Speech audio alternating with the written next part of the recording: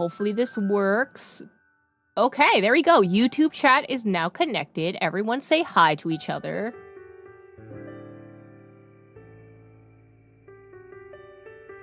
Perfect. Anyway, thank you, Crescent Studios, for giving me a game key and for having me be a content creator for Alaris. Alaris is a wonderful game that you should all check out. It is in the description. And also let me pin it on Twitch so that y'all can have it too. You should go check out this game because there are a lot of routes by the end of this. It's gonna keep playing this intro screen if I don't get out of this intro screen.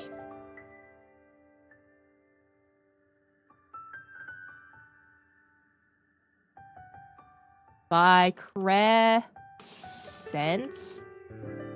I'm gonna spell Crescence wrong by accident. Studios. Anyway, go check out the game. It's a good game. I enjoy it, even past the demo. So, we're picking off from the last episode, so just a heads up. I think I do need to skip this section, but since it's partially voice acted, I will voice the rest of it as best as I physically can.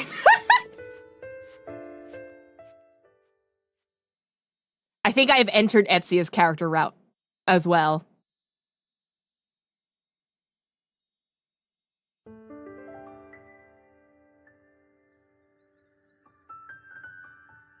Good morning. I'm in my room. Why? The sound of muffled conversation filtered into my room. I slowly blinked the sleep from my eyes as I realized Mom was talking to someone outside. What time is it? When I checked my communicator, I saw that I still had hours before my meeting with Etza. Plenty of time to get some more sleep. Well, if that's the case, don't mind if I do. I snuggled into my bedsheets, savoring the gift of some more shut-eye. Is it nighttime already? I did not sleep through the whole day. Did I actually sleep through the whole day? Or not? Ugh. All times for Mom to have one of her gardening friends over. I wrestled the bedsheets off and sat up, trying not to groan from the soreness of my muscles. Guess I'll just get some breakfast.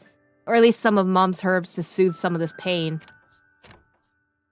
Resigned to my fate of self-care, I get out of bed and make my way outside. They changed? I think the artwork of this? It feels a lot more lush and full. It dawned on me that I was still in my pajamas, face unwashed, teeth unbrushed. But I couldn't bring myself to care. I literally got kidnapped last time. I'm allowed to not care. I mean, definitely don't sleep through the whole day. Who would do such a thing? Right, who would ever do such a thing? I could probably get through the living room without being seen. Besides, I'm injured! Even if I'm spotted, whoever Mom's meeting with can just ignore my state of disarray. I left the sanctuary of the shadowed hallway and tried to crawl into the kitchen. Don't mind me!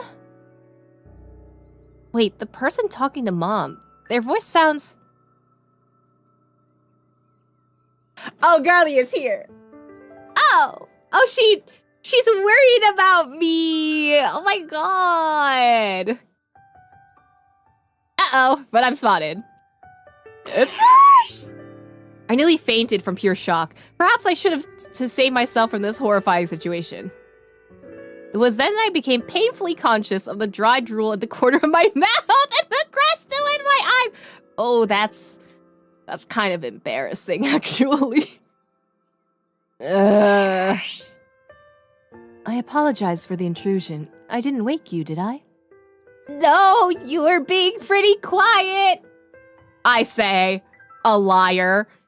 In fact, if you'd been a bit louder, maybe I would have actually cleaned myself up a little. Or, at the very least, I wouldn't have sulked across the floor the way I did. A guest like you deserves to see me with my head held high. You don't have to worry about that.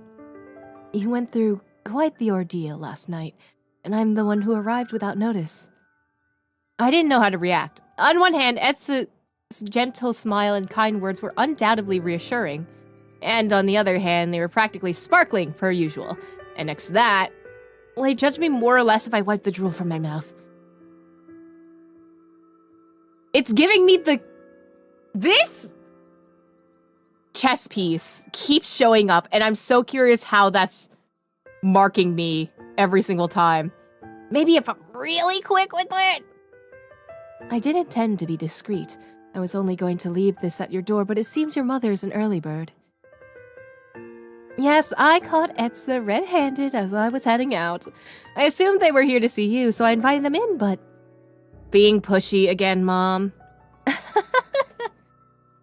Well, we aren't supposed to meet for a couple more hours, but since you're already here, we could just meet now. After I freshen up. Actually, I meant to message you. I thought it best if we don't meet up today. She's canceling our date! You should focus on rest and recuperation. Wait, what? I can still meet with you. I was planning on coming in later. I had a feeling you say that. I'm afraid there's a conflict. I accidentally scheduled a different engagement at our original meeting time. She's meeting up with someone else! How can she do this to me? The travesty. Accidentally. Our meeting simply slipped my mind. Silly me. Look like Etza has her own ways of being sneaky. Forcing me to get some rest? Is this what we've come to? Some of us have to, with how stubborn you can be. Hey, I'm in this game and I don't like it. Devs, take me out of this game. You can't use this. Mom! Nonsense. I only have your best intentions in mind. Well, if we're wrapped up here, it's about time for me to run to the market. I trust I'll see you resting in bed when I'm back. Bye! Bye! And Etza, feel free to stay as long as you want. Oh, she knows. Mom knows. She knows. Thank you, but I hate to impose. I'll take my leave soon. No. It's no imposition at all. Help yourself to anything we have in the kitchen, and you have my blessing to spend time with them as well. Mom!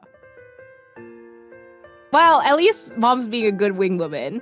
Etza chuckled and waved as Mom left. I tried to ignore the heat burning in my ears. Well, since you're here, I suppose I can hand-deliver your gift basket straight to you. The basket in Etza's hands was decorated with foliage. I couldn't make out its contents from the distance. But I had a good idea of what it contained. Etza, you didn't have to make a care package for me. I wanted to. I know you said the blame doesn't lie with us, but I can't help but feel responsible for last night's events. Our fingers brushed against each other as Etza handed me the basket. Their skin felt cool and calming, even from a momentary touch. Inside the wicker basket, a collection of small items lay atop a bed of foliage. Bundles of lavender, dried chamomile, and are those handmade potions? And healing salves? How long have they spent putting this together? Etza... Here, sit. You shouldn't be moving around too much. Why does Etza look like young Xenoheart from Kingdom Hearts? I don't know who that is, I'm not gonna lie. Their robes rustled as they carefully guided me to the couch. I'm just a little sore. I promise. I was going to say I've been through worse, but honestly, it wouldn't be true. For me, then. I can't help but worry otherwise. It was a losing battle. I was no match for Etza's concerns, Glaze. Fine! You came here to get something from the kitchen earlier, didn't you? Huh? Well, yeah, just some breakfast or something. I was feeling restless, so I thought... Is she gonna make breakfast for us? Stop. Anyway, this is giving points to the Etza scale. Etza, what are you... But my exclamations were drowned out by the sounds of boiling water and cupboards opening and closing. Etza returned shortly after, with a steaming cup that smelled of earthy chamomile, sweet honey, and light lemon. I thought I had guts. You always make yourself at home like this? Well, the idea of you being uncomfortable was... I seem to have acted without thinking. I don't know what came over me. Sorry. You don't have to apologize. I was only kidding. Thank you, Etza. She's so cute. She's so cute. They're so cute! It's just tea, but if you need breakfast as well. Tea is more than enough, Etza. Thanks. Here, come sit with me. I can't have my guests running themselves ragged like this. Mom would rip into me. They sat down next to me with a shy smile. Well, you're certainly doing better than I expected. I would have thought you'd still be in bed at this hour. Well, I would have been if someone didn't wake me up! Anyway. I'll take more than a tree to fall to keep me down. Wasn't last night more than a tree fall, though? Maybe I knew to come out because my Etza radar ran up. Etza radar? Yeah, my Etza radar! My sixth sense that tells me when you're being too nice for your own good. I only wanted to make your recovery smoother. Is that so wrong? Well, it is if my Etza radar's going off. Perhaps my Eve radar told me you were planning to overexert yourself today, so I had to stop it before you could get the chance. Shut the fuck up! I'm being called out in this game, and I don't appreciate it. I wasn't gonna exert myself! What if I just turned off this game right now? How dare you, devs? How dare you? Etza? Do you think I haven't noticed you shifting in your seat? Shut up! Oh, devs! How dare you put me in this game? How dare you? You're still in pain, aren't you? Call eval more devs, please? I hate it here. Honestly, I hadn't even noticed I'd been doing that. Yes, I was in pain, but I thought I'd been hiding it well. Had I truly been that obvious? They're the head of wyverns for a reason. Okay, you're right. I'm still a little sore. But honestly, it's really not that bad. I could have at least met with you today. Then, what if we counted this as our meeting? We didn't talk about anything! We talked about you. We didn't talk about anything related to the overtaking crisis. What about this? I could give you a demonstration of how I heal. How is that? You're just using this as an excuse to heal me. No, I would never. Also, you guys are an abyss. I'll wait for you guys to come back, okay? This way you guys don't miss anything. I have not been able to find how many chapters there are in this, though. So I'm so curious as to how much there is in here. I heard there was a lot, though. Which, honestly, good for players, but also not great for me because I don't know how much I'm going to actually run into.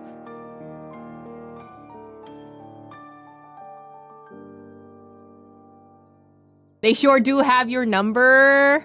Essa's just calling me out. I hate it here. We can also go talk to Fenrir, since you guys like John Pantanod as well. You can go say hi and take a look at his character too. Also, I'm realizing that the two characters I like both use they pronouns, and I think I'm being attacked right now. Well, to be fair, Kayn uses he, they, apparently. But I'm being attacked right now.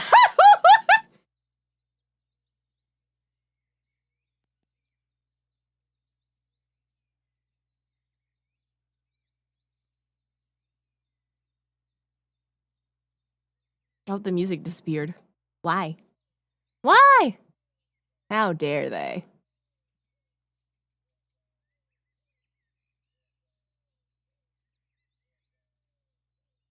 So same old, same old. Exactly. Same. I am surprised. I'm looking at the wiki for this. I'm surprised that Kimura and the mom never ended up getting voice actors, actually.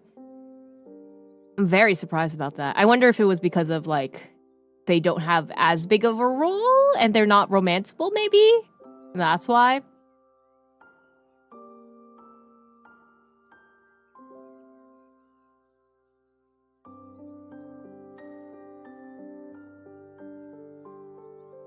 I'm being called out in chat. How dare you?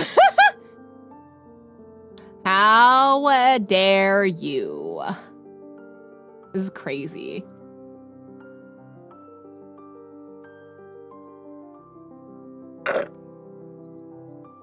Well, that was loud. My bad. Trying to drink my smoothie. Anyway, you guys should be back from Abyss. Etza, you're not a very good liar. Please. For me. They're pulling that card again. I'd do anything for them, actually, but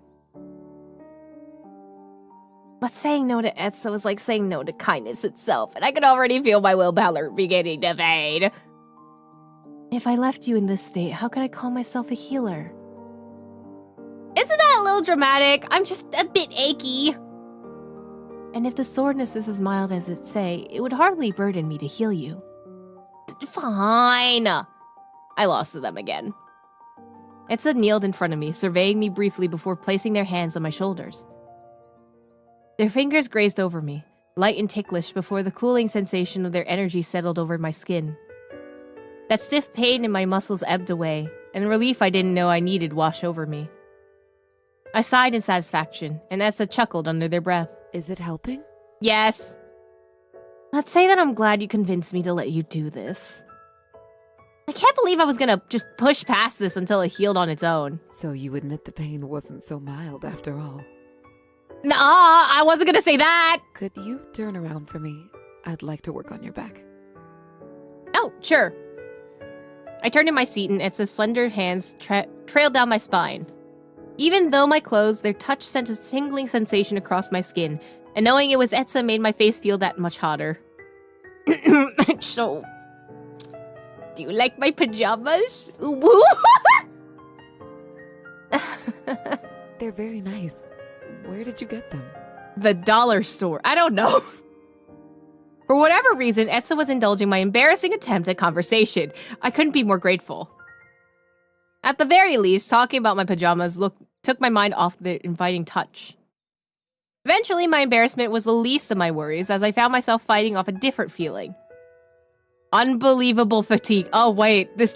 Hey, who? Dev team, who put my life into this story? Because this is crazy how you're calling me out right now. Stop it! As Etza made their way down my back, my mind sunk further and further into a state of pure bliss and relaxation. Etza's healing feels so good. Eve? Uh-huh? Do you need to lie down? We can stop here, if you'd like. I'd lie down with you if that counts. Oh, I mean, lying down does sound nice, but that would mean Etza would stop healing me. I'm okay for now. Was I dozing off or something? You just seem to be swaying a bit. Does Etza have an ASMR channel asking for a friend? Is the friend you? I was? You don't need to push yourself for my sake. If you're tired, don't feel obligated to entertain my wishes. Entertaining your wishes? If anything, it's the other way around. I didn't want you to stop. It just felt so good.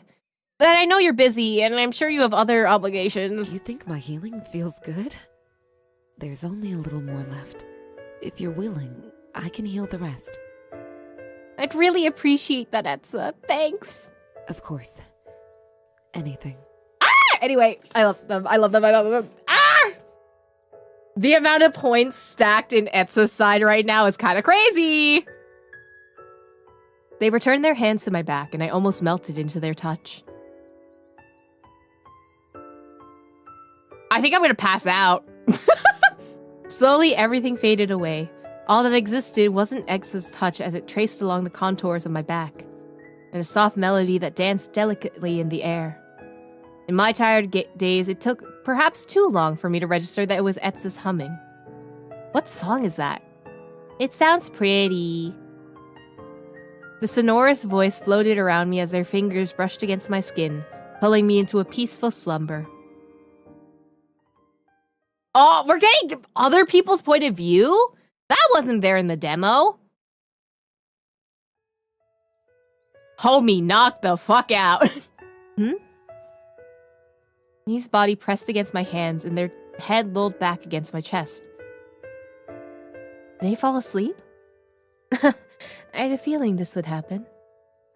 I should have said no when they asked me to continue healing them, but when they said my healing felt good, and when they asked me to keep going, I had no chance against them. I tried to relocate myself and position them comfortably on the couch. At least now they could catch up on the rest they so desperately needed. But as I did, their hand caught mine and pulled it close. They mumbled something quietly under their breath. Nice. What was that? Stay here. I do have that other meeting. And yet, I wanted to stay. Most, if not all, their aches and pains were resolved. I made sure of that. But I wasn't yet ready to leave their side. Anyway, can I convince you to stay, please? Why was that? They mumbled something else, tightening their grip around my hand. Well, my meetings today could be handled via communicator. After all, if Eve is this exhausted, maybe they'll need further attention? Plus, leaving them here on the couch seems irresponsible. What if they get cold? I love them. I love them. Ah! Maybe I can stay here a little longer. Just until Eve wakes up, at least. Hello, Gail? It's Etza. My apologies for the inconvenience, but something has come up. We can still continue our consultation over communicator if that's all right with you. Perfect. Thank you for understanding. Oh, we're switching back to my point of view. Knocked out, asleep, good night.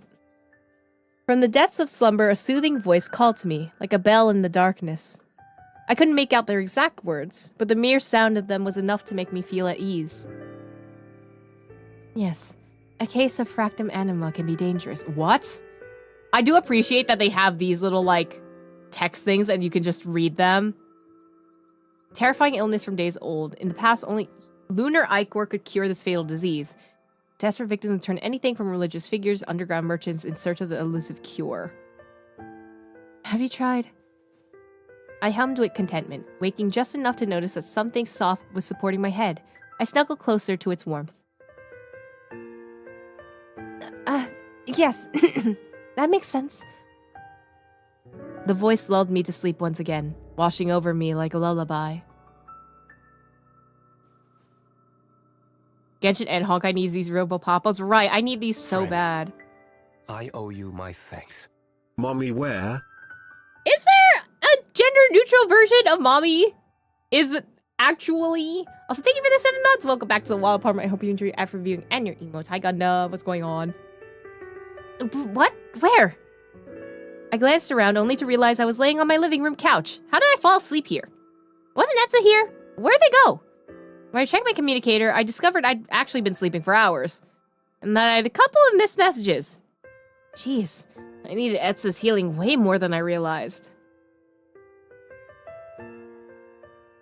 I hope you get some much-needed rest. Apologies for leaving before you wake, but something came up. Aww.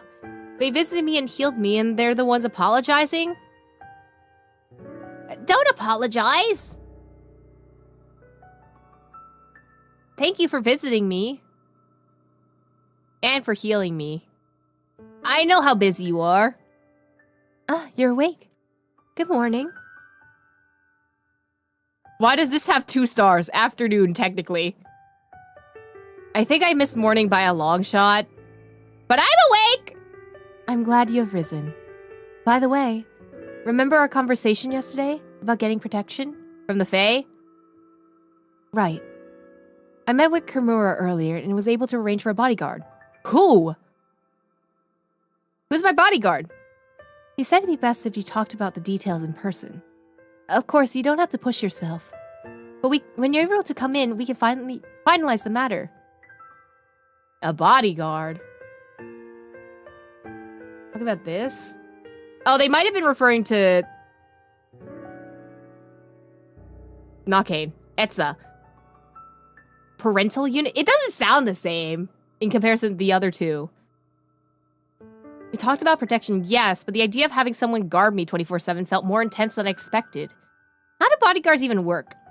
I guess Kimura will be the one to answer all my questions. No need to bug Etza any further. I gathered my belongings and headed out the door. Perhaps this was sooner than Central was expecting, but I felt like I'd gotten enough rest for today. As I navigated to Kimura's usual meeting place, wave after wave of people bombarded me with questions. What happened last night? Was I okay? What was I doing back so soon? The little energy I recovered was evaporating by the second. Yes, I'm okay. No need to worry, I was able to rest today. Just here for a quick meeting.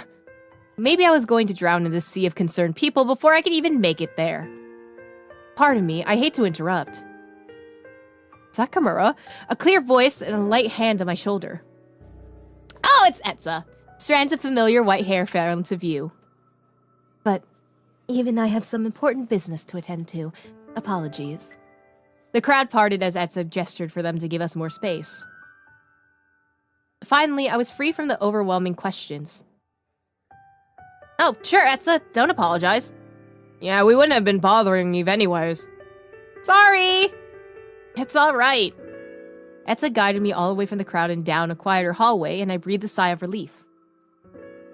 My savior. I didn't know you were planning on coming to Central now. Otherwise, I would have escorted you from the entrance. Thank goodness I was passing by. I want the bodyguard situation settled as soon as possible. Plus, I felt a lot better after you healed me this morning. I see. I'm glad it was helpful, but... No. It's nothing. Here we are. Etza, will you be joining us as well? Unfortunately, I have a patient waiting for me. Do keep me updated, though. Understood. Bye, Etza. Bye, Etza! Goodbye. Etza bowed and flashed me a kind smile, the robes billowing behind them as they departed. Thank you for meeting with me. Given what happened last night, we'll make this brief. I'm sure you could use the rest. Considering the Fae's strength, we'll be assigning you a bodyguard. It's a higher level of protection than what we had anticipated. But after last night, it seems the most appropriate. Yeah, Etza told me. I've never had anything like a bodyguard before. What'll it be like? Were they going to follow me everywhere, watch me over when I sleep? What about when I use the bathroom? Your protector will simply accompany you around town as necessary. How closely they escort you will depend on the degree of danger at hand. At the current moment, a more alert and assiduous guard would be appropriate. But in the future, we may choose to loosen security depending on the situation. Oh! Okay, that sounds reasonable. I was a little worried, if I'm being honest. Your protector is meant to help you feel safe. It is not our aim to make you feel like you're being monitored. So then, who's going to be escorting me around? Druk and Kayn have informed me that the Fae were very strong, and they both have first-hand experience. It makes sense to assign one of them to you. Oh, wait, can I get Kayn, actually? Kayn will be acting as your primary protector for the foreseeable future. Should anything change, Druk will step in as needed. Yes! Okay, perfect. Now we have both of them. Oh, I guess they already decided it'll mainly be Kayn. All right, thank you, Kimura. Of course. Please message Kayn when you leave Central. I'm sure he can begin escorting you immediately. Get some rest. So, I wonder if they picked Kayn because we were interacting a lot with Kayn before. Because that's the only reason that I can think of. Because aside from Etza, I think Kayn was the other person we were mainly interacting with. Heading down Central hallways, I wonder if you'd be able to stop by Etza's office on the way out. They said they had a patient, so I doubt it. I wasn't sure if I was to thank them for healing me or for their timely rescue earlier, but I found myself wanting to see them. Maybe the reason didn't matter, but maybe I'd make any excuse to see them again. If they're not in, or if they're busy, I'll just pretend I was never here. I turned the corner and was pleasantly surprised to see that they were indeed in their office, sitting with immaculate posture at their desk. They must have finished that session with their patient. Their crystal eyes flitted back and forth as they studied a document. But they still seemed busy. Maybe I shouldn't disturb them. I shifted to leave. I could always see Etza later, when they actually had some free time. Oh! They saw me. Is there a harem ending? I have no idea, actually. I don't think so? Hey! Our eyes locked when I peeked back into their office. There was something almost like amusement glimmering from their eyes. Can I help you with something? Well, I only wanted to thank you before heading home. You looked busy, though, so I thought I should leave you to your work. I don't want to impose, after all. I never think you were imposing. I'm glad you thought to visit me, and I'm always happy to see you. Come, sit. Etza gestured to an empty seat, and I did just that. The office smelled like lavender and earthy incense, filling me with the same sense of calm I've always felt when I was near Etza. How was your meeting? Easy enough. I thought the bodyguards would be a lot more suffocating, but it seems pretty flexible. Who will be acting as your protector? Kayn, which I prefer Kayn over Drook. I'm sorry. The red versus blue. I kind of have to pick red in this instance. Really? How interesting. You were hoping to have Kayn as a protector? Well, I'd rather have you and him as a protector together, but... Well, if it's between him and Drook, I'd rather have Kayn. He's easy on the eyes. I feel more comfortable around him. Both? Both is good. Both for sure. But I'm also not going to say the first one because that feels kind of rude. I feel like we connect pretty well, so I'm glad to have someone I'm comfortable with protecting me. I didn't realize the two of you got along so well. So you connect with people like him? Well, hopefully you'll feel safer around town with official escort. Kayn is an exceptional bodyguard. You're in good hands. Yeah, I'm sure it'll be fine. Who knows? Maybe the worst of it's over now. Even if my words sounded overly optimistic, I found myself believing in them. Somehow talking to Etza made me want to believe in them. Their kindness know no bounds. Within a day, they'd heal me, save from that crowd, help me with my bodyguard woes. Could I do something similar for them? What about you, Etza? How's the overtaken crisis going?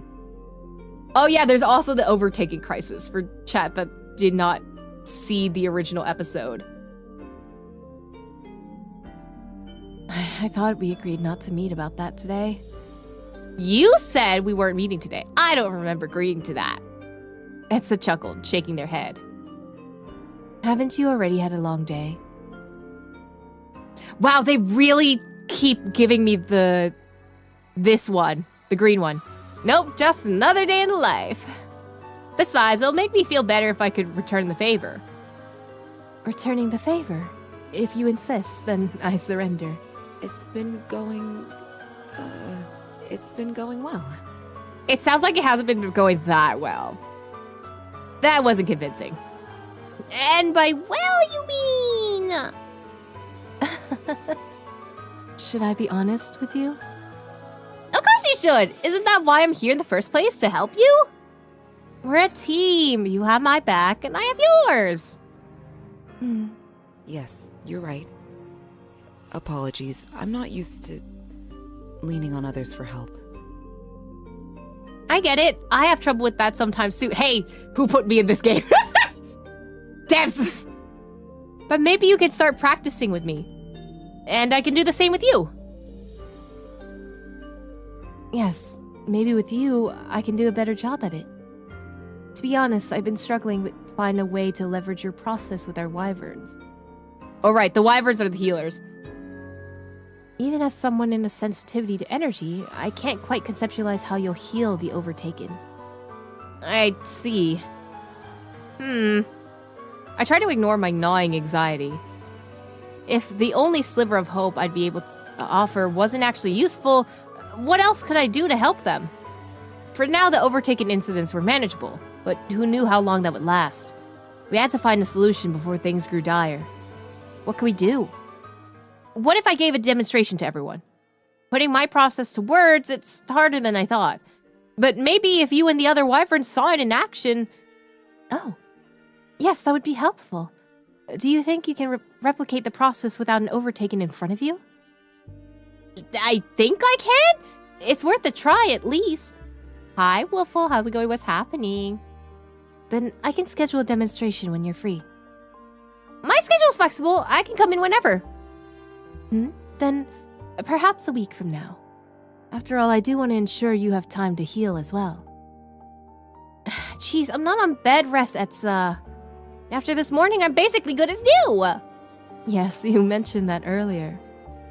Even then, what kind of a healer would I be if I didn't make sure you had a sufficient time to recover?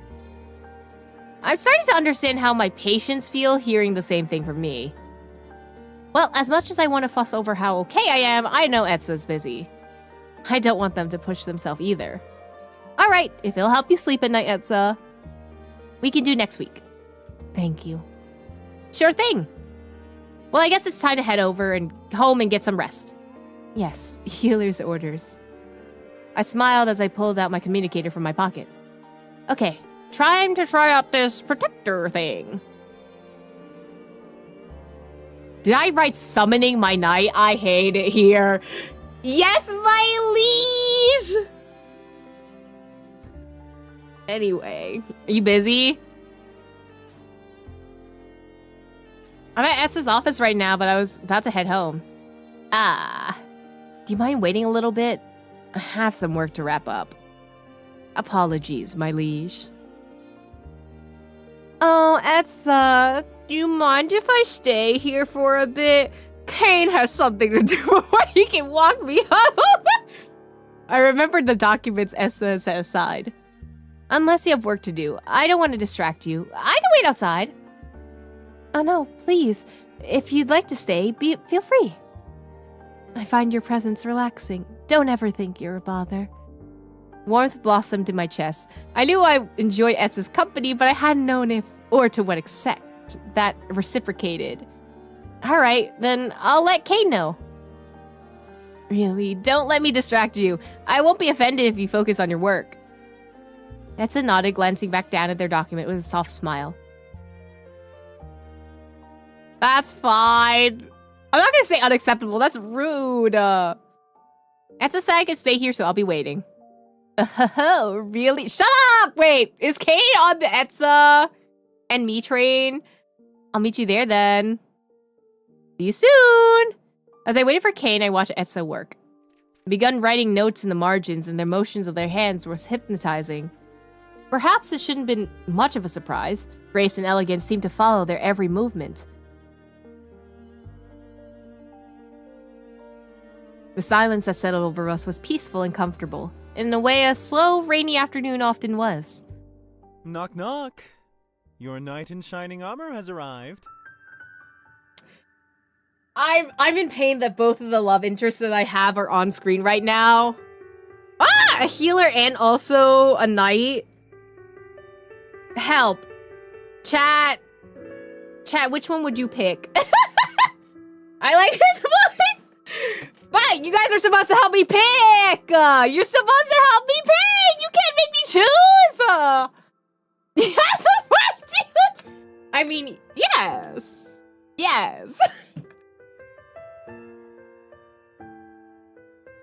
Finished with your work? I worked extra quickly just for you. Shall we head out? Yeah, ready whenever you are. Is neither not a man.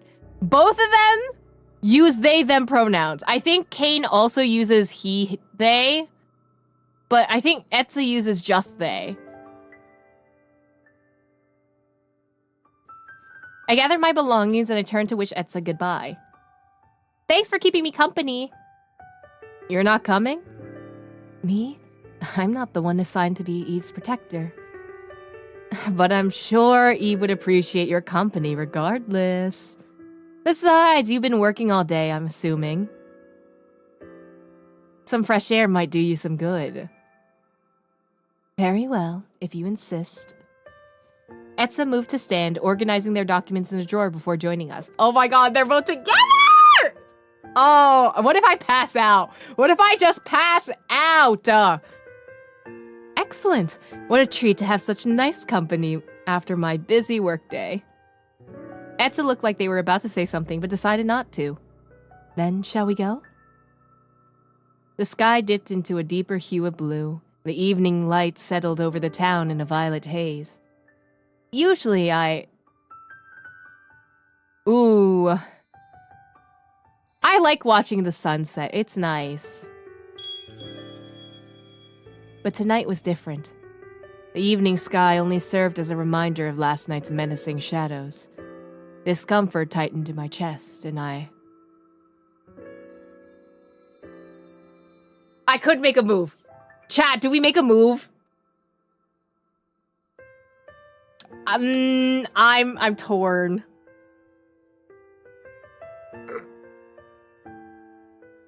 Do it. Okay, we're doing it.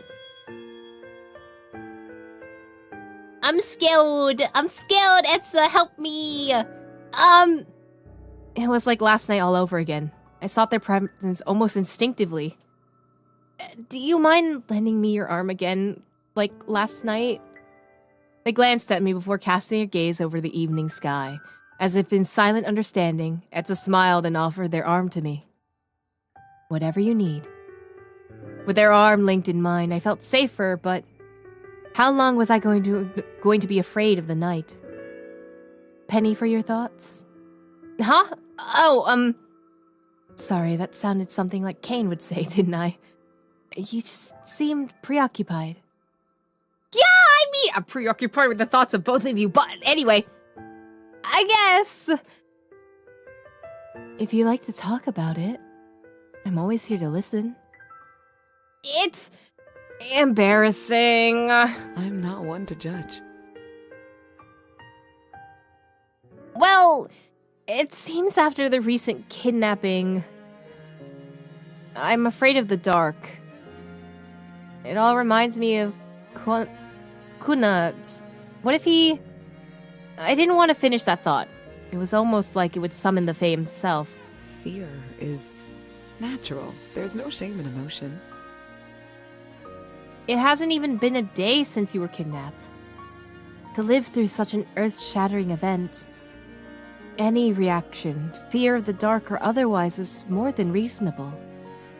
Taken alone, the idea of anything being earth-shattering seemed dramatic. But given everything that happened, that world felt right. At the very least, my world had been shattered. The pure terror that had rushed through me, the adrenaline from watching the battle between Fae and Drakes, I'd never experienced anything like it. You're right. Oh, I'm getting the night answer again. I'm not used to feeling so much fear. All this is new to me. But I guess I shouldn't be so hard on myself. What would help you feel more at ease at night? I am not sure, to be honest. It's just the thought of being alone and the possibility of something happening. That's what weighs on me the most. If it'd make you feel better, I can always stay the night. Before I could respond, Kayn raised his hands as if to defend himself. No ill intention, of course. Just to protect you, as your bodyguard. Do you think Kuna would attack again? It's hard to say. They don't seem the type to repeat a move. Knowing that we're more on guard now, they'll likely try a different approach if they're still interested in you. Of course, that's just my opinion. Unfortunately, I only know as much as you do. Kayn made sense, and given their battle prowess, their insight carried its own weight. While I hadn't erased my fears, Kayn and Etza's words did a lot to soothe my anxieties. Then, I think tonight will be okay. If it ends up being too much to handle, I'll let you know, Kayn. Of course, I'm only a call away. I smiled back before looking at Etza to express my gratitude. They gently returned my smile, with a kindness that was almost too much to bear. And thank you, Etza, for talking about this with me. Always. Wait, I love that line. My house's porch lights welcomed me as we finally arrived at our destination. I'm back! Welcome home. Did you end up getting busy? You were out longer than I expected.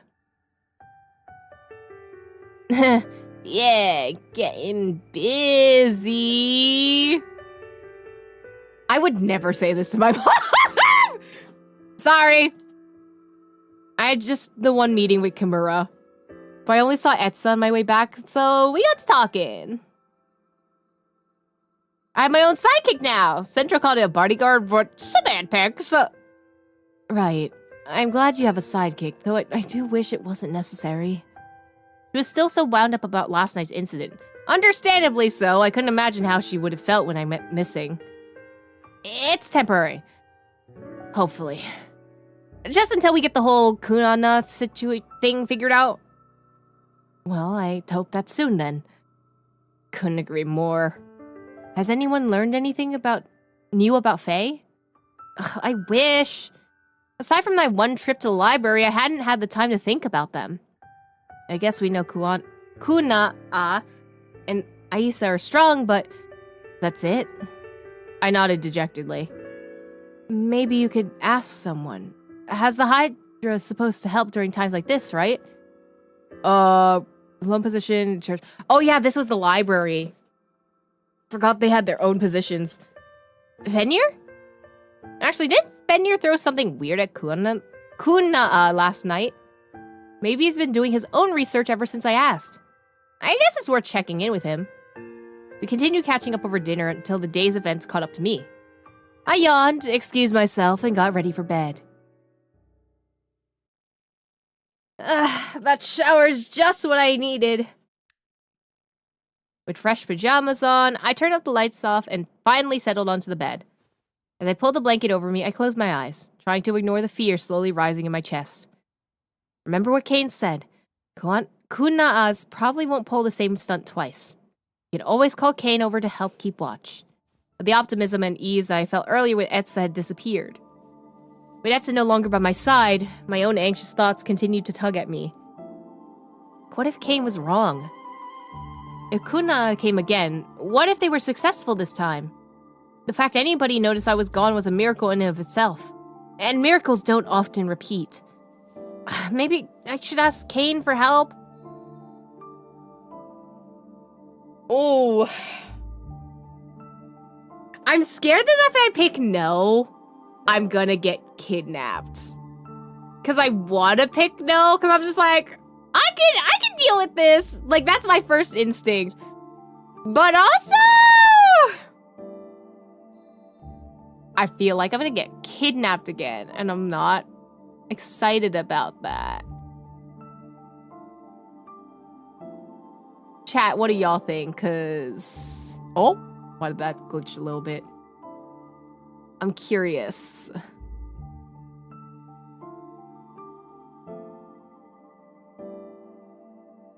I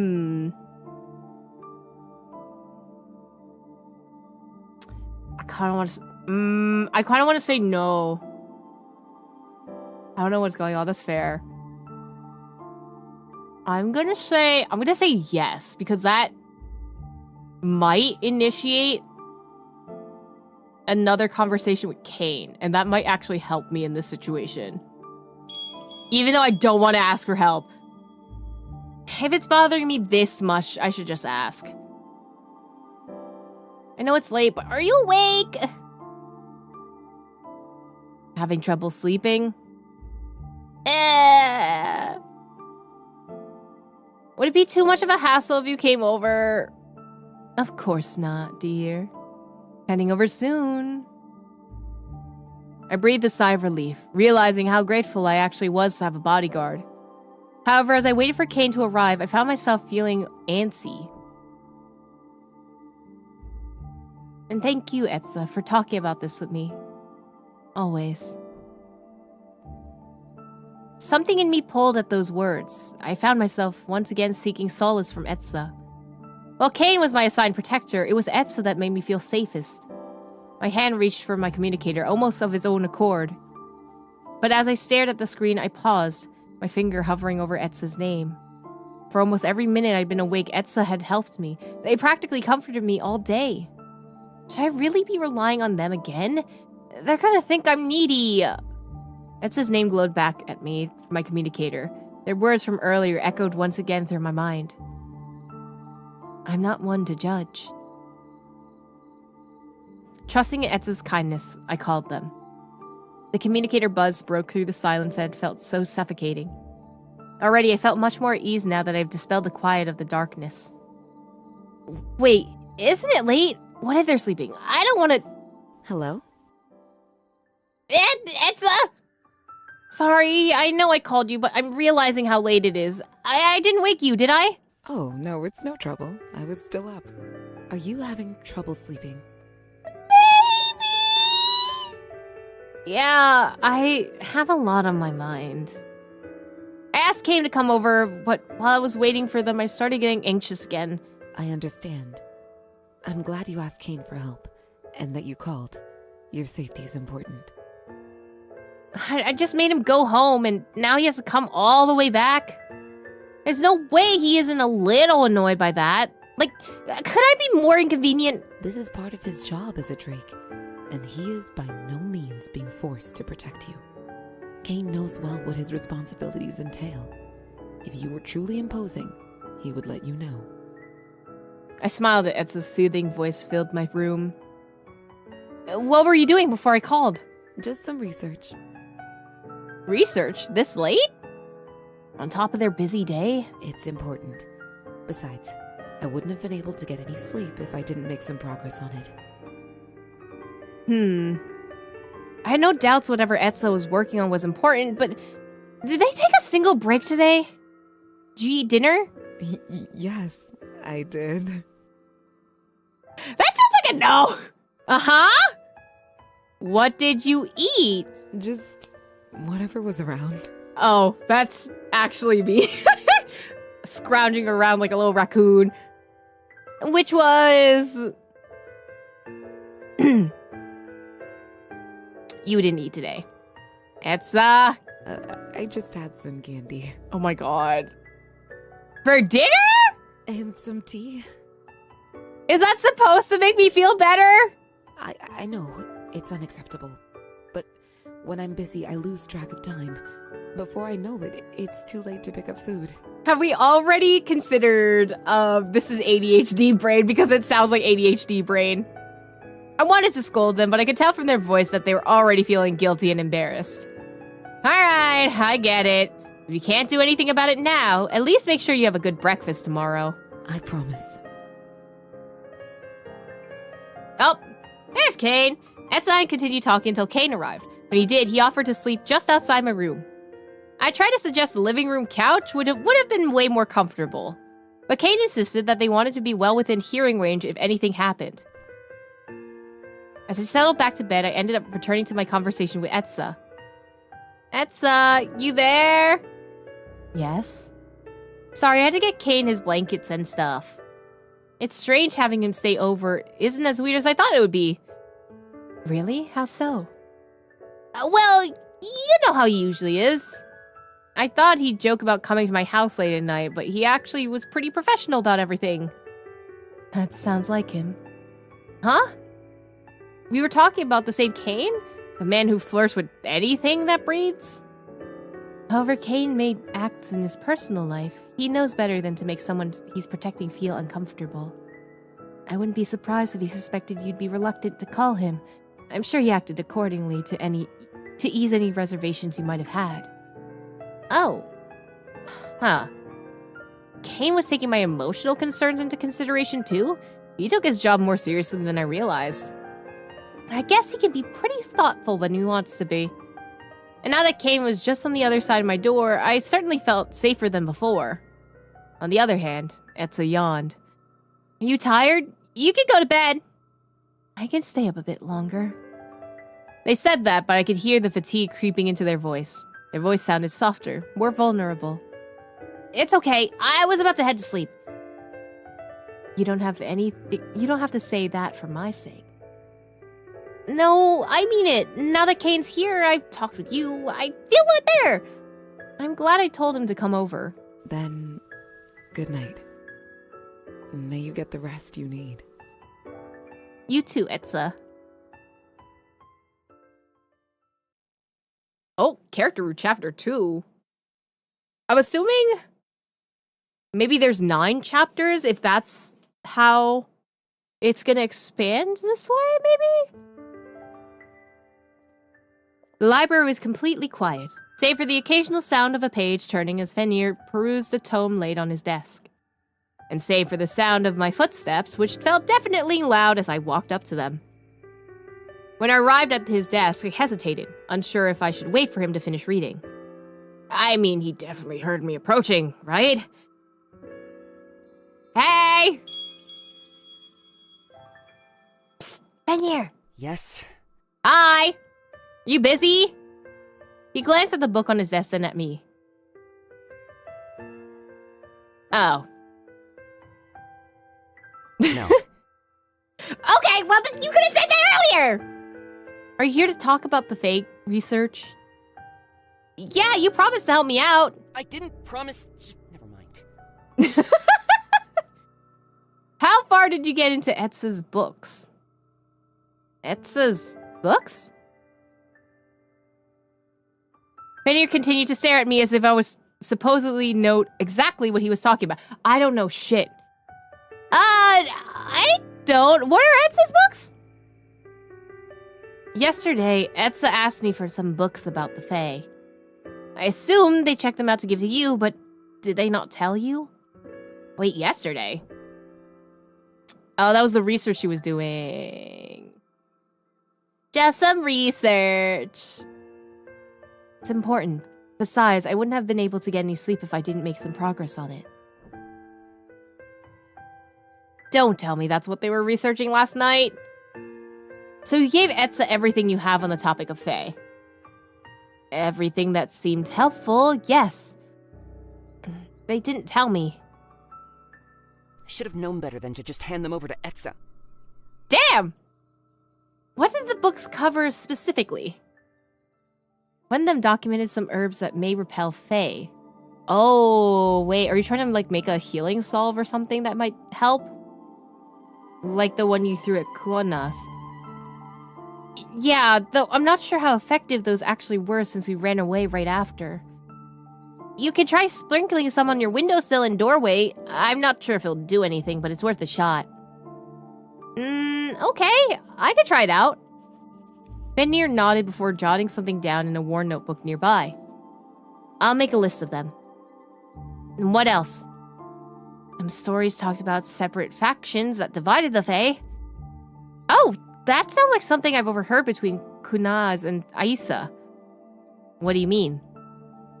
The other night when Kunaz kidnapped me, we ran over to Etza.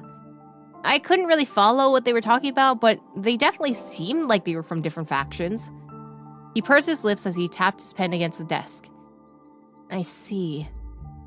Then that might be an area to look further into. It sounds like that might be a lead. Footsteps echoed in the entrance of the library when I turned in surprise to see Etza staring wide-eyed at us. They jolted when we made eye contact like a child caught in the act. As they made their way to us, I quickly noticed the gilded books glimmering in their hands. What you got there, Etza?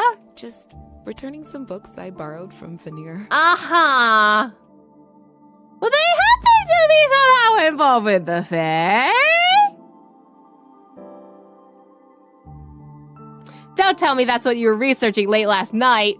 I just had some free time is all. Uh-huh. Free time.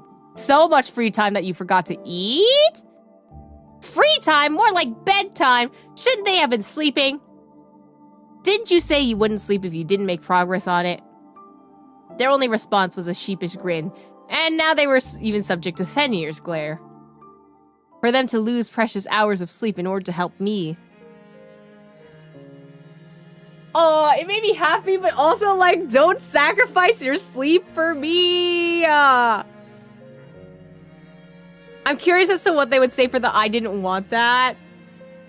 Because I feel like I would end up stopping them considering the trait that I have, or at least the trait that they're trying to push on me, so... I guess I'm gonna say happy for now, even though I'm concerned about them! Whether they meant it that way or not, it made me feel like they cared about me. Still... Etza, I appreciate the thought, but you don't have to do that for me. I know how busy you are, and... I'm not too busy for this, though. It's important. When I found myself with some free time, I wanted to help you. And then when you called last night, it just made my desire that much stronger. If I'm able to help, I want to. I get that. It's just... Let me help, too. I don't want you to feel like you have to do it all by yourself. After all, it's my problem. Of course I want to do my own part trying to solve it. If you say so, but if it ever feels overwhelming, please leave it to me. Don't you both have enough on your plate as is? Thanks, parrots, for that. I don't know what you're talking about. Fenrir started sorting through Etza's pile of books. I thought you were going to share these books, Etza. It's too much for you to tackle by yourself. If you plan on researching them completely on your own, I'm going to ban you from the library. Well, shit! Fenrir, don't you think that's a little bit... No. Very well. I'll leave it to you as the Hydra. I've never seen someone be so strict with Etza. In fact, after Fenrir's scolding, Etza seemed downcast. Maybe I should throw them a bone. Hey, Etza, what information did you find last night? There's no reason for Fenrir to retreat any of the work you've already done, right?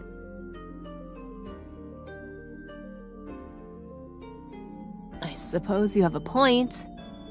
They mentioned that Etza and Kuna could be part of the separate factions. Did you read anything along those lines? There was the idea of Seelie and Unseelie courts, which one side representing good and the other representing evil. Yeah, I remember reading that before as well. So then wouldn't Kuna be an evil fae? It would seem to be a better fit than good, but... What is it? Actually, never mind. Huh? If you think it's irrelevant, you should say it. Perhaps I'm being naive, but would an evil person be so desperate to heal someone? Good and evil are subjective concepts. Someone could have a good goal that would be considered evil by someone else. It's true. Apologies. I imagine you wouldn't want to hear sympathy for someone who has done you so much harm. Actually? I forgot to look in this corner to see what it was. I do find myself sympathetic. I know it sounds naive, but I can't help but feel bad for them. How badly they're hurting to be this desperate, to stoop so low. Maybe it's the healer in both of us. Oh god. Now there's two of them. Self-sacrificial martyrs, how could they? Let's not get ahead of ourselves. Just because you feel bad for them doesn't mean that they're any less dangerous. No, of course. You're right, Fenrir. It was just a thought I found myself returning to last night. Perhaps if we could give Kuna what they want, they would leave Eve alone. Maybe, maybe not. We don't know their true goal. Or what they'd do with Eve after accomplishing it, for that matter. We don't know much of anything, really. It's risky to assume this is someone willing to compromise or cooperate with us. I could understand both sides. If we help Kuna, maybe everything could be resolved peacefully. But given Kuna's track record, Fenrir's concerns were more than rational. That's enough on the topic of Fae. You can both focus on the overtaking crisis. There's enough on your hands with that already. I'll continue looking into this. If I find anything, I'll let you know. Unless both of these things are tied together, and that's what will happen, probably. I exhaled as my patient's energy returned to normal. That should... Shoot, I forgot to silence my communicator. Who's texting me? Okay, I'll take that. Just got back from my patrol. I have paperwork. But we can leave as soon as I finish.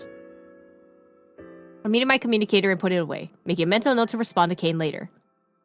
Sorry, Ray. That should clear up the rest of your shoulder pain, but if anything changes over the next couple of days, let me know. Thanks.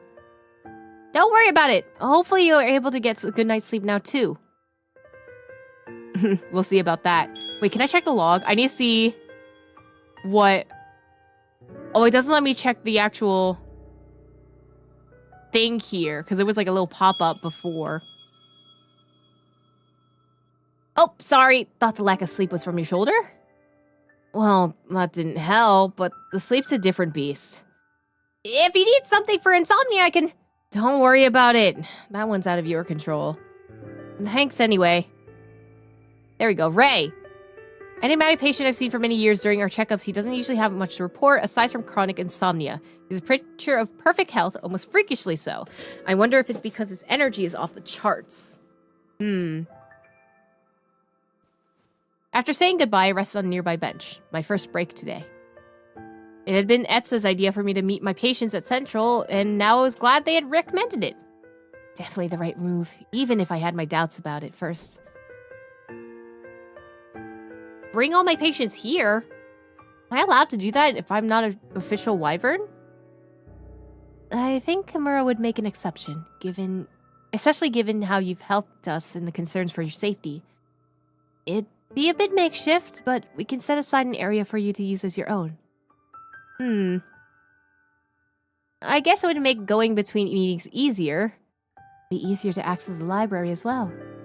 And with so many drakes on site, it would certainly be safer than anywhere else in town. That's true. Alright, If it's not too much trouble, could we get that set up? certainly.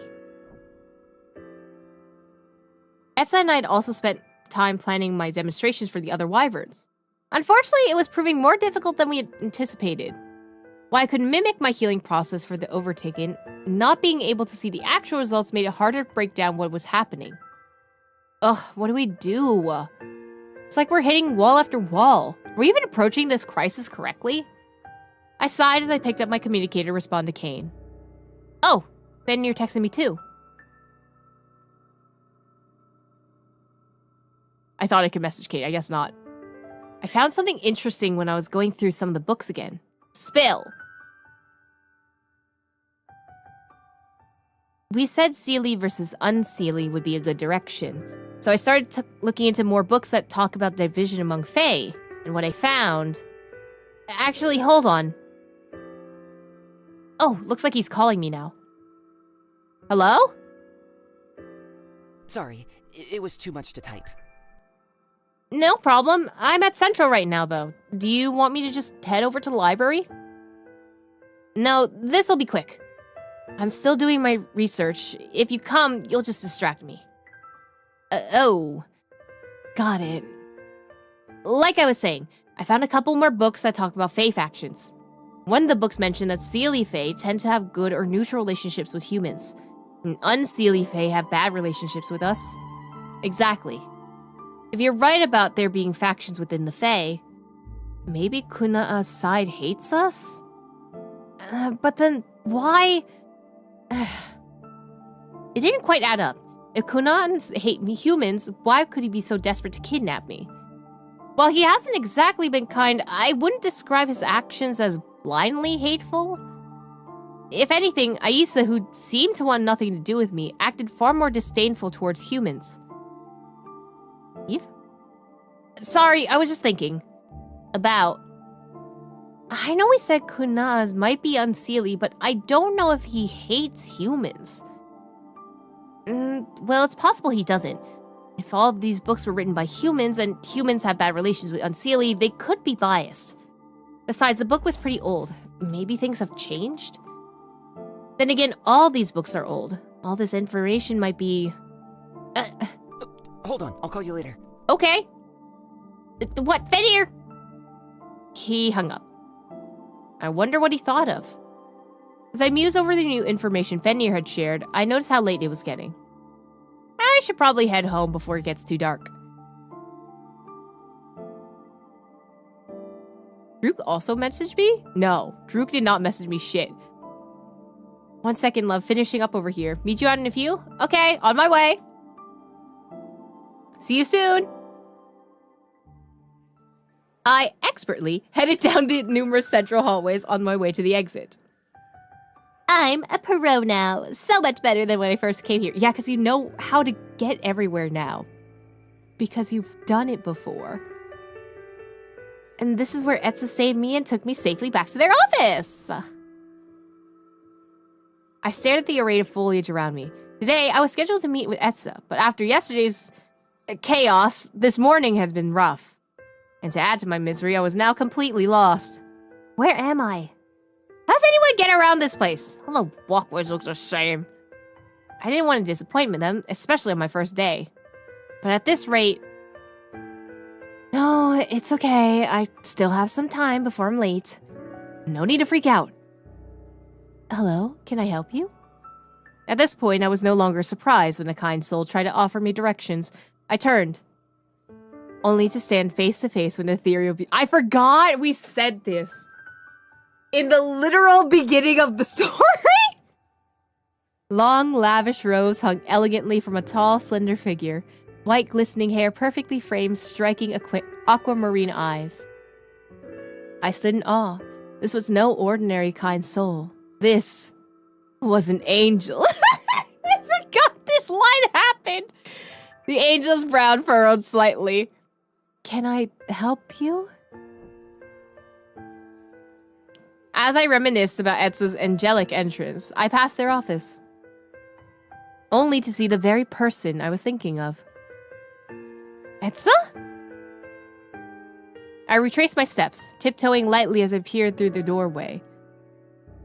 It's late. Shouldn't they be heading home? Knowing their bad overworking habit, I guess I shouldn't be surprised. Maybe I should say goodbye before we leave. But when I looked closer, I noticed their figure, still and peaceful, slumped over their desk. Etza! They didn't respond. As their backs slowly rose and fell in rhythmic fashion, it was clear they'd fallen asleep. Etza! Their slow breathing continued. They were knocked out. Me too. Quietly, I crept into their room. Documents and books littered the surface of their table. Some were about the overtaking crisis, others on different patients' conditions. Paperwork for Wyvern administrative duties, write-ups for physical welfare of various drakes, books on Fae research. Jeez. I suppressed the urge to sigh at how much Etza felt responsible for. As I plopped down next to Etza, wondering what to do, my gaze absentmindedly swept over all the scattered papers on their desk. Do I wake them? If they're this tired, they should go home. But if I wake them up, they'll insist on getting back to work. More than anything, I just want some way to help them. Take something off their plate. But as I examined the paperwork concerning wyverns and drakes, terms and plans specific to Central flew over my head. It'd be unethical to look through the patient's files. No can do. Which left the overtaking crisis and the Fae research, the two things I was already helping with. I chewed on the inside of my cheek, frustrated. Wasn't there more I could do to help? I froze as Etza shifted abruptly. Are they waking up? Wait, this shot's kind of pretty, though. Oh, it zooms out. Okay. Also, you guys are in Advis, so I'll wait for you guys to come back. I'm gonna get more tea. Boop.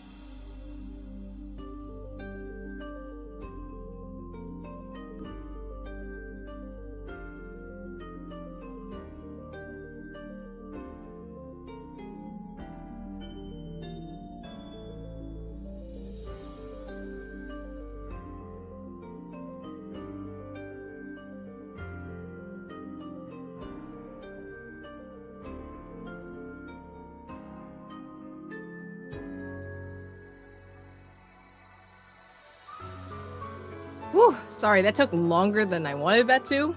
I had to take care of some work stuff. But we're back. So that's what matters.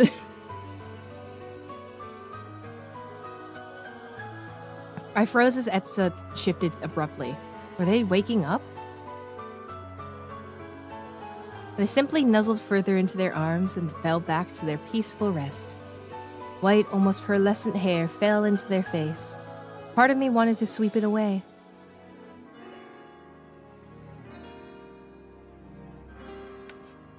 I mean, if we're gonna go full Riz.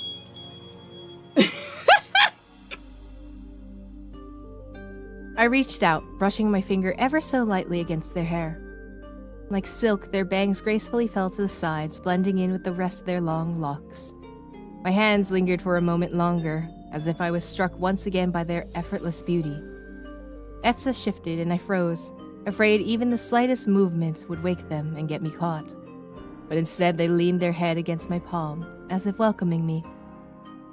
Hesitantly, I reached my hand against them before stroking their hair.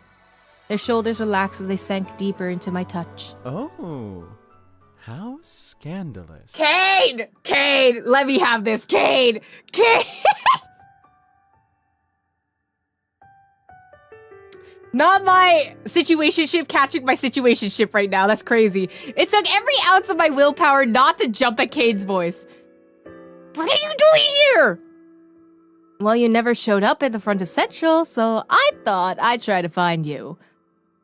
Oops, had that much time already passed? I'm sorry, Kayn. I totally got sidetracked. I see that. It's alright. I'm just happy I found you on my first try. It's that obvious, huh? I shot them a glare as they shamelessly teased me. Let it be known that I gave you many chances not to get caught sleeping with Etza. What do you... Kayn motioned to their communicator. My eyes widened as I retrieved mine, where I found many missed text messages from Kayn. I silenced my phone, I forgot. Damn. Wait, how do I load up my phone again? Ah, I want to see again. Better turn my sound back on. It's alright. You had to stop and enjoy the view. Happens to the best of us. I ignored their relentless teasing, partly not to work Etza, but mostly to keep Kayn from saying any more. I was thinking Etza could walk home with us. Should we wake them up and leave them alone? I'm scared that if I wake them up, they'll go right back to work. Kayn approached us and squatted us next to Etza, tilting his head as he observed them. Well, they won't be able to do that now that I'm here. Would you like to do the honors? I'm sure they're sick of seeing my face while waking them up by now. Oh, sure. I placed my hand on Etza's shoulder and gently shook them awake. Etza! Wake up! Slowly, they blinked their eyes open. Etza shifted, tilting their head towards me. Drowsiness clouding their gaze. Their eyes seemed to soften as they studied me. Eve? Etza, you fell asleep on your office. It's time to go home. Their brows furrowed as they tried to process what I was saying. Then they jolted up in their seat. I fell asleep? Wide-eyed, they glanced around the room before noticing Kayn on the other side. Etza, what did we say about your bad habit?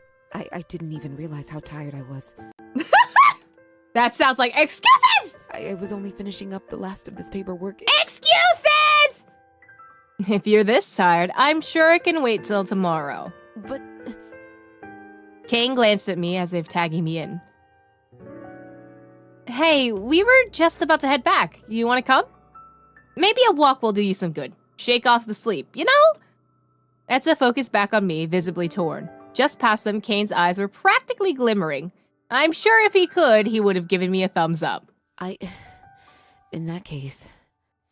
Etza pushed their documents aside as they stood from their desk, and I breathed a sigh of relief. When offered to help Central, I didn't think I would include putting Etza away from their work. Kayn didn't even bat an eye, though. Are they used to seeing Etza like this? So cooperative today. I wish you were always like this, Etza. Shall we head out? Etza and I nodded, and together the three of us left Central. By now the sun had set, and the cool evening light had washed over the street. Doesn't the air outside Central smell so fresh, Etza? It smells the same to me, personally. But I won't deny that the change of scenery is nice. Especially with such nice company, right? Yes, I always enjoy my time with you both. Just then I got a call on my communicator. I'm so popular this evening. Oh, it's Fenrir. Fenrir? Yeah, I wonder if he... Oh, maybe he's following up with that whatever he found in the library. About Faye? Yeah, we were talking earlier, right before I visited your office, actually. You've been doing more research on Faye. Uh-huh. Hold on. Hello? Are you busy right now? No, I was just heading home with Etza and Kayn. What's up? Tell Fenrir I said hi. Kayn says hi. Nothing. So, during our last conversation, I realized something. Oh my god, immediately directly to what we were doing. Aren't you gonna say hi back? No. Hi. Fenrir says hi. I like you. Anyways. Is that why you hung up in a hurry? Yes. You mentioned how times may have changed since the book was written. I got to wondering how old Fae were and when they exactly humans were in conflict with the Unseelie Court. Hi, Spike! How's it going? What's happening? So I did some more digging and realized all the library's Fae books were penned prior to the Great War. Is there a connection with what we know so far? There's something there, I'm just not sure what. At the very least, it seems we begin to forget about the existence of Fae during or after the war. I see. I wonder what happened during the war that changed things. Loss of information? That's a great idea. I'll look into it and see what I find. Okay, I could drop by tomorrow too to help you. Didn't you start seeing patients again? You're probably tired. Don't worry about it. Now he sounds like Etza. Wait, now that I think about it, Fenrir, are you still at the library? Yes. How else would I be doing my research right now? Huh. If memory serves, weren't you just yelling at Etza for trying to do too much research? Maybe we need to come get you too. No, I'm fine. That's what Etza says. That's different.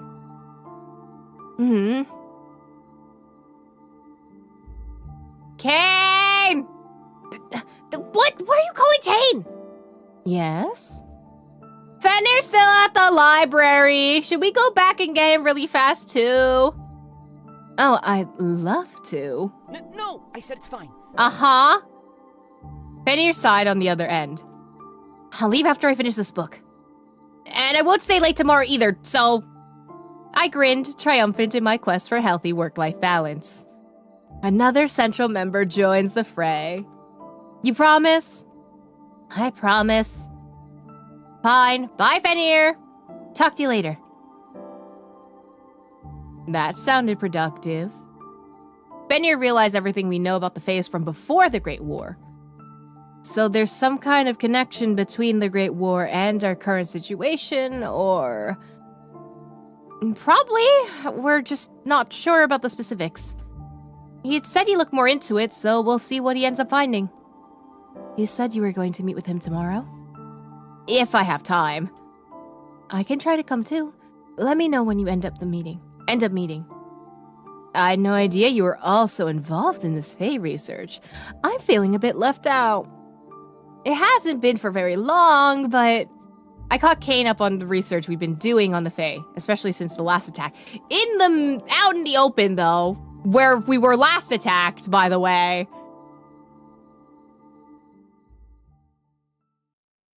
Oh, that's a POV. So, Fenrir talked to Eve earlier.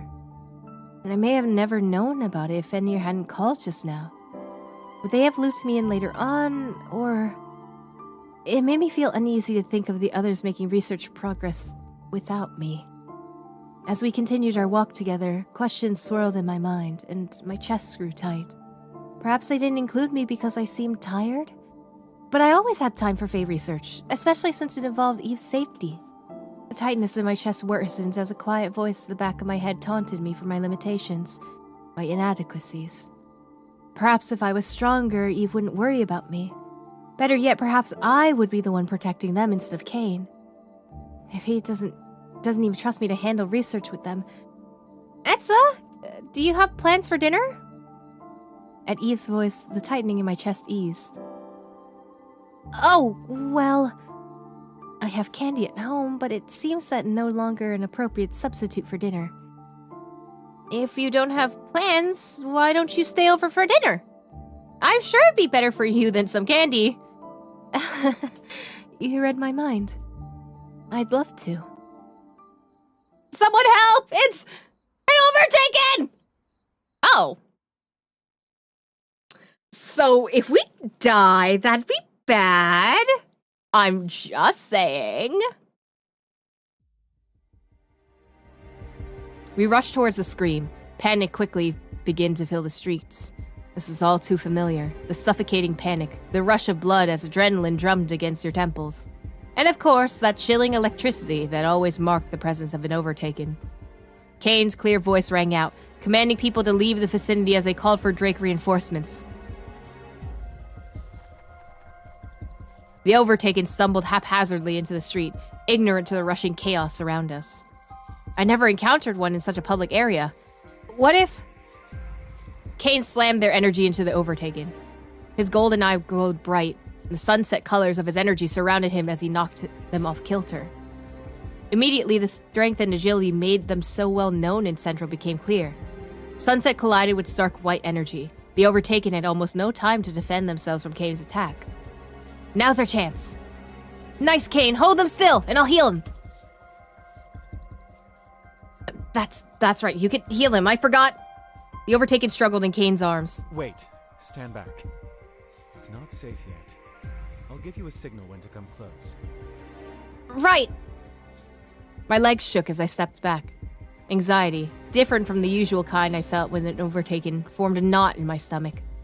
I wasn't used to having a plan. I'd always encounter them when I was on my own. Knowing that Kayn and Etza were here, watching and relying on me, was more pressure than I would have anticipated. I know you've done this before, but... I can help too, with whatever support you may need from me. They were right. Their presence wasn't meant to pressure me, it was meant to help me. Conviction steadied me. With legs no longer shaking, I stood tall. Thanks, Etza.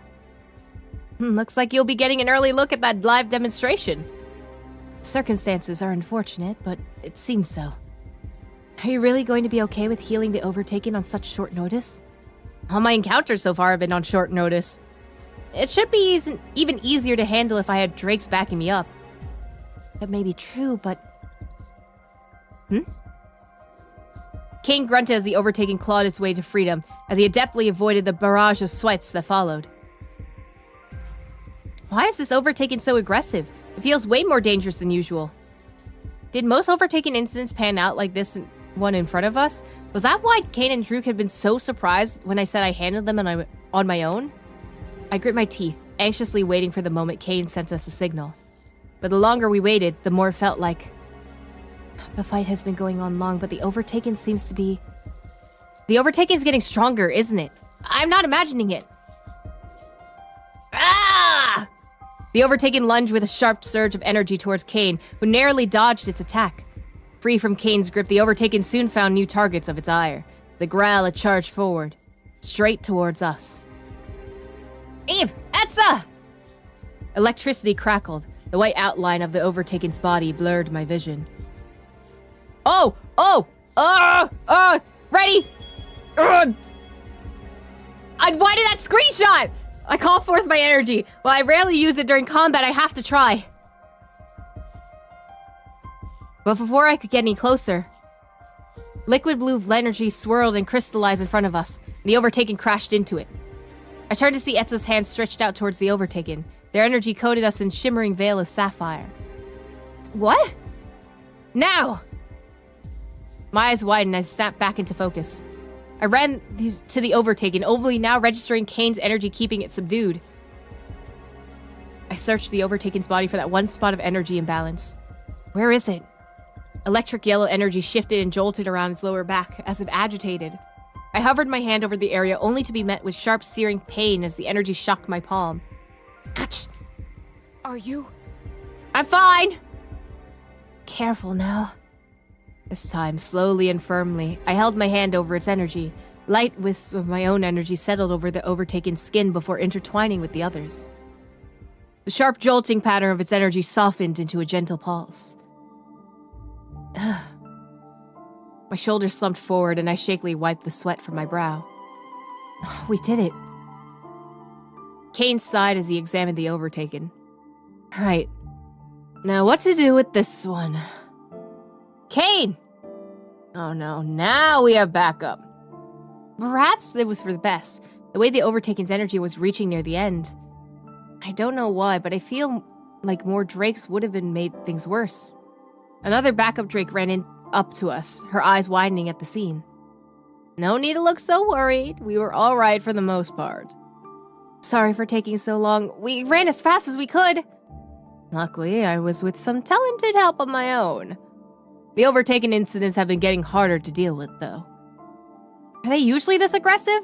I've never encountered one like this. So it wasn't just me who thought this one was particularly nasty. Kayn stared at the Overtaken a while longer before standing. I followed his lead. What to do? As Kayn tutted to himself, Etza stepped closer and examined the Overtaken. If this one is stable, we should bring him to Central for monitoring. Right, you can leave that to me! Well then. Kayn gave instruction to the other drakes, leaving Etza and I to ourselves. Their voices faded away as Etza glanced pointedly at my hand. You're hurt again. They turned my hand over to reveal a thin red line on my skin, raw from getting zapped by the Overtaken's energy. It's okay. It's hardly a scratch. I bet it'll heal up fast on its own. I'm too tired to bother healing it right now. Etza gently took hold of my palm. Cool sapphire light emitted between our linked hands as Etza's energy washed over mine. Etza, you don't have to... But before I could even finish my sentence, the wound stitched up itself. The cool, tingling sensation left behind was the only sign it had ever been there. Etza... You don't have to use your energy over something so small. It's not small to me. I love them. I love them so much. Consider it more for me than for you, if it puts you at ease. They're self-sacrificial for each other! You say that a lot. I don't like seeing people in pain. Etza still held my hand. Their eyes lingered on the area which had been hurt, as if they could still see the injury. Long, slender fingers traced over my palm, and I flinched from the ticklish sensation. Sorry. They spoke softly, absent-mindedly, and I wondered what was going through their mind. It was only then, with my hands sandwiched between theirs, that I realized. They were shaking. Are you okay? Yes, I'm fine. It doesn't sound like you're fine. I just got swept up in my thoughts for a moment. It's nothing. Nothing. Are you sure? They don't usually look that dazed, and if they're shaking on top of that... We're a team, you know? You're supposed to practice leaning on me, remember? Yes, you're right. Well, the truth is that this was my first time seeing an Overtaken in combat. Your first time? Wait, then all the past Overtaken incidents... My job is to heal, not fight or subdue. Usually I arrive after everything's been handled, when the threat and danger have passed. So this... I had no idea they were so terrifying. Of course, I've heard stories, but to actually experience it... Flashes of my own first encounter resurfaced. The first time I heard an Overtaken growl, I had nightmares about it for days. Even the flash from lightning storms put me on edge for a while, reminding me too much of the Overtaken's electric energy. And I don't get shaken very easily. Coming face to face with an Overtaken is no joke. Etza looked so calm earlier. If they hadn't told me, I wouldn't have realized it at all. They even offered to help me while they were fighting their own fears, no less. I closed my eyes. I closed my hand around Etza's. I could still feel them quivering. I didn't know. I assumed you've already been through this before. I still remember the first time I encountered one. It's scary, right? Like nothing else? It is. Terrifying would still be an understatement. To think you've been through this multiple times. And on your own at that. Not just that. You've been kidnapped as well. You've been through so much in such a short span of time. Me, on the other hand, when I got home the night we saw Kayn and Droop battle Kuna, I couldn't sleep. Really? That night I'd been so exhausted I completely knocked out afterwards. I envisioned how Etza must have laid awake, struggling to process it all. They probably didn't tell anyone how they were feeling back then either. And just now, would they have said anything about the overtaking if I hadn't asked? The idea of Etza suffering so quietly, when they always made a point to appear so calm and level-headed, sent a pang to my chest. Maybe I need to work on my Etza radar. What? I thought I could catch when you're being too nice for your own good, but if you've been hiding your feelings like that, maybe I need to recalibrate my sixth sense. No. I assure you, you're perfectly in tune with me. My heart skipped a beat, and I looked away. I searched for something to say to distract myself from the heat rising at the back of my neck. Anyways, don't be too harsh on yourself. I have my own struggles. I developed a new fear of the dark. Remember? Fear is natural, right? Right. Maybe we just need to accept that none of us are superhuman and we have our limits. That's why we lean on each other. Yes, you make a good point. Etza went quiet, staring at our entwined hands. Oh my god, hand-holding? How vulgar! I forgot we were holding hands. By the way, your process of stabilizing the overtaking was different from what I imagined. Oh, really? How? For some reason, I'd imagine a more intrusive procedure, like you would overpower the overtaken. But when you were healing them, it felt strangely gentle. Harmonious, even. Could I do a reading on you? A reading? Seeing you in action now, I can't believe I never thought of it. Reading your energy should give me more than enough information on how to emulate your healing process. Etza reached into their pack and began pulling out an assortment of herbs. Before getting interrupted by Kayn! God damn it! Frick! Kayn!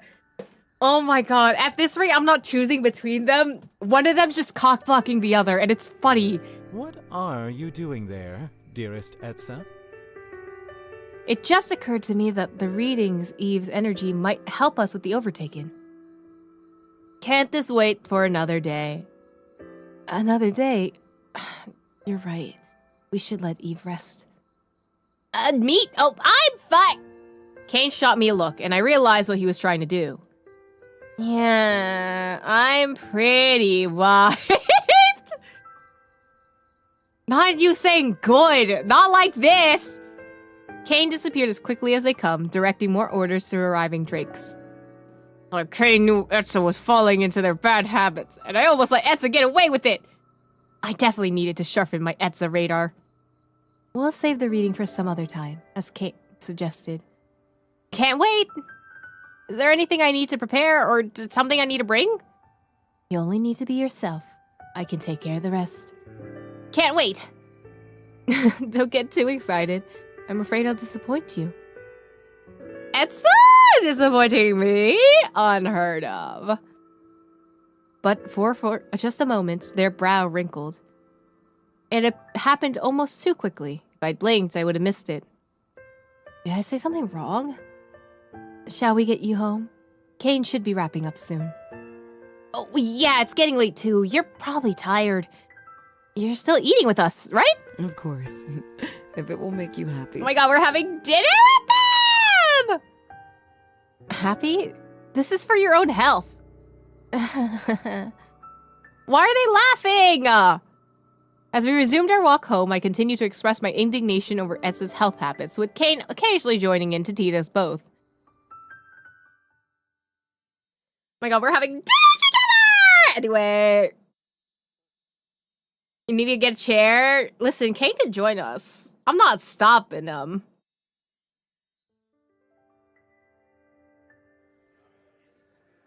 How far into the future is this? Temporary office near Etza's. If I don't get a response to you, I'm gonna come looking for you. Alright, summon something. You only have yourself today. He did send quite a lot of texts. I rushed from my temporary office to Etza's official one. Today was the first day of our energy reading. Even though Etza said there was nothing to be worried about, an energy reading sounded so formal. It's technically a test, isn't it? Is it possible to fail? No, that doesn't make sense. How could it even happen? Then again, wouldn't Etza and Kuna fail it, since they have no energy at all? Shaking my head, I brushed those kinds of thoughts from my mind. I was starting to get ridiculous ideas. Etza seemed to have even more interest in my energy after the recent overtaken incident. But what if the reading was a bust, like all my other efforts to help Central with the overtaking crisis so far? I slowed as I approached Etza's office. I don't want to disappoint them. Why are we both trying not to disappoint each other? Oh my god, just kiss! Eve? Ah! A shadow fell over my vision as Etza stepped through the doorway. Ah, it is you. I thought I felt your energy nearby.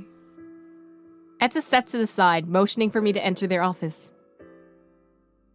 As I did, sapphire hues colored Etza's office, mixing with the dim glow of the candles lining the room. Somehow, this looked even more official than I anticipated. Is this all for the reading? Their eyes flickered towards me. Nervous? A little bit. I just only get that one thing, huh? You're not gonna, like, roast me over a candle flame, are you? It looks more ominous than it is. This is all just to help me get in touch with your energy better. We aren't all as blessed as you when it comes to visualizing it. Oh, okay, that makes sense. I've never used any of these. My vision was enough as it is. Man, I didn't even realize how good I had it. Do you need anything before we start? Something to drink? No, I'm fine, Etza. Let's do this. As I sat near Etza's desk, my heart began to race. Etza kneeled in front of me and, perhaps noticing my nervousness, sent a smile my way. You're more on edge than I would have expected. I know it's not a big deal, it's just a reading, but... What should I expect? What are you hoping to find? What if it doesn't help? That's all my questions. I feel like... What if it doesn't help seems to be the main worry? Then, at the very least, we know your energy isn't what's required to heal the overtaken. You'd be okay with that? I don't want to sound like a downer, but it feels like we need a win. I understand how you feel. Our research hasn't been as fruitful as I would have liked either.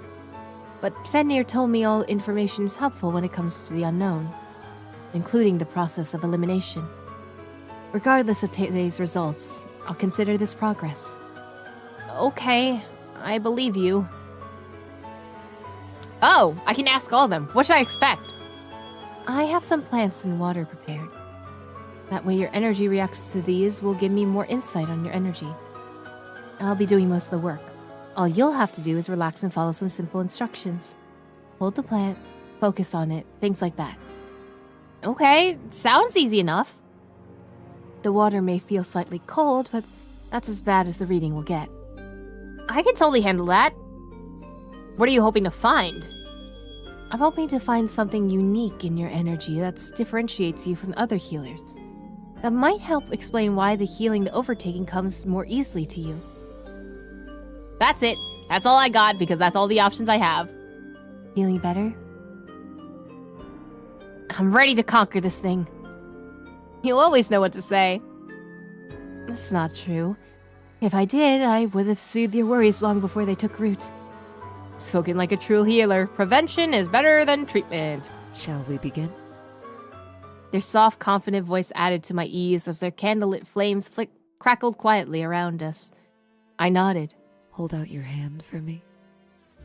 I obeyed their command, as if under a trance. Taking my hand in theirs, Etza placed something in the center of my palm. The grounding, comforting smell of cedar subtly floated through the air. A small pine leaf tickled my skin. Juniper? All you have to do is focus on it. Can you do that for me? Between the dim candlelight and the spellbinding voice, I felt like I could do anything for Etza. I focused on the slightest prickle of the herb pressing against my skin. The earthy smell that danced around us. Its deep, cool sage energy, illuminated by the sapphire lighting around us. Very good. As if under Etza's command, the plant began to glow like a vibrant gold. My brows rose in surprise, and the plant's glow flickered. It's all right. This is part of the reading.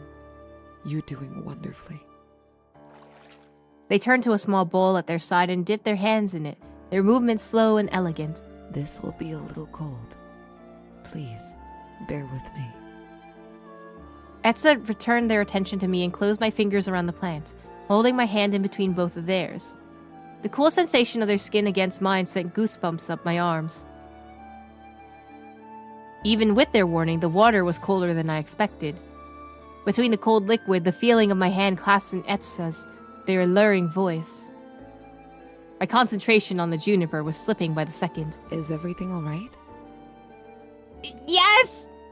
As if unfazed by everything happening, Etza continued on as usual. Shape up. I shut my eyes, wanting to drown out all the distractions. This reading was supposed to help us with the overtaking crisis. Oh. Another one. Now isn't the time to let Etza seduce you. Not during the reading. I used all my energy to focus on the juniper, trying to return the calm state I'd been moments before. With my eyes closed, I only focused more on Etza's touch. The softness of their skin as it pressed against mine. The gentleness in their touch as they held my hand between theirs. Is it too cold after all? No, it's fine, Etza! What do you need me to do again? Could you channel your energy into the juniper? We're almost done. Sure thing. No problem. I can do this. To my relief, my energy slowly channeled into the Jupiter. As I did it, my earlier tension faded away, finally making room for clarity and focus.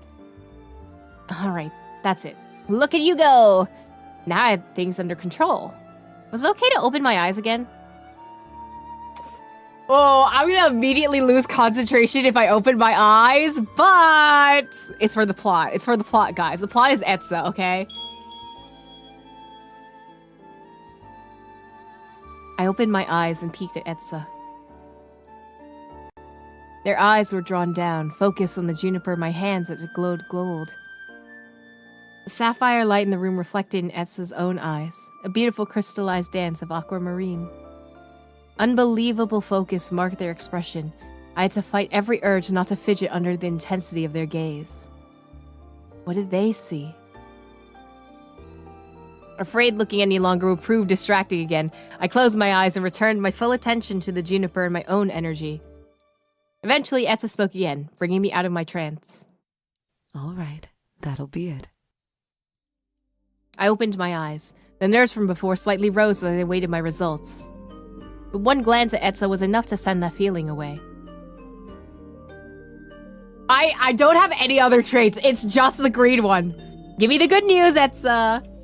They chuckled, a couple strands of hair falling into their face as they did. Well, your energy is as unique as suspected. I know, I'm special. Wait, really? I'm not sure why I've never given it much thought. You've always had a presence. Sometimes I feel like I can sense you from afar. Anyways, based on the reading, your energy is extremely stable. What's unique about that? Isn't your energy supposed to be stable? Yes, to a certain extent.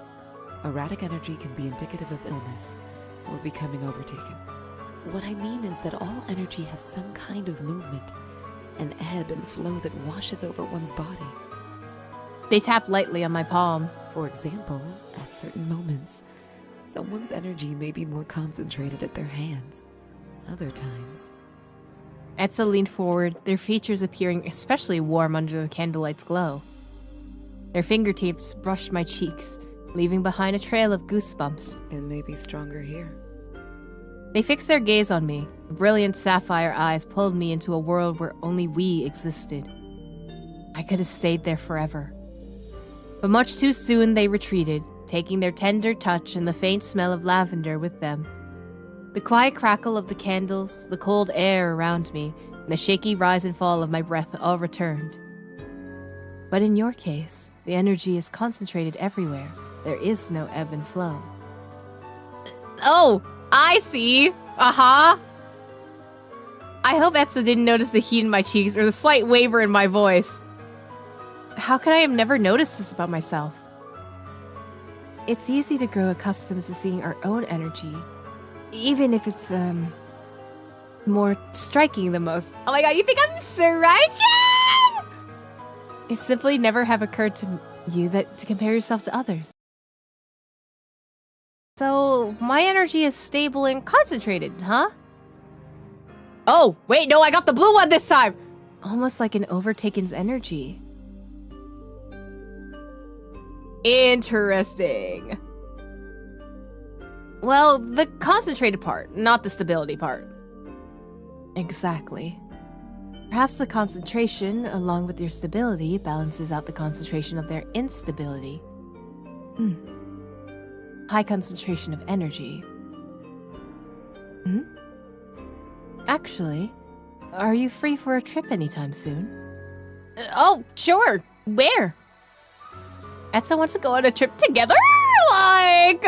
My heart began to flutter at the exciting prospect. What brought this on? Did they finally decide to take a better care of themselves? Did I finally get through to them? Either way, I couldn't let this chance go. Depending on what it is, I might have to reschedule some of my patients. No, that's not what I... Etza looked away, absentmindedly playing with a stray lock of their hair. This trip would be for work. I apologize. Oh. Disappointment settled in my chest before quickly turning to into horrified embarrassment. Did I say I dropped all of my plans to go on vacation with Etza? Yes! Yes, you did. Anytime, anywhere. That's basically what I said, right?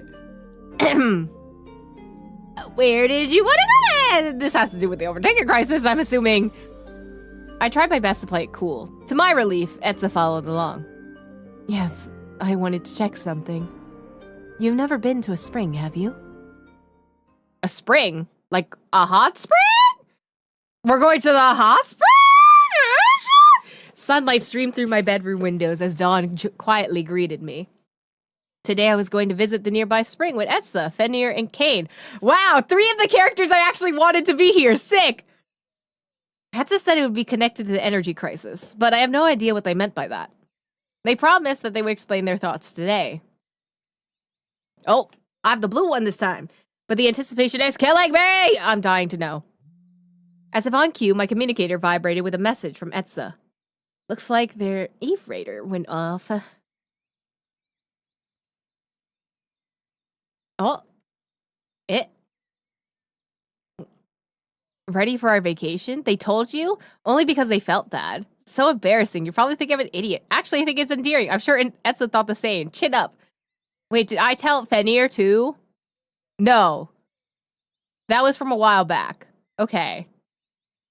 I love that it's called Spring Babes. That's crazy. Wait, I need to scroll. Thank you for taking the time to accompany me and Eve, everyone. Especially on such short notice. I'm aware we're all busy. Who named this group chat? It wasn't me, I assure you. Who else? But I could think of such an apt name. See everyone tomorrow. Rest well, everyone. Is no one going to say anything about the group name? I worked so hard on. I like it. I love having a kindred spirit. Morning, everyone. I'll be ready soon. Is everyone else ready? Bright-eyed and bushy-tailed, just all for you. You're even annoying in the morning. Fenrir, don't we know each other better than that by now? How are you feeling? Morning! Awake and reporting for duty! So eager. Any particular reason you're so excited? No, I'm not. It's always nice being productive in the morning. Speak for yourself. Our little Fenrir's always so grumpy. Shut up. I'm just excited to see everyone. Plus, I've never been to a spring before. Hear that, Fenrir? You don't want to keep Eve waiting, do you? See everyone soon. With a smile, I put my communicator away and get ready to meet everyone else. Birdsong filtered through the air as we made our way through the quiet town. So I finally get to know why we're visiting a spring? Well, I'm not sure if there's an actual connection, but if my suspicions are right... Remember how we discovered your energy is unbelievably concentrated, similar to an overtaken? Yes, and then you dangle the rest of the mystery in front of me like a carrot. It sounds a bit wild, so I didn't want to say anything hastily. But I checked in with Fenrir, and he said my theory is reasonable enough. Or more specifically, he said, you'll never know it's stupid if you don't investigate. That sounds very Fenrir. It does. What is that supposed to mean? That it sounds like you! What? So what's your crazy, maybe not so crazy hypothesis? The springs are known for their high concentration of energy. They're made of pure energy, the purest form of the dragon's magic that exists. It's why they're sacred. If I were to compare your energy to anything, it would be more akin to the springs than an overtaken. So you wanted to visit one in person to be sure? Right. And if Eve's energy is just as concentrated as the sacred spring, what then? I haven't thought that far yet. Nothing concrete, anyway. Etza stretched the back of their neck, eyes diverting to the lush foliage around us. The shadows cast by the canopy danced over their face as uncertainty marked their face. Etza, no one expects you to have all the answers. Not even the leader experts have made significant progress on either of the crises. The fact you've been able to hypothesize a connection is already impressive. Of course, I didn't mean to make you feel bad, Etza. I'm sure once we reach the springs, we can make any further connections together. Right. Let's hope. Oh, this spring is pretty! The winding treescape of the forest cleared to reveal the town's spring. The air was light and smelled of fresh water from the morning dew and rushing waterfalls. Waves of magic coated the clearing, washing over the lush foliage and crystal springs. Even our aura seemed stronger, brought to life by the power surrounding us. This was pure energy. Wow. It's unrivaled, isn't it? It's been a while since I visited one. I almost forgot what they felt like in person. I can't imagine what it's like for you two, with your sensitivity to energy. Vibrant. Everything from the water to the grass to the air was steeped in a kaleidoscope of color. It's beautiful. Agreed. Well, now that we're here, should we give our two experts some privacy? Kayn threw his arm around Fenrir's shoulder and started pulling the blue-eared Hydra away. Listen, at least he's a good wingman. I will say that. What? I'm an expert on the crisis too. Fenrir, they're here to observe energy. We should leave them alone. Right, Etza? Well, I suppose it'd be easier to use energy to the springs if you two aren't nearby, but... See, Fenrir? Now come with me. You'll help me stand on lookout, right? What? Lookout, but, you know. The rest of Fenrir's protests were drowned out as Kayn tried to away. Oh my god, Loki! Loki, I shipped them! Loki! I guess Kayn can't resist messing with Fenrir, huh, Etza? But as I glanced at Etza, the colors of the spring reflected off them, their energy in the most mesmerizing way. I found myself getting lost in their eyes. It was near impossible to look away. And Etza, in turn, kept their gaze fixed on me. A pretty red hue washed over their cheeks, and they cleared their throat. Shall we head over to the springs then? Oh, yeah, let's. We walked towards the spring, stepping over the small streams that extended from its center. Love how our other love interest is wingman for us. Listen, he's a great wingman, actually. And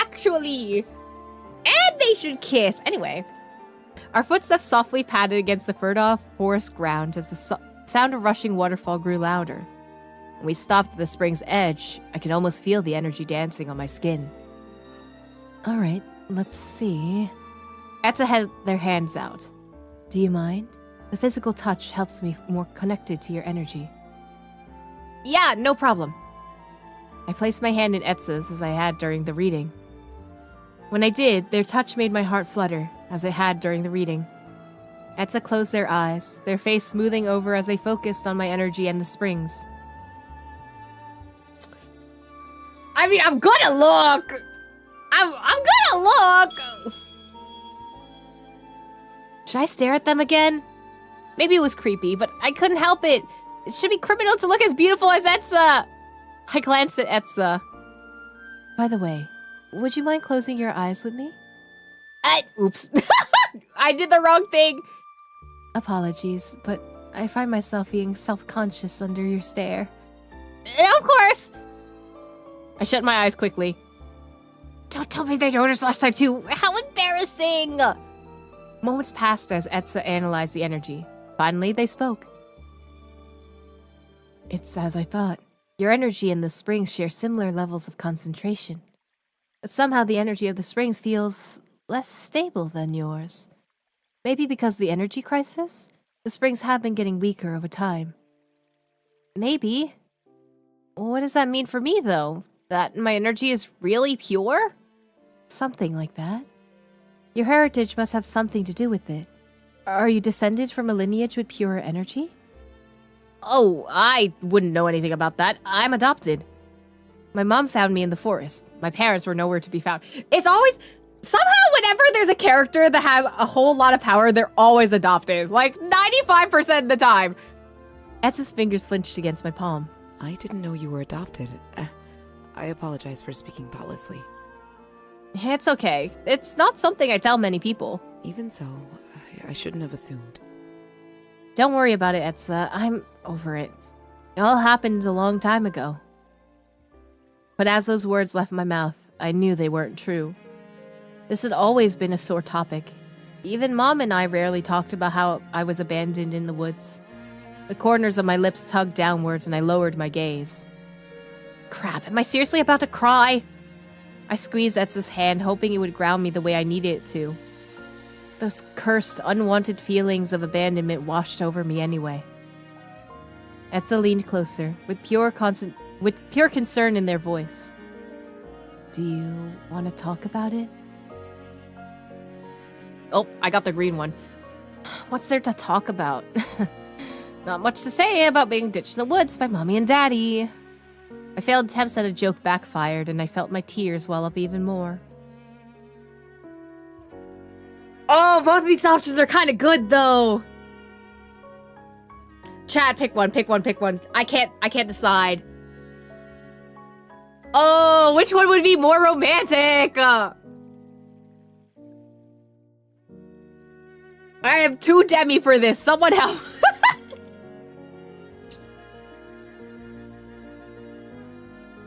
POwl? Okay. Holding their hands wasn't enough. I need to physically fend off the tears that threatened to spill. So I raised their hands to my face and rested my hands against their cool, smooth skin. And Etza let me do as I pleased, just like that. They didn't utter a single word, simply letting me indulge myself in their presence. As my grip on their hand tightened, I felt my eventual tears wet their skin. Just as I thought. When it came back to this topic, it was impossible to hold back my tears. Sorry, I don't even know why. It's not like I regret telling you, it's just that I...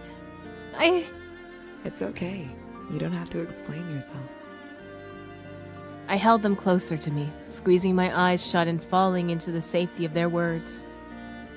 Eventually, the wave of pain passed, I blinked the tears away and I pulled away from Etza. But before I could completely set up, they held me, raising one last hand to wipe the remnants of my tears. Thank you for sharing that with me. I nodded, feeling shy under their gaze. While I hadn't meant to share this with Etza, at least now I feel closer to them. Anyway, about the springs. Right.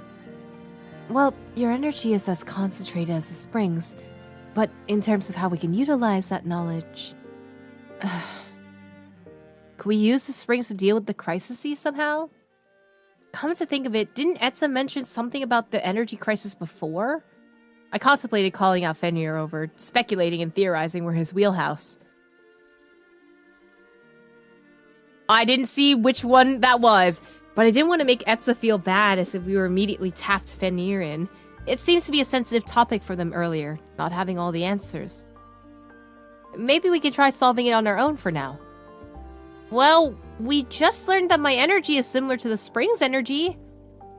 Right, because of how concentrated it is.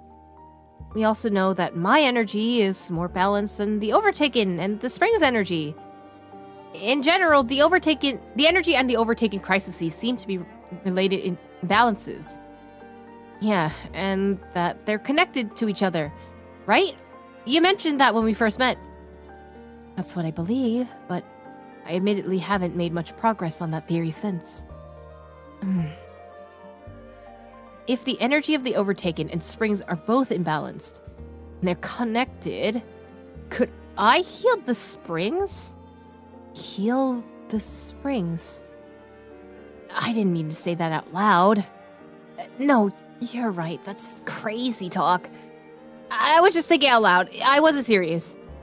Actually, you're considering it? I knew I was the one who first suggested it out loud, but to seriously consider it, I can't underestimate how exceptional your energy is. I wouldn't think anyone else would be capable of such a feat, but maybe if it's you. But you're right. Of course I wouldn't put you to such a task.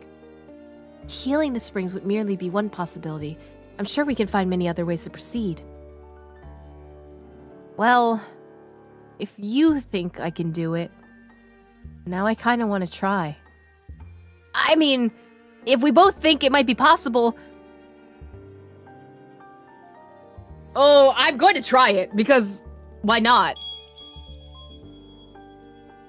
Etza believed in me so strongly that I felt myself getting swept along with it.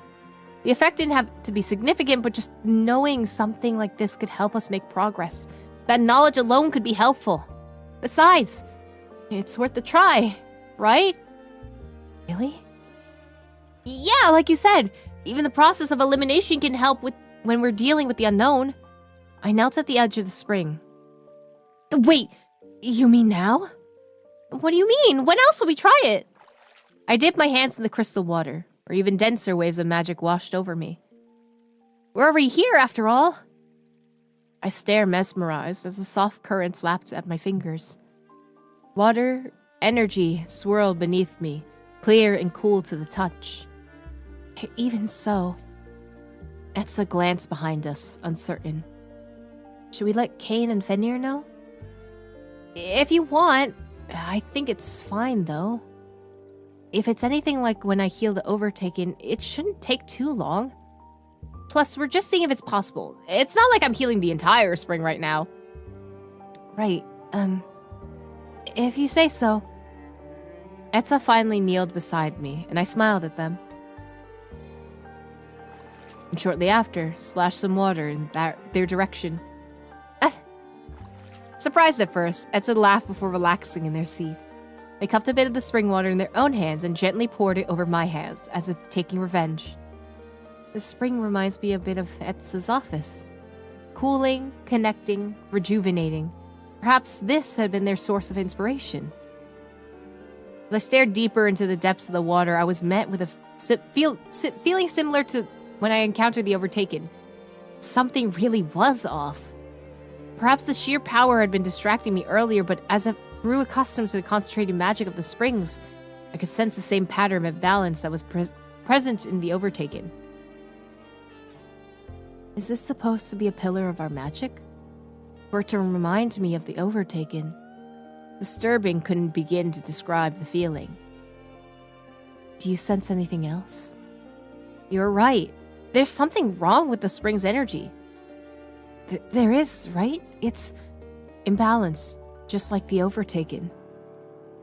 Etza's lips parted, as if in disbelief. When I discovered that, I thought myself crazy. No one else had the ability to confirm my findings. But you were able to see it too. Thank goodness. I had no idea Etza had been carrying this kind of a weight for so long. Helping them find some relief through our shared sensitivity made me happy. But as I turned my attention back to the spring, my brow furrowed at the main issue at hand. Could I really heal the springs in the same way I healed the Overtaken? I chewed my lip as I mused to myself. I may as well start by trying the same method as I always use, right? But if I acted without thinking, what if the weakened springs even further? I froze at the potential weight of my actions. Etza, I'm not sure how I should respond. I wish I knew what to say. I understand the enormity of the task, and I have no intention to ask it of you. If you'd rather not, we can just sit here and enjoy the spring's magic. It's a beautiful day, after all. I stared into the clear water, the lush green floor of the spring. Yeah, maybe we don't heal anything today. We could just look. I reached in again and focused on the energy swirling beneath me. The feeling of imbalance really was similar to that of the Overtaken. The sheer amount of energy here was a challenge wholly unique to the springs. So layers of magic. How do I even begin to unravel it all? I thought this earlier, but my vision feels like such a hindrance here. It's like I'm seeing too much. I can't make sense of anything. So if you had a way to drown out the noise, would it help? Yeah, something like that. What if you close your eyes? But then I couldn't see anything. Maybe I can see for you. My sensitivity to energy isn't as strong as yours. What if I guided you to the general area, then you can pinpoint the more specific sources of imbalance? That might work, actually. Etza brightened. Close your eyes, then, if you will. I followed their soft-spoken words, and the aura of colors around me vanished.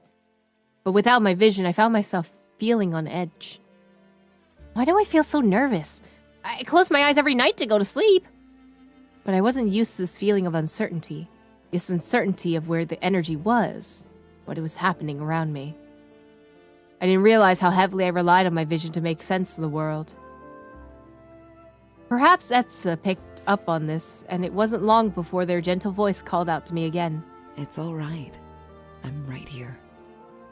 They placed their hand over mine, and I anchored myself into that sensation. This seems to be new to you. I didn't realize until now, but I guess I don't like to close my eyes very much. A quiet, amused chuckle. I drank it up. The only thing I could register in this moment was their presence. I wonder if that's just a joke because our eyes are always open because it's an Otome game. Every part of them called out to me, enveloped me. Their touch, their voice, a familiar scent of lavender and vanilla. Would you still be able to sense it energy if with your eyes closed, wouldn't you, Etza? I would. So that means you feel energy? In a way, though it's not palpable as a physical touch, like the feeling of our hands touching. It's more similar to when you sense a presence in the room. You can feel that someone is in there without the tactile contact. Oh, I see. Now that they mentioned it, I did sense energy, but it had never been a strong enough sensation for me to rely on it. I wonder if they could make sense of the energy as well as Etza. I never had a reason to make an honest attempt at it, but I was curious now that Etza had put it into words. I focused the best as I could, my surroundings, reaching for the slightest hint of energy. What does energy even feel like? I guess there's a feeling of my own energy. Maybe if I start there... Are you alright? Huh? What? Yeah, sorry, Etza. What did you ask? No, you were just quiet all of a sudden. I was trying to see if I could sense energy like you. I mean, I probably can't do it. I just wanted to give it a shot. I don't even know what I'm looking for. Oh, I understand. Let's see then. Can you feel this? A cool sensation washed over my hands. I instantly recognized it as Etza's energy. Oh. Oh, I could actually... Oh. I'm not sure if this is supposed to be an equal sign. I don't think it is. They chuckled, as if amused by my excitement. how about we start here? Tell me if you ever start to lose track of my energy. Their hand left mine, and I fought every urge to reach out and grab them. With their touch gone, I focused on the lingering trace of their presence, a familiar cool sensation that lapped over the tips of my knuckles like water. But slowly, that too started to fade away. I made an avertent noise of protest.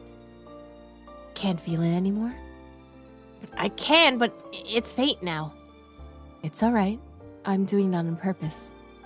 You've got it. You know what my energy feels like. With their reassurance, I relaxed, glad I wasn't missing it because of my own inability. Can you sense any other energy? I reached outwards for any hint of magic besides Etza's, but all I felt was the spring's water lapping over my skin. Etza's energy feels familiar, so it's easier to identify, but when it comes to everything else, what am I even searching for? What's it feel like to you, Etza? The magic in the spring. If I had to describe it, it feels like being surrounded by plant life. And the air is crisp and you feel calm. Similar to that. I knew the feelings Etza was describing, but it was so abstract that I didn't know how to search for it here. I still wanted to try. I come this far. The refreshing air that comes with being in nature. Oh, and then I felt it. A slight current of magic from the spring. A whisper of a sensation. Light, crisp, clear. Just as Etza described it. A gasp escaped me, shaky with excitement and surprise. You feel it? I do. It's faint, but it's there. I wriggled my fingers in the water, mesmerized by the sensation as the energy moved in tandem with the water's ripples. For Etza, this feeling is probably even stronger, isn't it? You feel this all the time, Etza? Yes, but I've grown accustomed to it. Learned to tune it out. Like what I do with my vision. Still, that's amazing. Says the one who so easily picked it up. Only because you taught me. And you underestimate yourself. Even with the best tutors, many may never pull this off. I tried to ignore the heat rising to my cheeks. Somehow, with my eyes closed, I felt more vulnerable to Etza's compliments.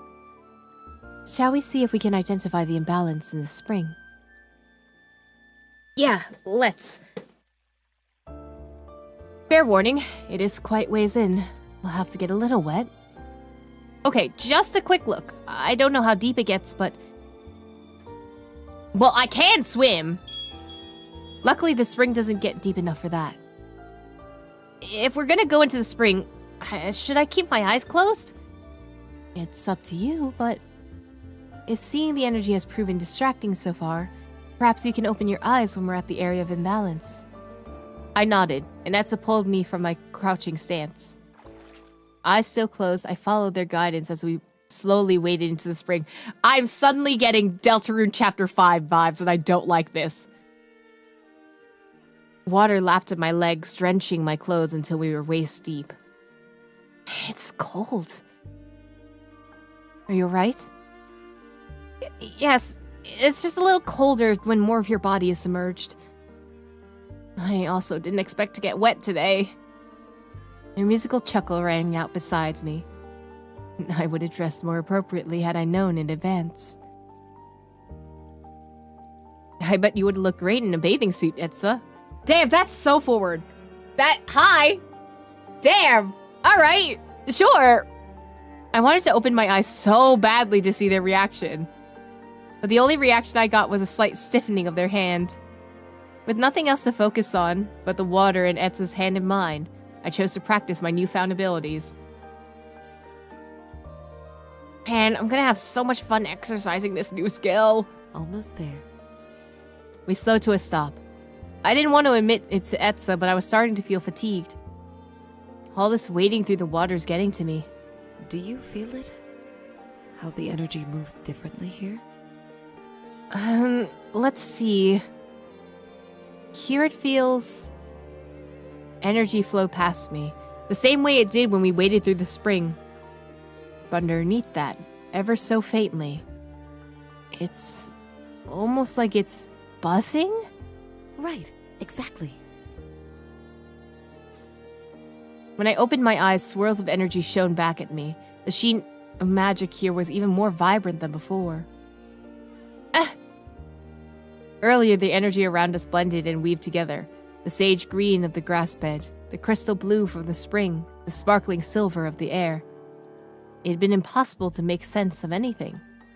But here, only the crystal blue of the spring existed. I swirled around Etza and mixed with their own aquamarine energy. Etza always looked beautiful, but right now, surrounded by the energy of the spring, they looked ethereal. Eve? I have got to start getting a hold of myself. Just kiss, damn it! I turned my attention back to the imbalance. The humming from before was fainter after that distraction, but I could still sense its presence. When I looked up in the spring, to the part of the spring where the imbalance was supposed to be, all I saw was the crystal blue of the spring. That's weird. Why can't I see the imbalance? I can feel something's wrong. I can practically hear it. So why... Here. I don't know what you see, but maybe this will help. Etza guided one of our intertwined hands deeper into the spring's depths. I stared into the spring where our hands joined together, and where the center of the imbalance was supposed to be. Blue. Never-ending, unadulterating waves of infinite blue. The spring was pure. That's what my eyes were telling me. But the feeling of the energy... And then I found it. Faint and barely perceptible. I never would have seen it had I not known to search for it. A swirling shade of sunset drowning beneath the layers of crystal blue. I see it. A Stellaron. Out of the corner of my eye, I saw Etza nod silently, as they didn't want to break my focus. I stared hypnotized as the sunset bled into this clear, shimmering blue. The sunset looked trapped, submerged in the crystalled waters as it cried out to me. Could I release it? I shouldn't. I mean, we only came here to investigate. But could I seriously turn away now, when the spring looks so pained? It was energy. It wasn't human at all. And yet the same urge I got when I wanted to help the overtaken washed over me. I couldn't leave it like this. I had to heal it. At least a little bit. At least to ease its suffering. But how? If I were to heal it the same way I do the overtaken...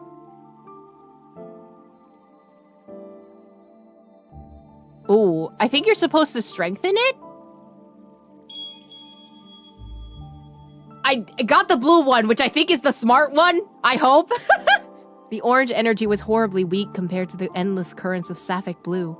Oh, sapphire blue. It could also be sapphic. As I hovered my palm over it, the surface of my skin warmed. The orange energy pulsed weakly beneath me. Just a little bit. The sunset grew deeper, and slowly the lull of the spring's energy ebbed. You're shaking. What are you doing? It took almost everything I had just to bring the orange energy to life. Healing a spring was completely different from an overtaken. But slowly, the energy's weak pulse grew stronger, steadier. Just a little more. I can do it. I can feel the energy getting better.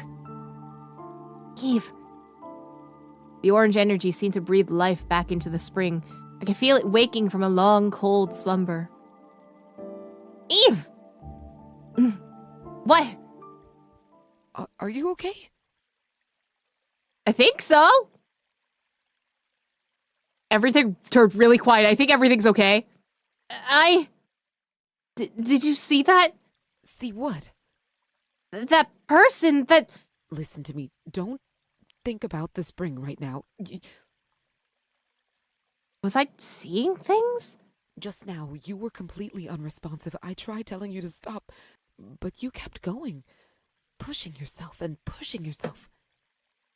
I didn't hallucinate that, right? Because what I saw... Your whole body was shaking. Your face went pale. It almost looked like... No matter how I called to you, it was like you couldn't hear me. I thought... A dragon.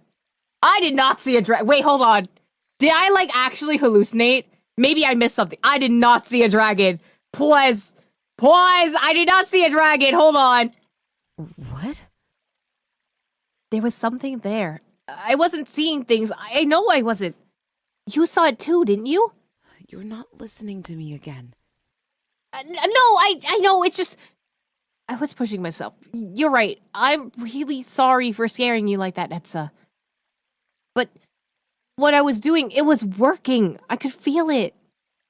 I kept thinking, just a little more. Just a little more. When you shook me, I swear I saw something.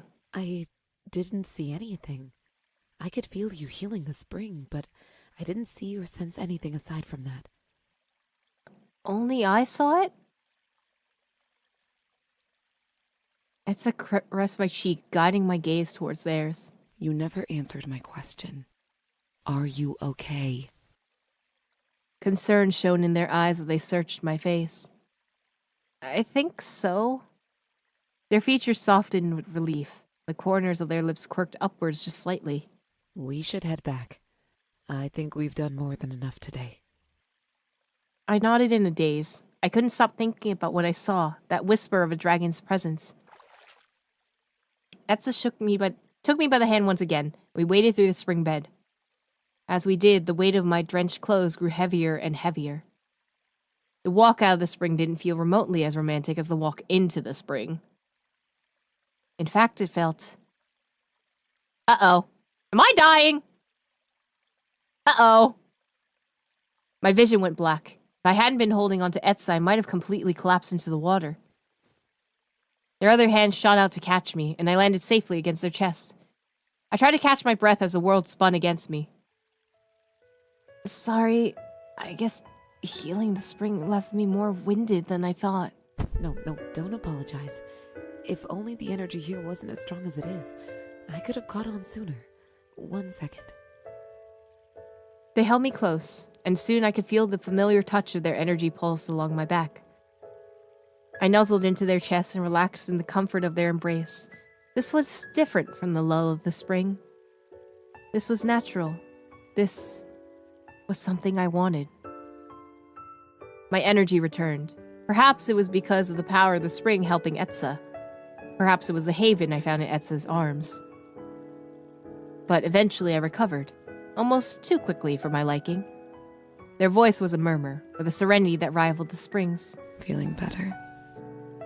The sound, it tickled my tips of my ears and brought a heat to my cheeks. I nodded. After an eternity of wading through the spring, we emerged back onto land. Kayn and Fenrir were waiting at the spring bed, helping to pull us both from the water. What happened? 1 second, the two of you were on land, then turned around and you were waiting in the middle of the water. You saw that? We also saw you nearly collapse in the spring. We watched over as fast as we could. Why are you so deep in the springs anyway? The high concentration of Eve's energy was similar to the spring, as I expected. What? So then... No, wait, that's not even the most exciting part. When we were in the middle of the spring, I was able to heal it. Me! Heal it? You can heal the springs. Yes, but Eve is neglecting to mention how much it drained them.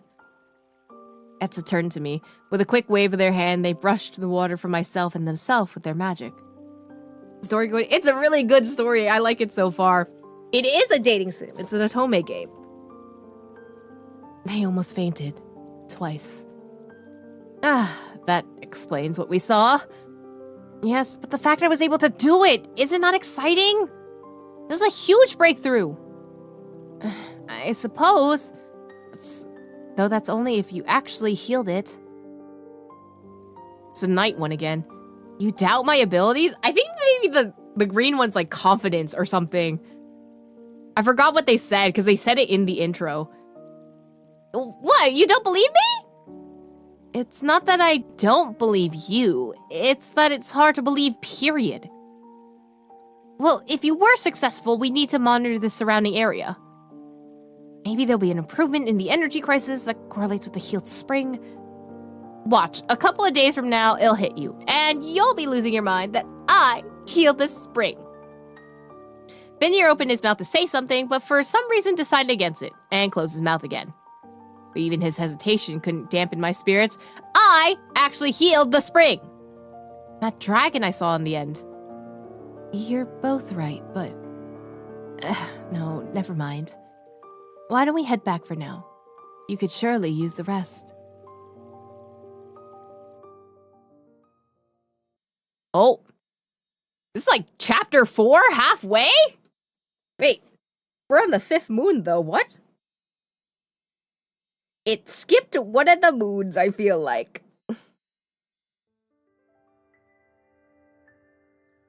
Alright. Looks like you've healed up perfectly. Anything else you're concerned about? I think I'm good. Thanks. How's your sleep been? Still thinking about that. They don't call me the best healer in town for nothing. Don't worry about the sleep. It's nothing you could help with. I could give you some stuff that might help. If it doesn't work, it doesn't work. Fine. I think it'll help you sleep at night, at least. Victorious, I handed Ray some infused herbs and explained how to use them. With a small smile, he took them and thanked me one last time before heading out. The session had been less intensive than our usual meetings, which I couldn't be more grateful for. After yesterday's trip to the springs, I wanted to use as little energy as possible. Whoa, you okay there? Sorry, I didn't see you. Are you right? Yeah, you're fine. Managed to miss me. Careful, though. Anyone else, you might have knocked them over. You're right. I shouldn't have been walking so fast. Do we know how many chapters there are per route? I have no idea. I'm gonna be so for real for you. They probably have it listed somewhere, and I just didn't read it. Also, I'm trying to open up this bag of fruit snacks, and I haven't been able to open it this past, like, 30 minutes. I could try looking it up and see. Well, I just don't want spoilers. Hold on. Etza wrote chapter.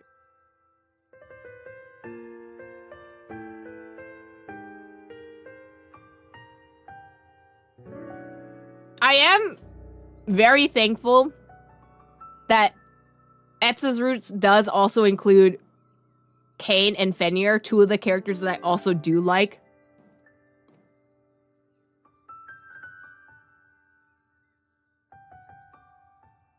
I don't see anything yet, so...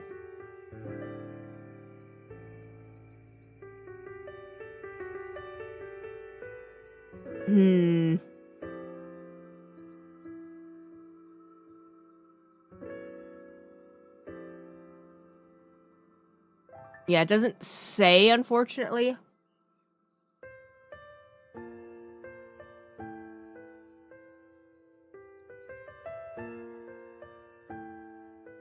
Unless I'm misreading things, which could also be the case.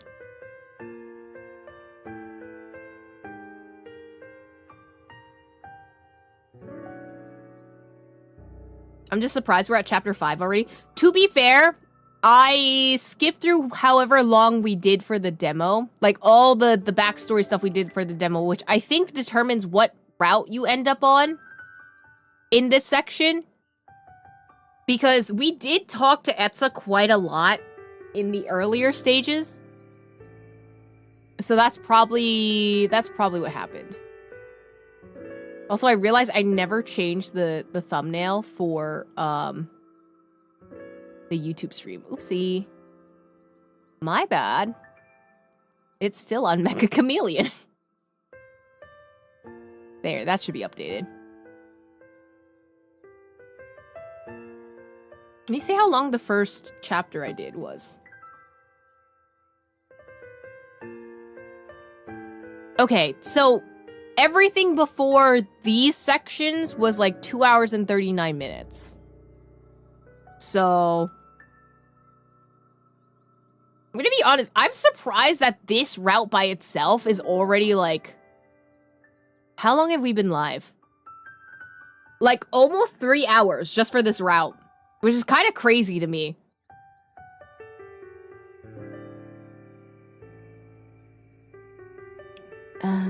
Is there anything else you need from me? Nah, you just look familiar is all. Ray dipped his head and brushed past Etza, but not before sending me one last look of curiosity. Don't question it, Ray. It's fine. Also, to be fair, it probably is taking a little bit longer because I am reading everything out loud, which always spikes up the amount of playtime. Did Ray recognize Etza because their head... Wyvern? I guess Etza's star power can even affect people like Ray.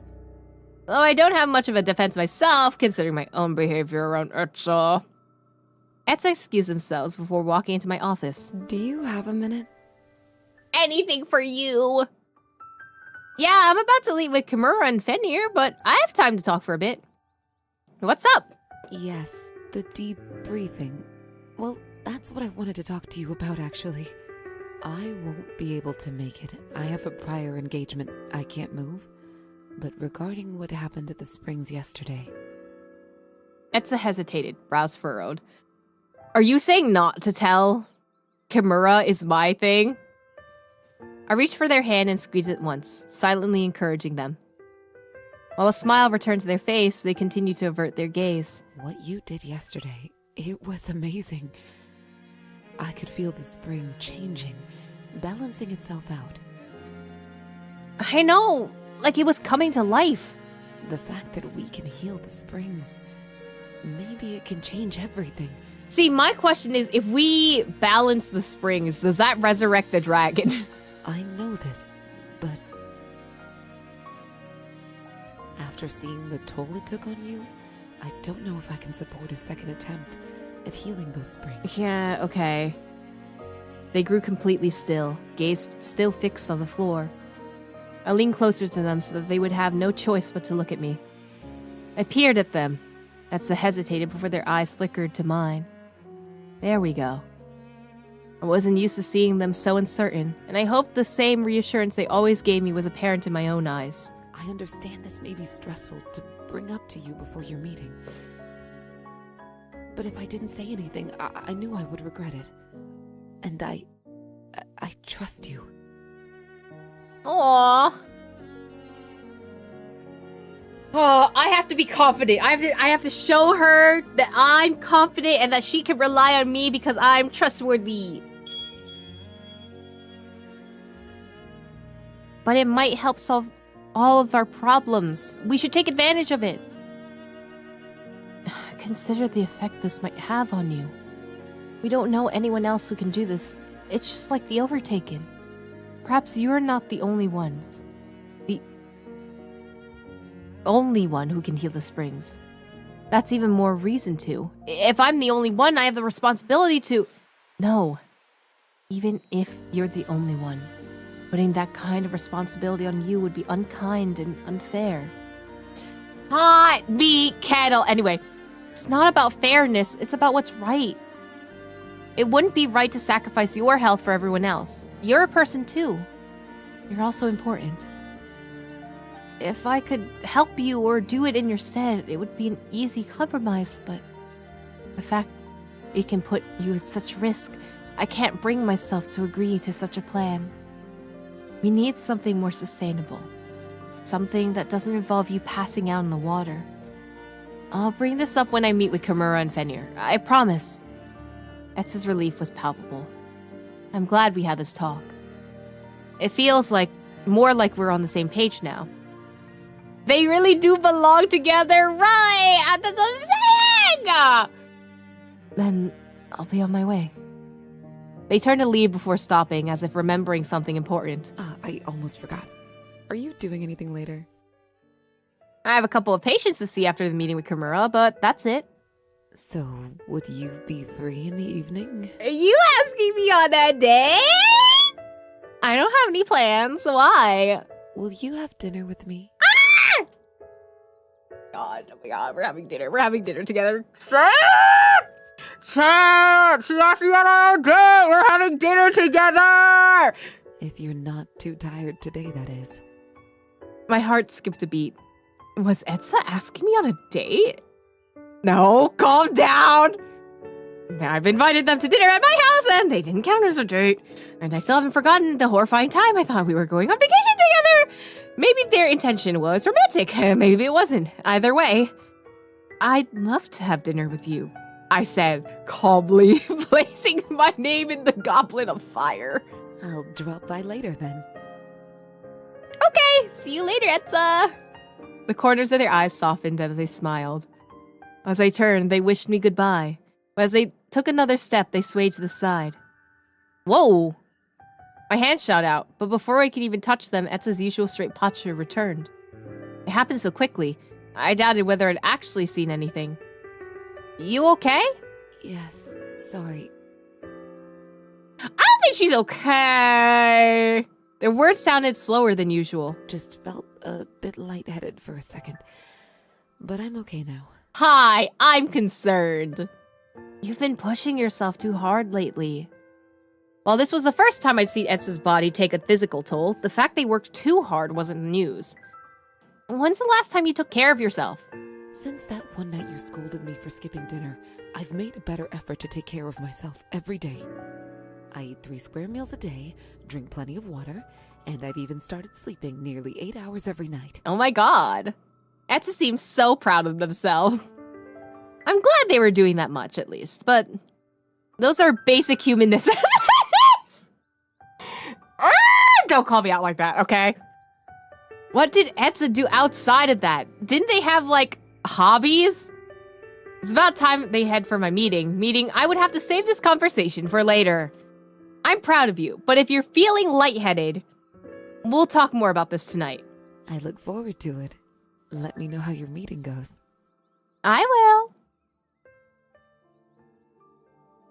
So you were able to heal the imbalances in the spring. I wouldn't have imagined such a feat was possible. It's unheard of, that's for sure. If we were to heal every last spring, perhaps it would resolve the energy crisis. Etza said that the energy crisis and the overtaking crisis are related, so maybe it would help the overtaking crisis too? It might. But it's hard to say for sure. It's not like we made progress connecting the two. Aside from your breakthrough at the springs, we've hardly made progress on either crisis, period. So he does think it's a breakthrough now. I beamed at Fenrir, whose brow simply twitched as he glanced away. He's so annoyed at me. Regardless of its impact of the overtaken crisis, addressing the energy crisis is significant enough. How feasible would it be to heal every single spring? I don't know about that. I think I'd die. Well, just healing one kinda wiped me. That's putting it too lightly. You fainted. Twice. Thanks for being so concerned. Well, in that case, we'll continue monitoring the spring. Any developments will be crucial information. Eventually, while you were healing the spring, did you notice anything? Etza and I noticed the spring's energy was imbalanced, much like how the Overtaken's energy is. Now that I think about it, healing the spring felt different from how I heal Overtaken, though. In what way? Usually with the Overtaken, I stabilize or calm the energy that's, erratic. It was only after making the erratic energy stronger that the spring started healing. So, in this case, you're almost balancing the two energies out, rather than eliminating one for the other. Yeah, that's a good way of putting it. Interesting. And when you heal the Overtaken, that's not the case. Right, when I heal the Overtaken, my words fade as I consider Fenrir's words. Actually, was that the case? Until now, I always healed them on instinct. Everything happened so quickly that I never considered what happened to the erratic energy. Did it disappear, or had I simply balanced the two? I'm not sure, actually. I've never thought about it that way before.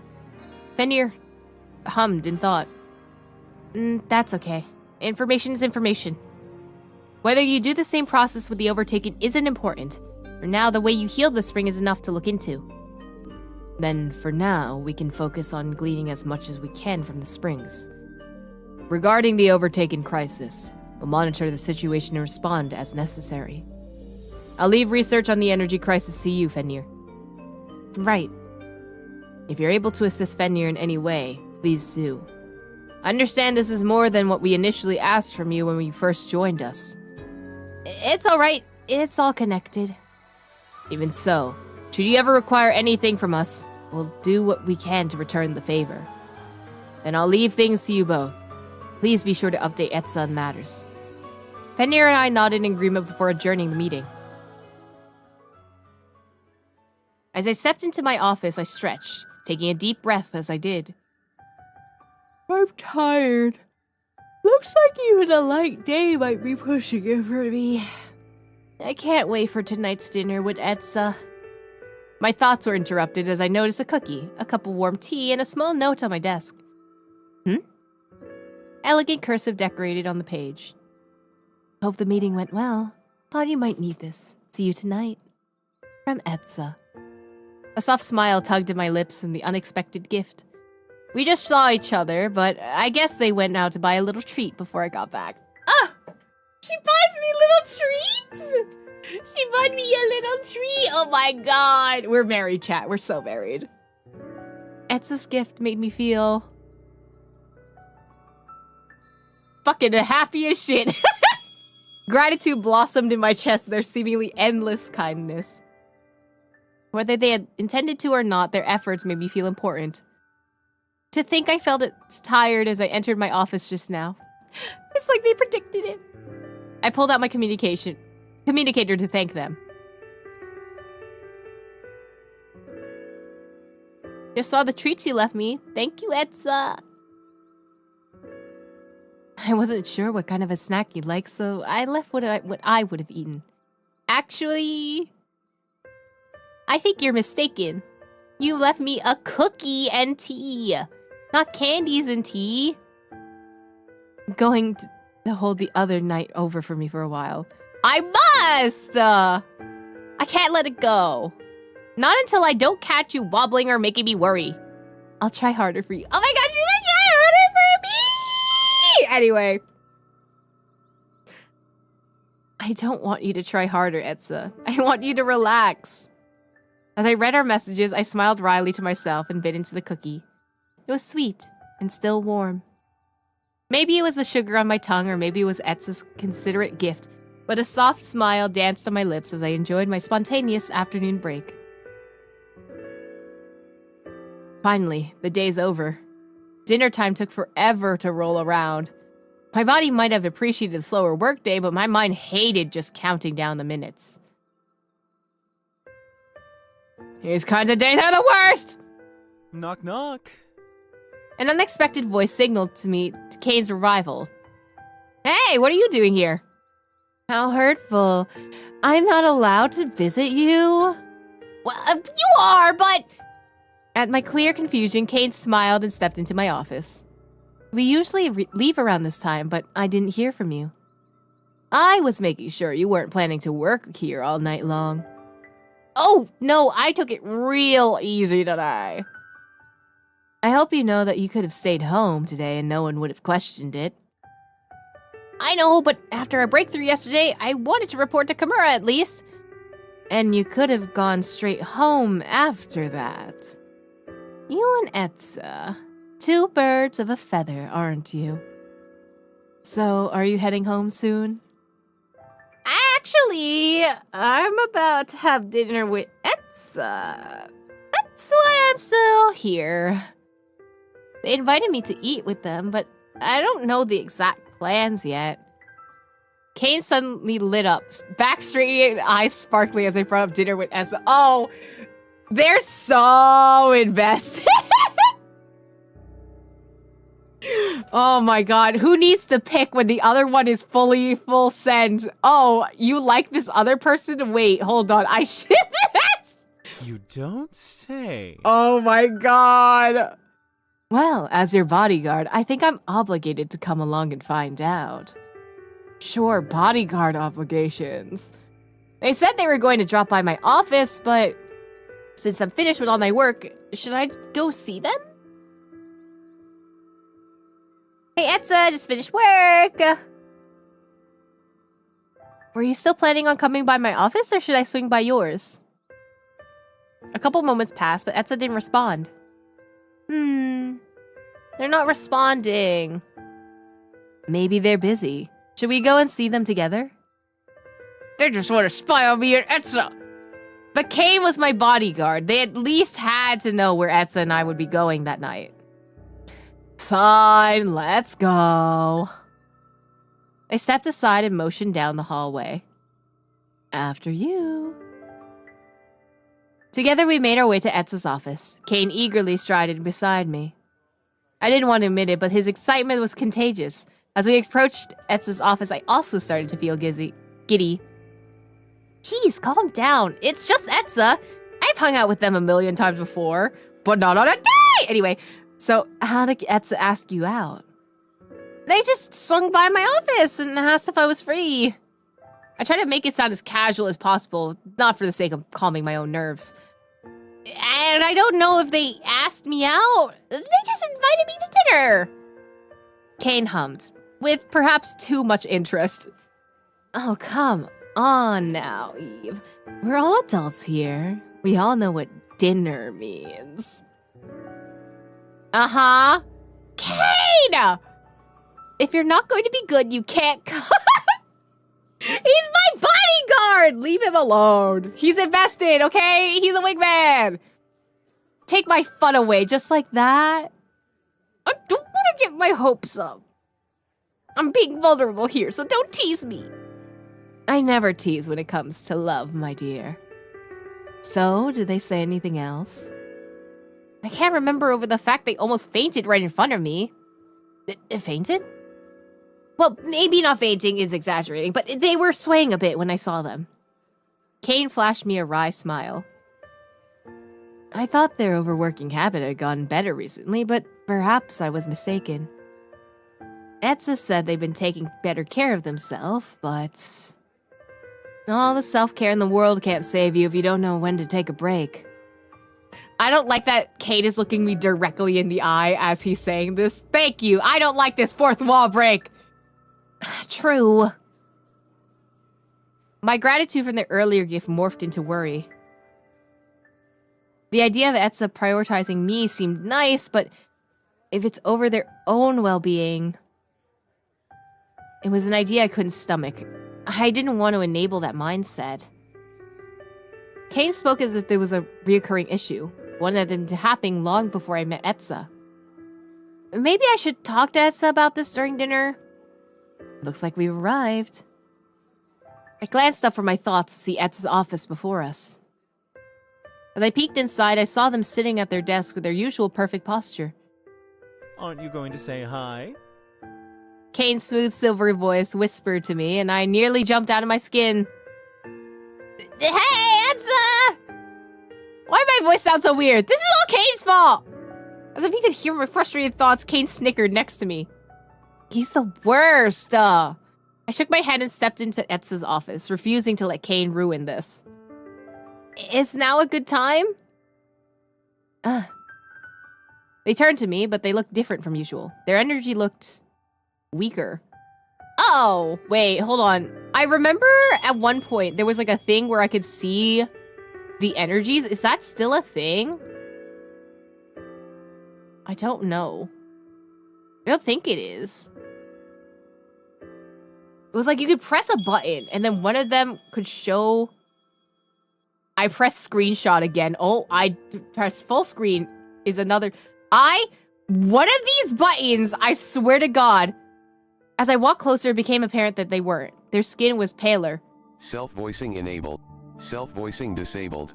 That's not what I wanted to do. I didn't realize that self-voicing was an option. I should have done this the whole time, but also, then I can't voice act. There it is! I found it! I remember there was a fucking button for this.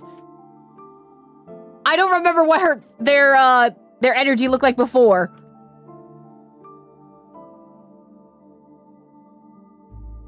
I think it's the same? I can't tell. I can't tell.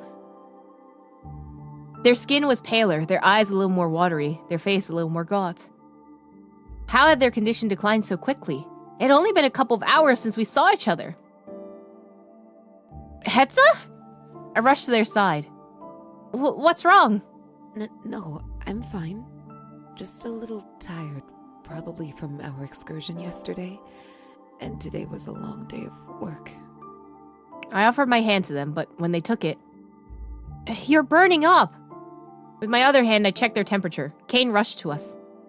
Etza, you have a fever! Do I? I didn't notice. Girl! Liar! Homie! I planned something special for tonight. I'll rest afterwards.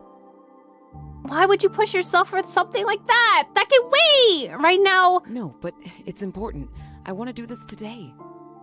Etza, we can do whatever you want later, I promise. They swayed back and forth. I placed my hands on their shoulders and anchored them.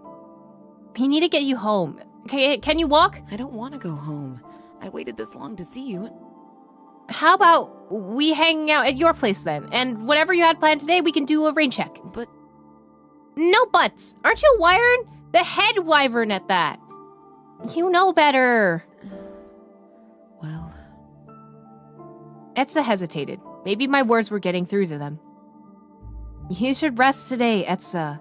Remember, you don't want to enjoy your dinner with them if you're sick. I can enjoy our time together in any state. I know that's romantic, but also, like, you're sick right now, homie. Like, we gotta heal you. I'm certain, but that wasn't quite the point of what I was trying to say. Etza, please. I was virtually pleading for them to take a break. Well, they were sick at that. As Etza's eyes met mine, they faltered before leaning forward and resting their head on my shoulder. Their skin was concerningly warm. Oh, you guys are in Advis. We'll wait for you guys to come back. I don't know why the robot voice made me flashbacks to Arnold accidentally turning on his computer's AI assistant. See, I didn't realize that they had that built in. I have not pressed a lot of these keys, actually. I don't know which one does which. I'm surprised they don't say it on the main loading screen. Like, yeah, I understand the, seeing their aura is like a secret because I remember that was part of a secret thing, but like... Self-voicing enabled. As Etza's eyes met mine, they faltered before leaning forward and resting their head on my shoulder. Their skin was concerningly warm. I feel like this should be a... Self-voicing disabled. Like an option that's said in the menu. Cause like... I don't know, people don't know that they have access to it, so they use something else or something? Or like, I don't know. Unless people already know that V is supposed to be a TTS thing normally. Then that's different, but I don't think a lot of people know. Also, I'm out of water. Give me a sec. I'll be back. Just stare at Etza for a bit.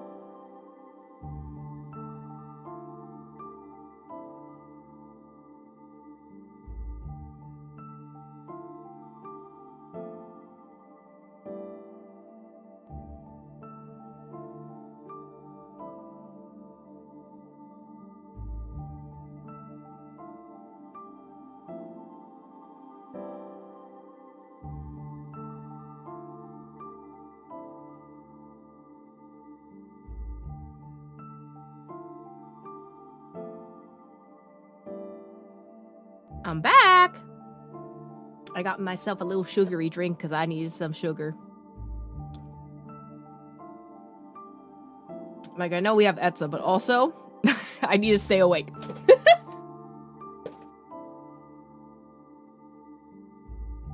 Steerge. Also, thank you for the hydrate. I'm assuming Vision gave me a hydrate, right? How long ago was this? Only 36 minutes ago. Chat, hydrate, stretch!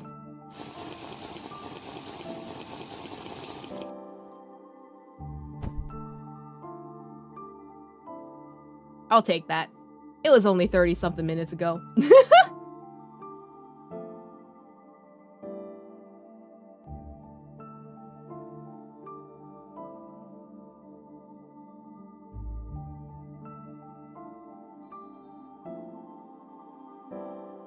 As I hid their face from view, Etza murmured, Very well.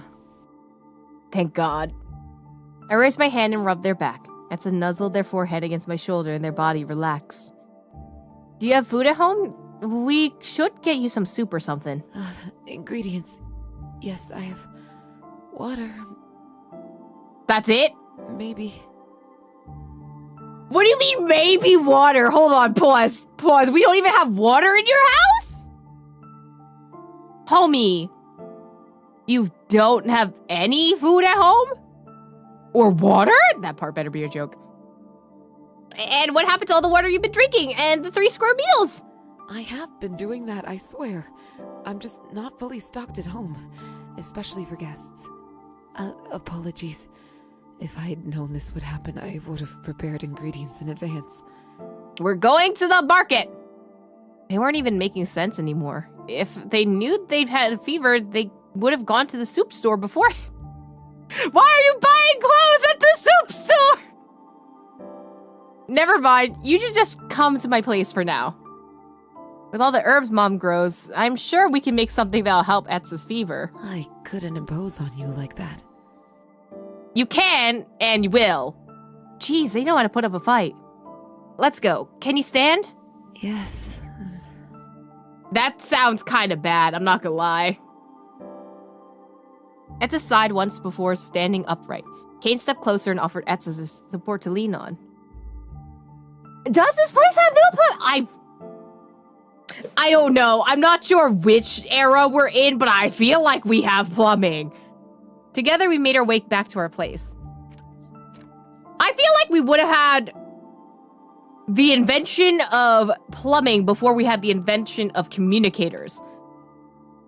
Gosh, what happened? We hurried inside. Etza was leaning on Kayn more heavily now, their breathing a bit more ragged. Etza has a fever. Can they crash here for now? Of course. Is there anything I can do to help? I'll need some herbs. Maybe ginger, coriander, sage.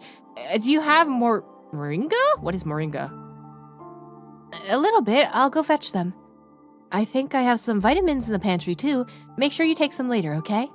Thanks, Mom. Kayn and I made our way to the couch and gently laid Etza down. Is there anything I can do?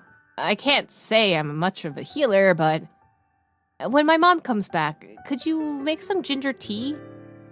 I can amplify its energy, so all you need to do is brew some water and mix some honey in. Understood. Where's the water boiler? On the counter next to the sink. Not sure if it still has water, so you might need to refill it. Kayn nodded as he made his way through the kitchen, calling out to me one last time. And honey? It should be in the cabinet next to the fridge. I turned back to Etza. Sweat coated their forehead. Strands of ivory hair clung to their face. They seemed more relaxed now that they were laying down. I thought they were going to pass out on me all the way home. Not wanting to disturb them, I whispered, I'm going to get some food started, okay? Just get some rest. Their eyes fluttered open. You're leaving? My chest tugged at the downcast expression. I almost felt guilty for leaving them. I won't go far. You'll still be able to sense me with your Eve radar. I traced my knuckles across the contours of their face, hoping the small act of comfort would soothe whatever worries they had. Etza nuzzled against my hand. I won't be gone long. Just a while, just while I get your food ready. You need to eat. They sighed dejectedly. Even through my concern, I found myself amused at their vulnerable behavior. Guess Etza has a childish side too. All right. Etza's eyes fluttered shut once again. Perhaps they had come to terms with my upcoming leave of absence. Their voice soft, they murmured. Thank you. Finally, Etza's chest rose and fell in a rhythmic fashion. Their breathing deepened, and before long they were fast asleep.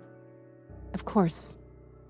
As I made my way to the kitchen, the sound of boiling water and chopping noises filled the air. Sounds like the tea's just about ready. I cut up the ginger. All it needs is your magic touch. Your mother said she found everything but moringa, so she'd keep looking for it while you got everything else ready. Got it. Thanks, Kayn. Kayn poured the hot water into a mug. I washed my hands and focused on preparing the last ingredient. My energy flowed forward, strengthening the natural healing properties of the ginger. There, that should be good. Release a deep breath. Usually, this small bit of magic wouldn't be a big deal, but after yesterday, I could feel my every effort that much more. Are you alright? I'm fine, just tired. Kayn sent a worried smile my way, gathered the ginger, mixing it gently into Etza's tea. Are you sure? Yes, don't worry, I won't be fainting on you too. I would hope not, considering you did that yesterday. Very funny, Kayn. Man, these people will not let that go. Just like you're not gonna let go of Etza's thing, they're not gonna let go of you fainting, okay? After that, I finish the soup, I'll rest. I can make the soup if you tell me the ingredients for it. No, I can handle it. I can do it. Even I was surprised by my son's stubbornness. If Kayn was offering, I should take the chance to kick up my feet. But for some reason, I wanted to be the one to make Etza soup. And we all know why. Anyway. Maybe Kayn could see the resolution in my eyes. He threw his hands up in mock surrender. Very well. I'll be with Etza. Just call me if you need anything. I nodded and turned back to the array of herbs spread across the counter. Let's see. As the pot of water boiled on the stove, I set to work on preparing the rest of the ingredients. Halfway through, Mom returned with a bundle of moringa. This is just about the last of it. Thanks, Mom. Sorry for the bother. It's okay. Do you need anything else? No, I think that's it. I'm almost done anyways. Alright. Did you take your vitamins yet? Yes, Mom. I'll be in the garden if you need me. I nodded and she placed one last kiss on my forehead before leaving me to finish the rest of the soup. What kind of soup is this, though? I need to know. Done! The broth bubbled to a slow boil as I turned the heat off. Carefully, I poured Etza and Kayn's servings. I only had 3 hands. I could carry my bowl out, too. As I entered the living room, Kayn's eyes flickered to me. They stood in their seat and approached me, offering to take the bowls from me. Smells good. I didn't know you were so talented in the kitchen. Soup's easy. You just throw everything into a pot. No, not necessarily, because some things need browning before you actually put everything into the pot. Here, this one's yours. Kayn's brows rose in surprise. Where's yours? I'll get mine in a minute. Guess first. His lips spread into a wry smile. Gently, he pushed the bowl towards me. You take this one. I can serve myself. But... It's alright. I can do this much, at the very least. Kayn walked past me, not giving me a chance to fight him over the bowl. Now hurry on to see Etza. They've been patiently waiting for you. I sighed and did as Kayn instructed. My hands were too full to argue with him. Etza lay asleep on the couch, now covered by a blanket. I noticed it was one that Kayn usually used when he stayed the night to protect me. I placed our bowls on the table before placing my hand on Etza's forehead. I still feel hot. How bad is this fever? It's not gonna disappear in, like, a few hours. That's for sure. Right, you also have to be careful when the veggies get too mushy. Exactly. You have to be careful about it. The order is important. Can you eat now, or do you want to sleep a bit longer? I found myself stroking their hair again and brushed away strands from their damp forehead. They turned away from me, and their answer was clear. Sleep it is. I drew circles on their back, and as they nuzzled into my touch, I found myself thinking about when our positions had been flipped. That day, I didn't realize how tired I was until Etza forced me to rest. Slowly, everything faded away. All that existed was Etza's touch as it traced along the contours of my back, and a soft melody that danced delicately in the air. In my tired days, it took perhaps too long to register that it was Etza's humming. What song is that? It sounds pretty. A sonorous voice floated around me as their fingers brushed gently against my skin, pulling me into a peaceful slumber. That song they were humming, how did it go? As best as I could, I tried to recreate it. The parts I couldn't remember, well, I could probably wing it. I would do that. Before I could wonder whether I was doing the song justice, Etza shifted closer to me. Were they seeking solace in my voice as I had with them all that time ago? As they leaned into my touch, they shivered. Are you cold? Wrapping the blanket more tightly around them, I breathed a sigh of relief as the shivering calmed. The sight of their back, usually so tall and poised, looking so weak and vulnerable, made a knot in my stomach. I wish I could heal them. But pushing myself more than this, it would be a bad idea, wouldn't it? Just putting my energy into that ginger took a lot out of me. I sat on the floor and leaned against the couch, resting my head on my arms. Next to me, Etza's energy was dull, so different from its usual brilliant form. But somehow, even like this, I felt content in their presence. No, these feelings went beyond contentment. Etza made me feel accepted, secure, cherished. When we first met, I thought it was their office, that they had somehow built their own haven at Central. But now it was that I realized Etza was the haven. The memories we shared together played through my mind like a sweet montage of my favorite moments at Central, and I smiled to myself. Etza, are you awake? There was some semblance of a mumble, but aside from that, nothing. Thanks for everything. I will continue watching over them, I think. I don't know what option that picked. I remember Etza's lesson from yesterday. What it was like to feel energy. As I reached for their energy, I could feel its cool wisp wrap around my fingers, as if they too were reaching for me. I know I haven't done nearly as much for you, but to be honest, if I had to repay your kindness, I think it'd take years. I mused over the idea of this kindness step. It was strange. I wanted to alleviate their burdens, and yet they seemed to reciprocate just as strongly. How would this dance end, with each of us desperate to ease the life of the other? Maybe repaying Etza isn't the point. Maybe it was okay to appreciate them for what they did, who they were, and leave it at that. My feelings of appreciation, soft and subdued at first, blossomed into something more. Etza was special to me. They had been for a while. Sometimes I felt like they felt the same. Was it just my imagination? Did I dare wonder? What would you say if I liked you? Well, they're awake. Oh, wait, hold on, pause. Etza shifted and turned towards me again, their eyes dazed.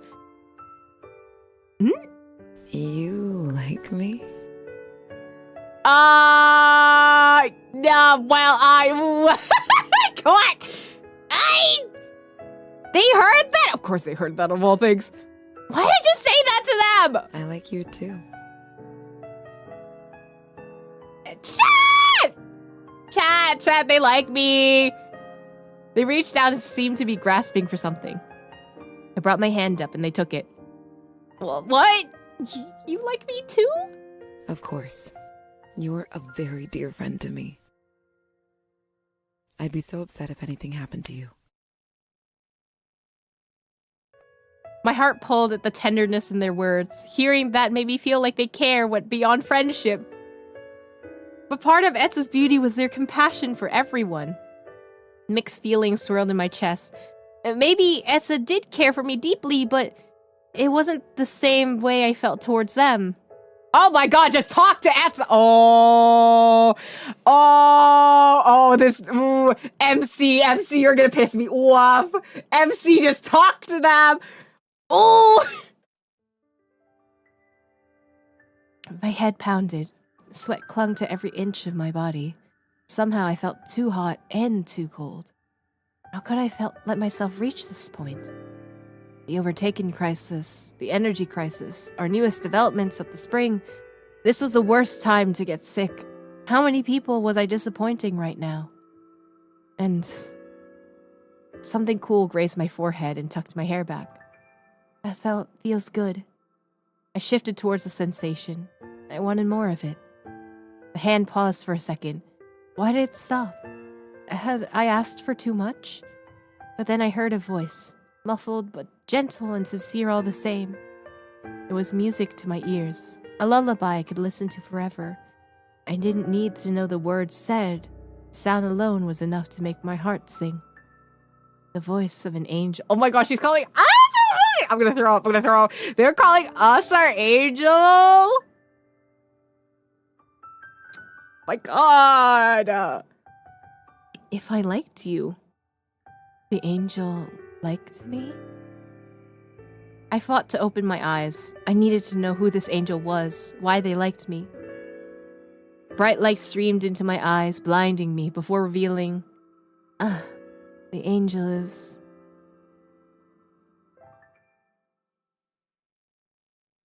I'm gonna throw a pop!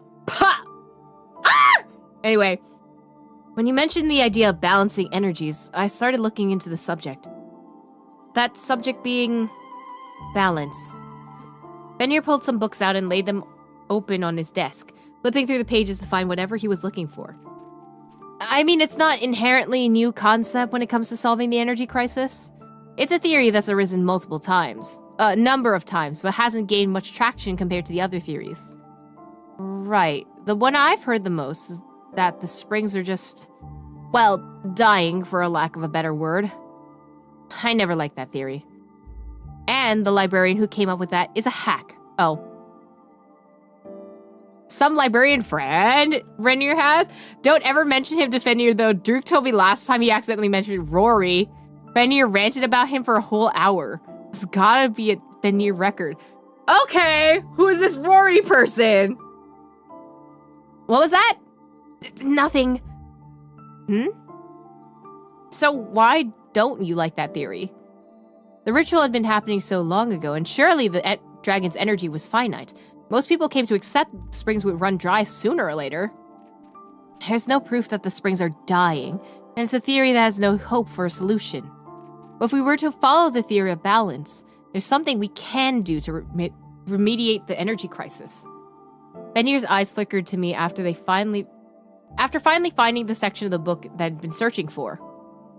You mean me? Not just you. No one person should be in charge of saving the world. But I am referring to the new possibilities that you discovered.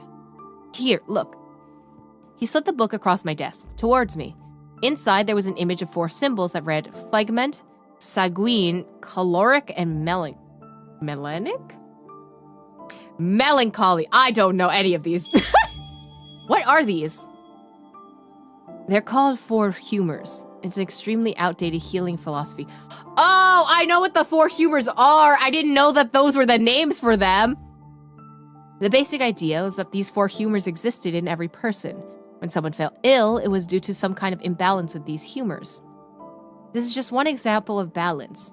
There's tons of philosophies that have to do with balance. 4 elements of nature, yin and yang. With the imbalance of the springs, people have put forth all types of hypotheses, but no one can actually test them. But with your vision, you can see the manner of the imbalance and restore balance. Also, I don't think I've ever checked Fenrir's aura. Oh, it's like electricity. Interesting. I can, but... What? It's not as easy as it seems. I'm not even sure I could do it again. At the springs, my vision kind of worked against me for a bit. Seeing so much concentrated energy at once was overwhelming. I kind of recognized sanguine, but I was thinking of color red instead of blood. I was thinking... Because I recognized melanic, because melancholy. But, like, I didn't realize that was, like, the actual name for them. If Etza wasn't there, I might not have even found the source of the imbalance. Etza didn't mention that part. How did they help you? Since they sense energy differently from me, they were able to guide me to the general location of the imbalance. Then, maybe since my vision is more precise, I was able to see exactly how the spring was imbalanced and handle things from there. Interesting. So, maybe your presence is what helps you compared to Etza. Would Etza be able to heal the springs too if you instructed them how to? They might be able to locate the imbalance, but... Back then, Etza's energy was more similar to the calming blue energy, right? If Etza had to heal the spring, would their energy have made things worse? Since the spring already had too much of that kind of energy. Well, I can't be sure, but... I don't think Etza would have been able to heal that spring. It might have exacerbated the imbalance. From what I could tell, the spring already had too much energy that was similar to Etza's. And that's what your vision showed you. If my theory's right, yes. That's really helpful. So did it help? Like, actually. Fenrir tapped his finger against the desk before hurriedly jotting something down in his notebook. That is actually a breakthrough. Oh! Really? I thought you said me healing the springs was a breakthrough. It was, but it wasn't completely viable. But this... Maybe you or other people like you can run diagnostics. Then, depending on how a spring is imbalanced, we can bring in people with the necessary kind of energy to heal it. Maybe that's why the Wyverns had struggled with healing Overtaken too. Their energy isn't compatible with whatever the Overtaken needs. Oh! So it's not because they're incapable, it's because they're incompatible. That would be my best guess. It's a working theory, but I think there's something to this. I'm not particularly attuned to energy myself, but maybe the reason you're easily able to is because you have universal kind of energy. Oh, when, like, someone has type O negative blood, it's a universal donor. Exactly. So it doesn't have to be me who heals all the springs. It just has to be someone who has the right kind of energy. Conflicting feelings swirled in my chest. Finding a way to restore balance to the springs was most exciting progress we made from the energy crisis. That means we could start doing things. But my memories of my own experiences at the spring pulled at me. I don't want other people to have to push themselves that hard. What are you thinking? I shifted uncomfortably. Would Fenrir judge me for this? I'm not sure I'd want anyone else to go through what I did. His sharp gaze softened. You know, if we had known healing the spring would take such a toll on you, we wouldn't have let you go anywhere near the place. The idea moving forward would be to involve other people so we can all work together. We're not trying to replace you, just to put the burden on somebody else. Imagine if multiple people could heal a spring together. That's possible? I can't be sure, but I don't see why not. The tightness in my chest eased. Multiple healers working at a single spring. I hadn't even thought of that. I thought of that first. I didn't realize this is not what we were thinking about. You and Etza, always thinking of doing things on your own. Just then I got a notification on my communicator. As I pulled it out, I saw a message from Etza. I guess their Eve radar went off. It'd been a couple of days since Etza had fallen sick. When the worst of their fever was over, Kayn and I helped them return home. We made sure to leave them with a large pot of soup and plenty of water. Luckily, they had been joking about not having water at their place. But at the time, I wasn't about to take the risk. While Etza and I had messaged occasionally since then, it may involve Etza trying to check in on work and me insisting they focus on recovering. After what accidentally confessed to them at my house, I came to realize I wasn't sure how to act around them.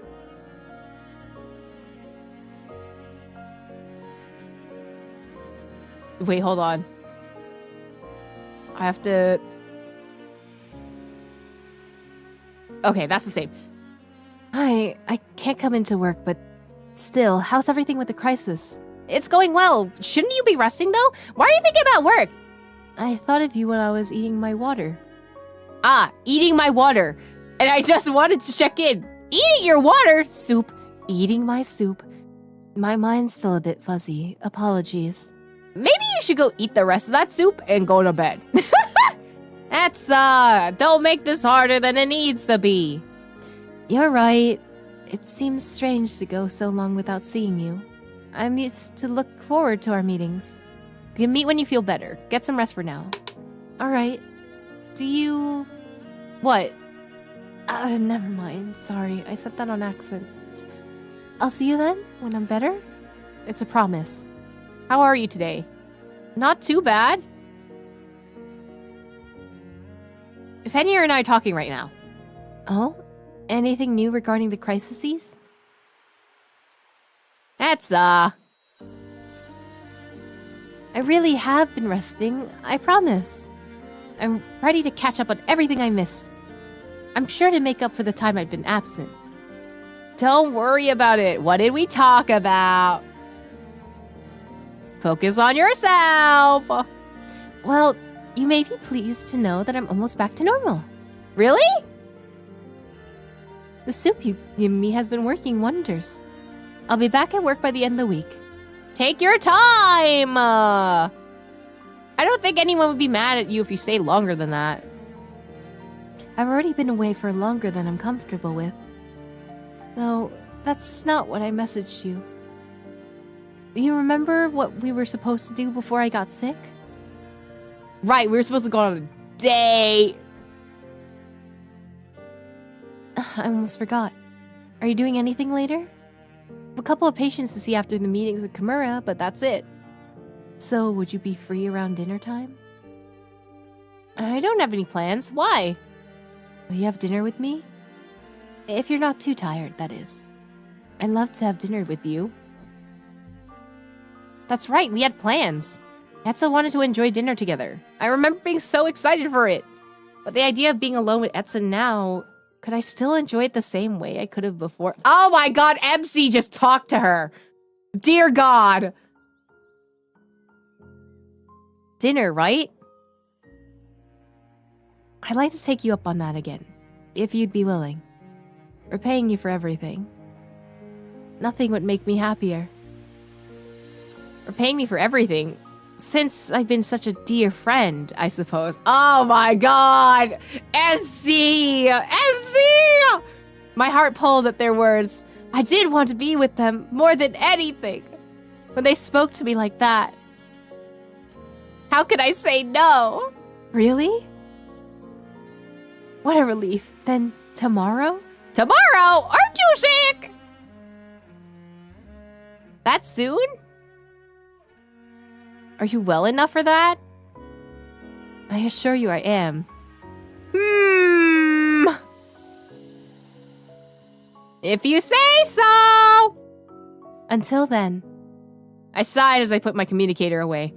What was I gonna do? How many times are you going to sigh today? Shut up! Shut up! That was my first sigh! No, you sighed 4 times in the span of that entire conversation. You're lying. I promise you, I'm not.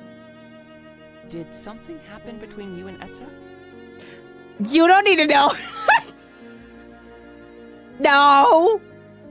I don't believe you. This is why you don't lie to the smart kid, because the smart kid's gonna fucking figure shit out. I winced at Fenrir's harsh words. How can he and Etza get along so well? They're so different. What happened? Woo!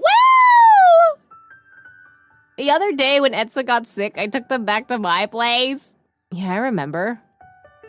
I was taking care of them. And I don't know what came over me, so I guess I got swept up in the moment. They looked so vulnerable, and I ended up confessing to them. I didn't think they'd hear me. I was more or less talking to myself. But they responded, and they don't see me the same way. They said that? Well, they said they only care about me as a friend.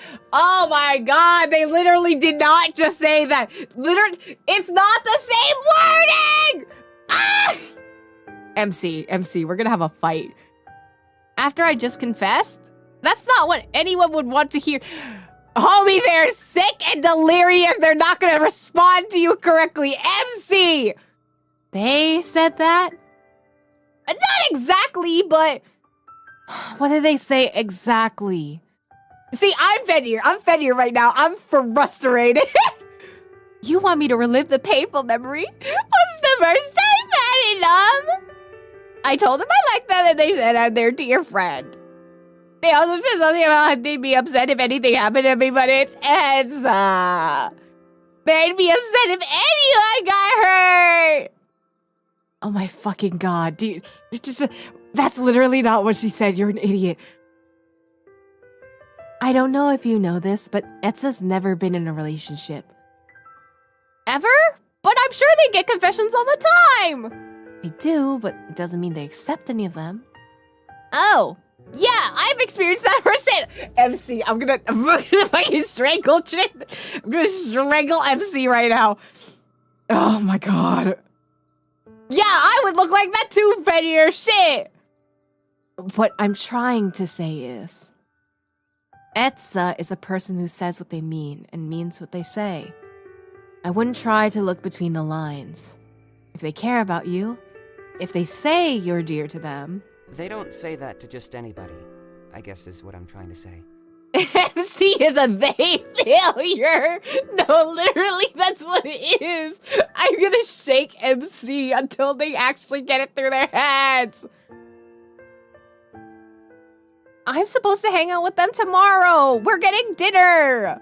Before everything happened, I was kind of hoping they'd be a date, but like now, how am I supposed to act? I don't know. But I do know that if Etza wanted to push you away, they would have done it by now.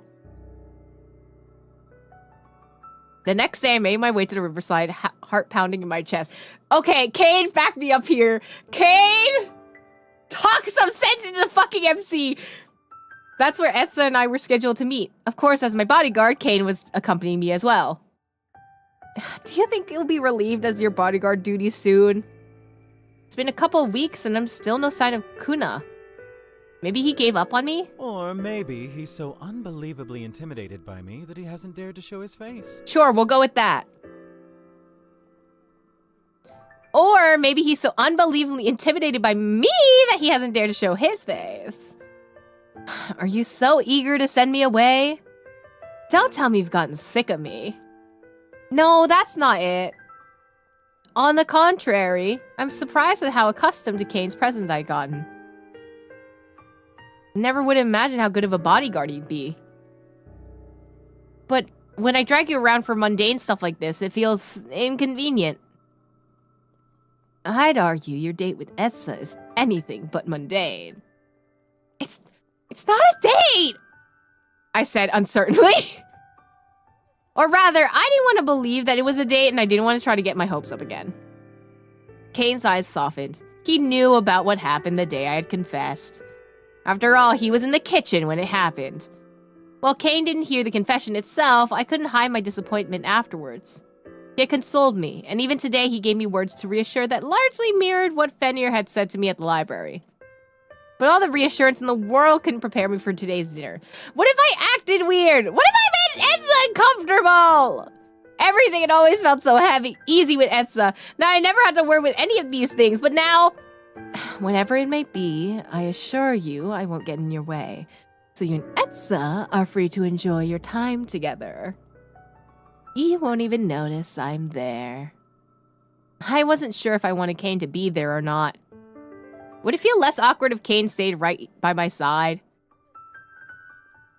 As we approached the river, I caught sight of Etza's tall figure. Their robes billowed in the afternoon wind. I rushed over, hoping they hadn't waited too long. Hey, Etza, you're early. It's my first day out of the house, so I must have gotten excited. They're not acting too different from usual. Maybe they don't even remember my confession! With how high their fever was, perhaps they weren't even fully conscious. That would certainly make things easier. I wasn't sure if I was ready to talk about that moment just yet. I'll be nearby. Just call and I'll be right over. Etza and I nodded as Kayn retreated to the cafe. The knot in my stomach tightened. So, where are we having dinner? Well, before we get to that, I was hoping to talk to you about something first. Uh-oh. Uh-oh. My heart thudded in my chest and I tried to keep my eyes from widening. Etza took my hand and guided us to a nearby bench. I almost didn't register that their touch over their thoughts storming through my mind. Below us, the river washed over smooth gray rocks. Warm sunlight glistened against the stream. This place was always special to me before. But after coming here with you all that time ago, it's a place that gives me great comfort. I wanted to take you here because I know things at Central have been busy. I thought coming here might help us take breath. But more than that, I thought it'd be the perfect place to give you this. A ring! Etza pulled something out. It was a music box, intricately decorated with gilded gold and delicate aquamarine. The color matched Etza's own accessories. Etza, what? Working with you has been life-changing. I expected it to be an honor, given your renown. What I didn't expect was what you would teach me, beyond healing. You taught me how to laugh, how to be brave, how to care for someone. Ah! That's a proposal. This is only a small keepsake for my gratitude, but I hope it's able to convey my feelings appropriately. Etza handed the music box to me. My heart clenched at the use of the word feelings. Help! What in the Ace Attorney is happening right now? How did Etza feel about me? They called me a dear friend, but the words they used now sounded so... If I confessed to them again, would they say the same thing as before? Or this time would they... Are you okay? To my surprise, I was crying. I wiped my tears away with the back of my hand. Where'd they even come from? Etza reached for my hand and held it, stopping me. They stared into my eyes, their brows furrowed as tears streamed down my cheeks.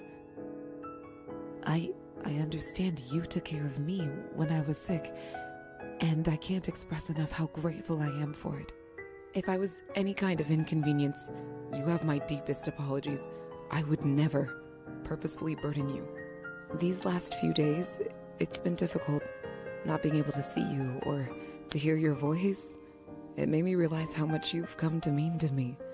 I missed you. And if I've done anything to jeopardize our relationship... No, Etza, it's not that. Who the fuck is this? Why are you ruining our date? Leave! Why? No, she was gonna propose to me and everything, and who is this? Hello, I hope I'm not interrupting anything important. Next to us, someone who moonlit eyes and midnight air smiled at us. Are you gonna be Faye? You're gonna end up being Faye, huh? Can we help you? Oh, can you? I would love nothing more than that. What do you need? You both healed that spring the other day, didn't you? Our adventure this spring hadn't been made public. While it wasn't necessarily a secret, I'd never seen this person at Central before. How could you know that? Details. I've never been one to pay much attention to them. Anyways, I know the string near my home. It's not very far, and... Oh, well... They're still recovering from that first adventure.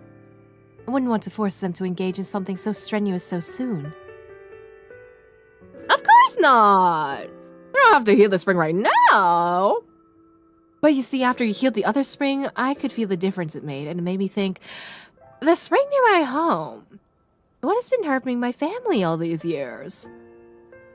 You don't have to heal the spring today, but you could, at the very least, come and have a look right now. Right now? Etza glanced at me before returning their gaze to this newcomer, brows wrinkled. Unfortunately, we have important arrangements tonight. My eyes widened in slight surprise. Etza wasn't one to deny a patient, and for them to call our dinner plans important arrangements, I still tried to still my quickening heart rate. Don't get your hopes up. Fenrir's words repeated in my mind. If they care about you, they'd say you're dear to them. They don't just say that to anybody, I guess is what I'm trying to say. If I'm not just anybody, how did Etza see me? What did it mean to be a dear friend? History would say they were best friends. Perhaps we could help you another time. Oh, of course I understand. I'm sure you two healers of your caliber are busy. That's fine. We can go when you're finished with your arrangements. I'm patient. Can you stop interrupting our date, sir? Ma'am? Person? Right. Well, in that case, we'll be on our way. Etza turned, facing me fully, and offered their arm to me. Shall we?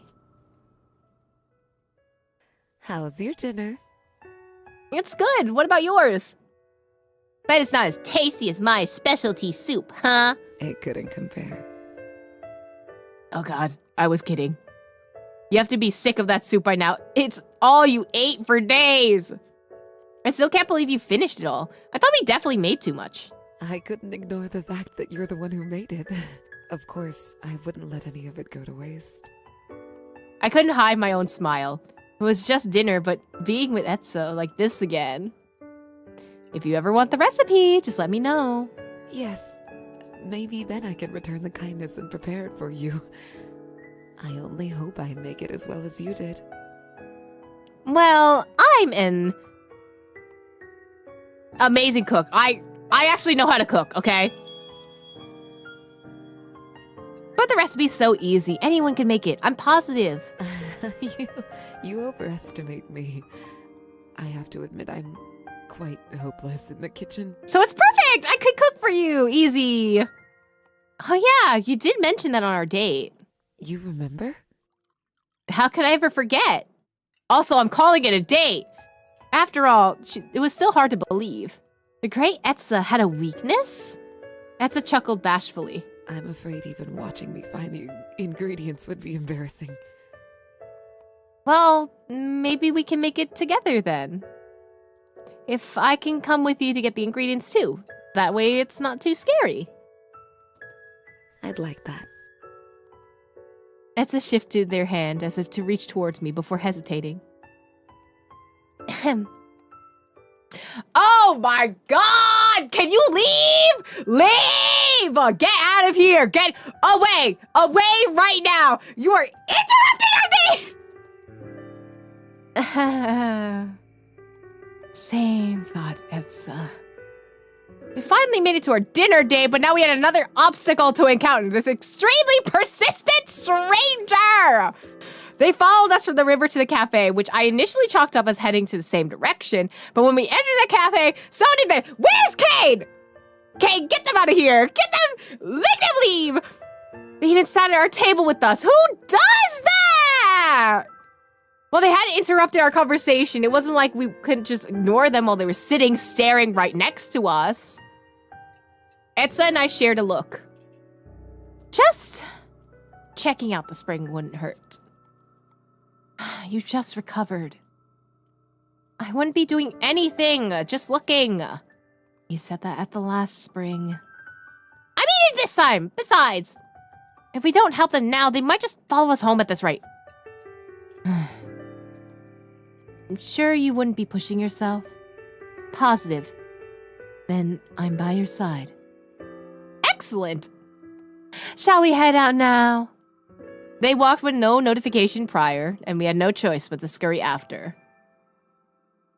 We strolled through the streets, afternoon sun still high in the sky, and the bustle of the crowd slow and meandering. And where are we going, by the way? Oh, not far. My home is just outside of town. Oh, someone just messaged me. It better be Kayn! Where did you go? Thank you. Someone's messaging me. Oh, shoot. We left in such a hurry because of this person. I forgot all about Kayn. We're heading towards the forest outside of town. Someone came and asked us to look at a spring near their house. It all happened so fast I forgot to tell you. Sorry! It's okay. I hope he's texting it's okay because he's so worried right now. Heading to you now. Bet. Okay, cool. I didn't know there was another spring close by. Maybe you should venture out more. There's much more you probably missed stuck in that town of yours. Huh? I cast a glance at Etza, but they seemed equally as confused and simply gave me a shrug. As we continued to walk, the forest trees around us shimmered slightly, with an almost pearlescent haze. It's so weird. Why does the energy here look so different? Etza, do you sense that? Sense what? The energy here is different. Hold on. I gotta use my Q senses. Where's my Q senses? That's not it. They're Fae! They're Fae! I can't sense their energy! Yo! I knew it! I knew they're Fae! Etza paused, glancing around us before looking back at me. No, I can't say I feel anything. Really? I'd recommend sticking close to me. It can get a bit dangerous in this part of the forest. The shimmering in the air, subtle before, grew more intense, and I stepped closer to Etza. My stomach churned with uneasiness. They offered their arm to me. As I took it, they pulled me in closer to them. Etza's eyes were trained on the stranger's back, perhaps getting the same sinking feeling I was. What'd you say your name was again? The stranger glanced behind them, but they seemed to be looking at something past us. Is Kayn here? But when I turned around, Kayn was nowhere to be seen. The stranger's attention focused back on us. I didn't give it. They continued walking. Then unease in my stomach grew. We need to get out of here. We could just walk back. Why did we agree to this in the first place? But this strange haze prevented me from doing so. While I'd never seen energy like this, something deep inside me knew not to do anything hasty while it was around us. I'm a healer, and I make it a habit to know my patients' names. You don't mind giving us something to call you at the very least. Their dark hair shifted as they walked. While I couldn't see their face, for some reason I imagined they were smirking. Were they not going to answer? I opened my mouth. You can call me Kiloom. Around us, the sheen in the air settled. I finally made it out. When I looked behind us, there was no indication of the strange haze we just walked through.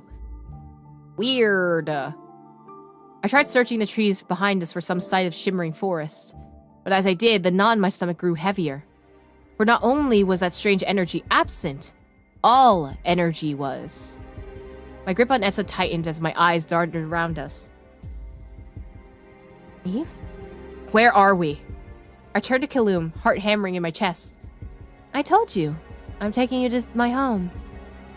Their gaze was cool, their smile equally calm as they uttered the next few words that would make my stomach drop. The Dusk Court, where the rest of my Fae siblings reside. Oh god, there's 3 more chapters left! Chapter 5! Chapter 5! Fae? You're Fae. Well, duh, yeah, Fae. I am. Was that not obvious? My heart raced in my chest. All this time we spent avoiding Kuna just to willingly follow one of their own kin. Was this a trap that Kuna had orchestrated? To lure our guard with a stranger, then pounce after we already walked into the palm of their hand? I glanced around the clearing. My gaze searched for the dense foliage in the shadows around us, before landing on Etza. Had I led us straight into danger? Eve, I'm sorry. Don't apologize. You couldn't have known. Etza took my hand in theirs, and their clear voice broke through my mind's panicked haze. We'll figure this out. Noting my calmer state, Etza directed their attention back to Kiloom. We followed you because you said you needed help. If you only brought us here for Kuna to... Kuna? He doesn't even know you're here. I told him his plans were too intricate. When I first approached you, you couldn't tell Kuna and I were from the same court? And as Etza and I shook our heads, Kiloom's brow furrowed. I thought humans were good at identifying Fae. Good? How could we be? We hardly even know you exist! Kuna didn't mention that. Is it because too much time has passed? Or is it because there's less of us now? No matter, you can change all that. Come along, this way. Kiloom turned and began walking deeper into the forest. No! They weren't making any sense. Were they less Fae? And could we change that? How did any of this relate to the springs? And more importantly, we never agreed to come to the Fae realm. We're not coming with you. You tricked us, abducted us. Why should we help you? I still didn't understand. How did we get here? We've just been walking through the woods. When the trees around us got hazy, was that us entering the Fae realm? Is that how Kuna's been entering our realm? Is it really that simple? My questions were making me dizzy, but there was one thing I was certain of. I wasn't going to help Kilum. They haven't done anything to hurt us yet, but if they know Kuna, I wasn't taking my chances. That's it. I'm calling Kayn.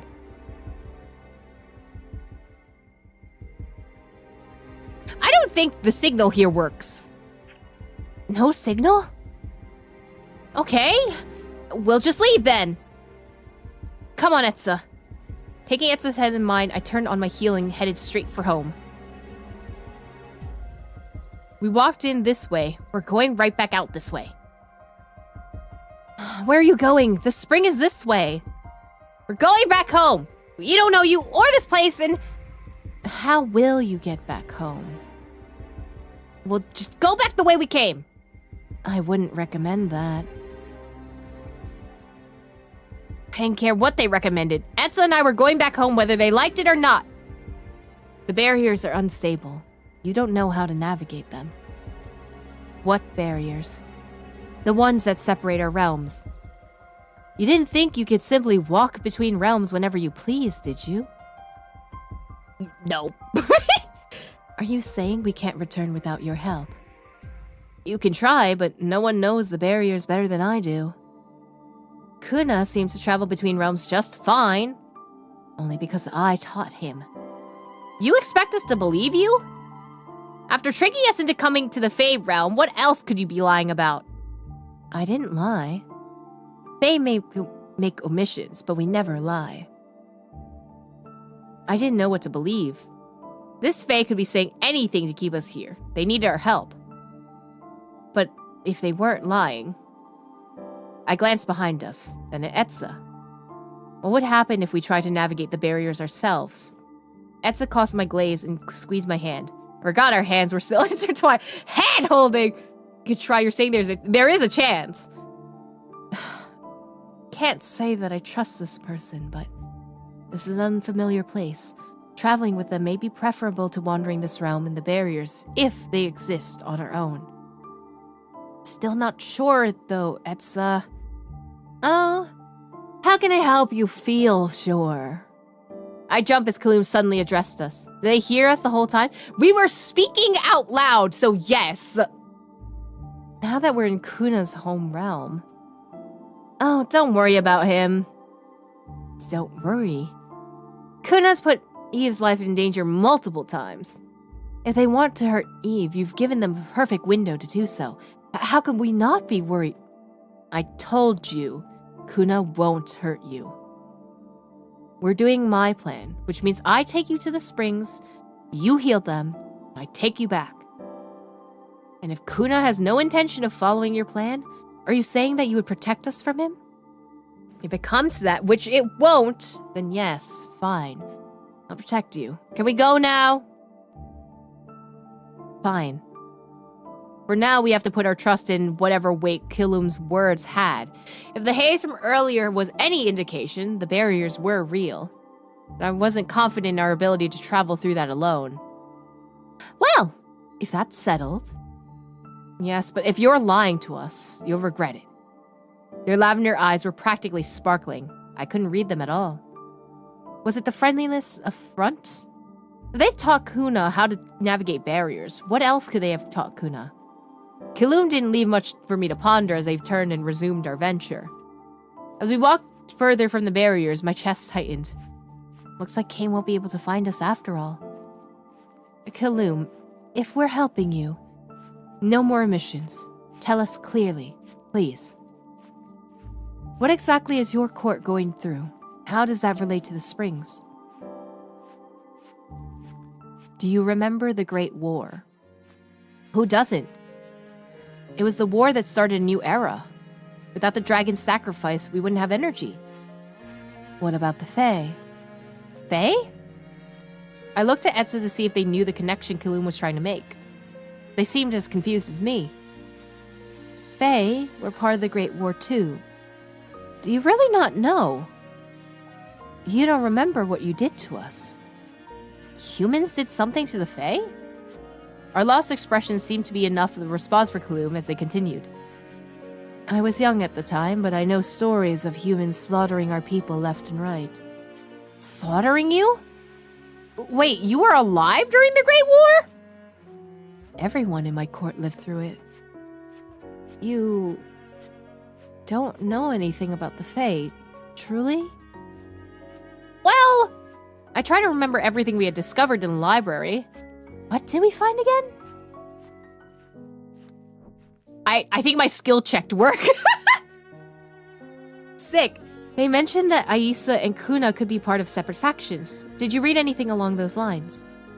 There was the idea of Seelie and Unseelie courts, with one side representing good and the other representing evil.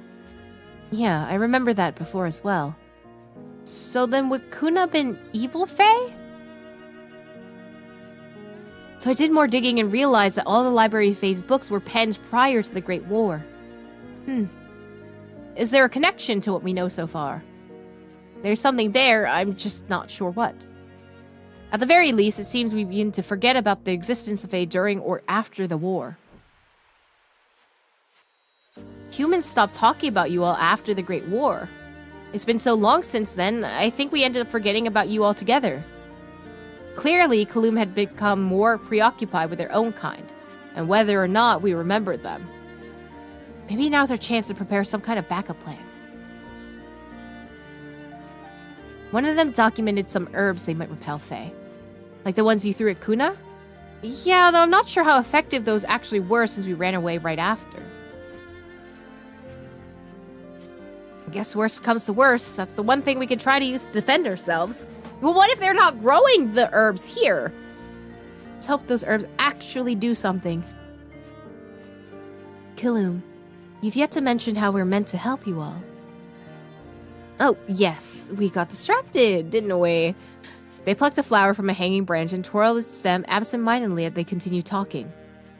Remember when you two heard that spring in the human realm? What about it? That day I noticed the barriers were weaker, easier to pass through. And that's never happened in all the time I've guarded them. How do you know it's because we healed the spring, though? I saw it. Found the area where the barrier felt weakest. It was transparent enough, and on the other side, I spotted you two healing the spring. Hi, Shadow. How's it going? What's happening? You want us to heal the spring in your court so you can pass through to our realm more easily? Visiting the human realm of my own volition? Now there's a thought. I'm not sure I'm ready for that quite yet. Then why heal the spring? How does that help you? When Kuna tried to kidnap me, he mentioned my healing powers, but he never mentioned a spring. A lot of people in our realm are sick. They have been since the Great War. What? That was centuries ago! They've been sick for that long. Kaloum's expression grew somber. We tried everything, but nothing helps. When Kuna said you could save us, I didn't believe him. But after you healed the spring in your realm, and the barriers got weaker, even we felt the effects. You mean by healing the spring in our realm, we healed some Fae as well? That's the only explanation. Nothing else changed in our realm. So it has to be because of you two. Wait, you're not sure because it's us. It's because of us. You're just assuming? Well, I don't know what else it could be. What? Kaloum dragged us all this way and they're not even sure if this will help their people? Is this what Kuna had planned for me? Then if they actually kidnap me? I never know what Kuna has in mind. At least we could agree on that much.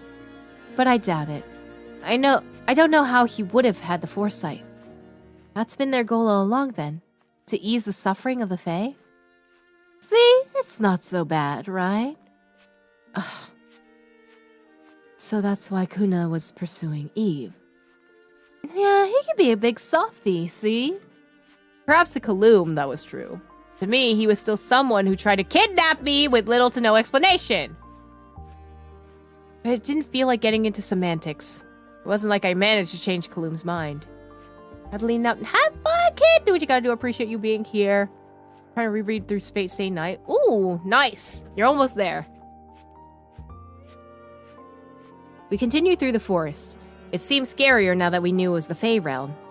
Large looming shadows reached towards us. Unknown creatures sulked in the darkness. Similar to the lack of energy I sensed from Kuna and Etza, this entire forest held no sign of the magic I recognized as life. I edged closer to Etza, the only one familiar to me in this foreign place. Never had I been so grateful for her brilliant energy. In this shadowed forest, Etza's bright aura was the light that had shielded me from the darkness. They offered their hand to me, and I... Held hands! We're holding hands! We're holding hands! Hallelujah! Taking it, holding it as my anchor. Etza didn't say anything else, simply giving my hand one comforting squeeze. But right now, their gentle touch did more for me than words ever could. So, how far is the spring, Kilum? We should be there by morning. What? We're gonna walk all night? I thought you said it was close. Getting to the spring within a day is close. It was becoming increasingly obvious that Kilum and I had very different definitions of many words. If you'd like to get there faster, I can teleport us. I've never teleported humans before, but I'm sure you'd be fine. Let's not do that. We can go by foot. Do you plan on stopping for the night or walking straight until daybreak? Walking straight there. Shouldn't we rest for the night and continue our journey later? I was under the impression you both were in a hurry. Well, now that we're trapped here, it'd probably be better to rest up. Very well. Humans are so fickle. We continued walking through the menacing forest until we eventually came upon a clearing perfect for setting up camp. I think here's good, Kilum. Whatever you say, little humans. As Etza and I set to work, Kilum disappeared into the forest. While Kilum's presence seemed to keep us safe in this unknown realm, I was glad to finally find a moment of privacy with Etza. Well, today has been eventful. That's an understatement, but yes! Welcome back! Did you miss being part of my exciting life? It's an unfortunate end to our day, but I'm glad I'm at least with you as you face this. How are you handling it all? Being told you're something of a savior to an ancient species. Well, maybe it's not too far of a stretch from how we treat you back home. Guess my ability to see energy helps me do a lot of things. I need to make sure I highlight in my resume from now on. Etza chuckled, and I couldn't help but think it was missing its usual magic. What about you, Etza? How are you holding up? You've hardly gotten over your flu, after all. A little tired, if I'm being honest. Though I don't feel like I have a right to complain when you're the one carrying so much responsibility. You can talk to me about these things, you know? It hurts me when you keep it to yourself.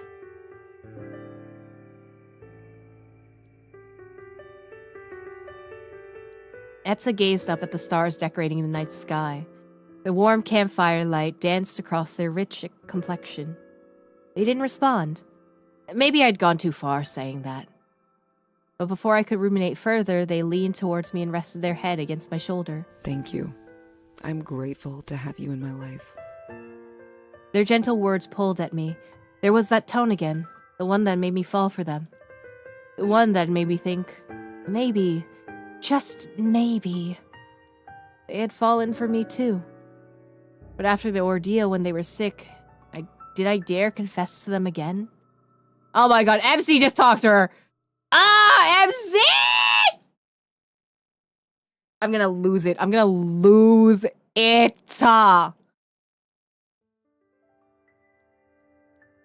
There was that look in their eyes again. The one that had seemed to haunt them ever since I'd fallen ill. What made them hurt in that way? Did it have to do with me? I hated the idea of that, to be the source of Eve's anguish. Maybe I should bring it up to them again. I know we talked about it briefly before Kilum, but I opened my mouth to ask them, to free them from whatever weighed on their shoulders. What came out of my mouth was different. Is there anything I can help you with? A question that was almost there, but not quite. At this point, I knew how they would respond. This is the rhythm of our conversations typically followed. They would say there was nothing, but they would ask me if I needed help with anything. Why is this so hard for me? All I wanted was to be there for them, in whichever way I could, and yet... I'm okay, Etza. Worry about yourself more. You just got sick. How could I bridge this gap between us? How could I... Etza... Can I tell you something? Of course. Anything. My words almost sounded desperate, but perhaps that's what I was, desperate for. The other day, when you collapsed from your fever. This was it. I skipped the line. What was it? The moment things between us has shifted. What did I do on that day? Oh, so you don't remember. Do you remember what we talked about? On my couch? We had talked about something? I try to remember that day. I remembered the comforting feeling of their touch as their fingers glided through my hair. I remembered the smell of their blanket wrapped around me, warm and familiar. I remembered the beautiful sound of their voice pulling me to sleep, like a lullaby I'd never forget. I could remember so much. In fact, it was all I could think about these past couple of days. But this conversation... I can't say I do. I apologize. Their face crumpled, just for a second in the light of the fire. Why? If it were any darker, if I hadn't already memorized every inch of their face, I most likely wouldn't have noticed it. But their expression dropped, and with it, so too did my heart. Remind me, if it was important, I don't want it to be blurred by the haze of my fever. They were silent, and my heart beat faster. They rubbed their hands together as if nervous. I reached out and placed my hand over theirs. Surely, whatever this was, they could tell me. I don't know if talking about it will change anything. I'm scared to hear what you'll say. Scared? Have I done something to scare you? Well, the thing is, I like you. Oh my god, they confessed. Thank God, and she's not in the fever haze. And I know it's inappropriate. After all, we're friends and we work together. Their voice, everything faded away. They liked me? And I know you might not feel the same way. Wait, I don't feel the same way? Pain flashed in their eyes. No, anything but that. I do like you. Their lips trembled as I tried to smile. If I'd held their cheeks in my hands, would that make it stop? As a friend, you mean? As a friend? Well, yes, of course I cared for them as a friend. They were dear to me. My feelings were more than that. I cared for them. I cherished them. I'm gonna lose my shit. You finally confess after not being in a fever haze. I'm gonna strangle MC. I'm gonna strangle MC so badly. Ah! This was even worse! Oh my god, MC! Just talk to each other. You are... I'm gonna lose it. I'm gonna lose every brain cell. At least during my first confession, Etza was hardly conscious. There was no way they could remember anything I said. But now... I do like you as a friend. The second time, my heart shattered into another million pieces. Oh my god, just finish that sentence! It's fine! Just finish this stupid fucking sentence! And this time, I wasn't sure if I could pick them up. But it's deeper than that. My feelings are deeper than that. What? I've never met anyone like you. I've never connected to anyone like you. The way you approach everything unabashedly. When I'm with you, I want to live more honestly, fiercely, intensely. Etza, Please, let me finish. I don't want to misrepresent myself again. You have to know how I feel about you. I care about everything. The way the corners of your eyes crinkle when you laugh, or how your brow wrinkles when you're thinking. My cheeks grew warm. I had noticed those endearing quirks about Etza, but for them to have done the same for me... I've come to cherish it all. But more importantly than that, I cherish how I feel around you. With you, I remember parts of myself I'd neglected. How I like having my hair played with. Or how I like soup when I'm sick. The corners of their eyes wrinkled. They couldn't help but laugh. The heaviness in my chest had been so easily chased away by their light. I also remember how scared I get when I'm near combat, and how brave I can be if I'm with the right person. When I'm with you, I remember not just who I am as a healer, but who I am as a person. You see me for the person I sometimes forget I am. I'd do anything for you. I love you. Ah! I blinked back, tears, speechless. My lips quivered with countless emotions! It's actually returned my feelings! You're smiling again. They reached for my hand and squeezed in theirs. I'm not sure what I said in my flu-derived delusion, but I mean what I'm saying right now. You're the most important person to me. Ah! They caressed my cheek and we gazed into each other's eyes by the comforting glow of the campfire! Fucking do it. Fall said! I turned my head towards the palm of their hand and kissed them. Etza faltered, eyes widening before smiling. Their thumb brushed against my bottom lip hesitantly. Something rustled in the bushes. Oh. Kaloum, when I catch you, when I catch you, look like Kaloum's back. Kaloum! A growl, low and deep, came from the shadows. Oh, I don't know if that's Kaloum. It was inhuman, like the Overtaken, but somehow worse, angrier, more violent. The rustling grew louder, and Etza and I jumped from our spots, searching the darkness for this new presence. Kaloum!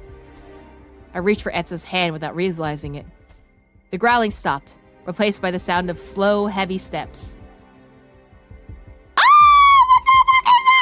What emerged was nothing like I'd ever seen. Thick, heavy vines hung from jagged branches. Dark, torn clothes billowed in the wind, revealing a canvas of golden scars and shadowed, ink-stained swirls. What is that thing? Before Etza could answer, it charged towards us. One blink is all it took before it went straight right in front of us. I tried to leap out of the way, but my body wouldn't listen. Move. If I don't, this monster will impale me. Etza pulled me to the side, and we crashed into the ground together, barely avoiding the branched being. As the giant rammed into a tree, it released an anguished cry. Is it a fae? Can fae look like that? How could Kaloum fail to mention that? Kaloum has failed to mention many things, I will say. The forest creature turned to us. In its eyes, I found rage, pain, and yet it doesn't feel like it's looking at us. Somehow, it's looking at... I turned around, but there was no one behind us. While the monster's gaze was on us, it was seeing... eyes. What did it say? It stepped towards us, snapping the branches and leaves beneath it with ease. Eyes. Eyes. It were a cry for help. The beast uttered that word over and over. Ice ran through my veins. Why was it repeating that? Eyes. Eyes. Eyes. Yes, is what I read instead. This is why I can't read shit. Each repeat of the word quickened its step. Starlight gathered around the monster. Aren't those the particles I always saw at Kuna's? Did that mean that this monster was fae? It could use magic? Etza grabbed my hand and sprinted away from the fae. The violent titan roared and ran, each footstep bringing it closer and closer to us. Etza, what do we do? Air was already entering my lungs in shorter bursts. We were sprinting, but that didn't even seem to matter compared to this fae's physical prowess. With every passing second, they shortened the distance, its grunts getting closer and closer. Leaves and branches tugged at my skin. Where could it even going in the darkness? Where could we go? I glanced at Etza, but seemed to be at as much as a loss as me. Forest animals enchanted. You know, the regular chants that forest animals do. In the dim moonlight, conflict was etched on their faces as they struggled to think past the sheer terror. The fae was closer now. The forests around us rustled and shook us from the fae's presence, as if it too was afraid of them. We didn't have long. We needed to do something now. Something crashed behind us. The forest took one more time before returning to quiet still. That's for sure. That's Kuna. That's 100% Kuna. It stopped. What? Heart thudding in my chest, I turned, terrified of what had possibly silenced the behemoth. A cloaked figure stood, cool and confident. Shadows lapped at their feet, starlight sparkled in the air. Glad to see me. Yeah, there he is! The fuck! Fuck you! I'm supposed to be on a date right now, and you're fucking it up! You and your buddy! Oh, and I catch you both! Little one. When I catch you both! Ooh! When I catch you both, you don't understand! Anyway.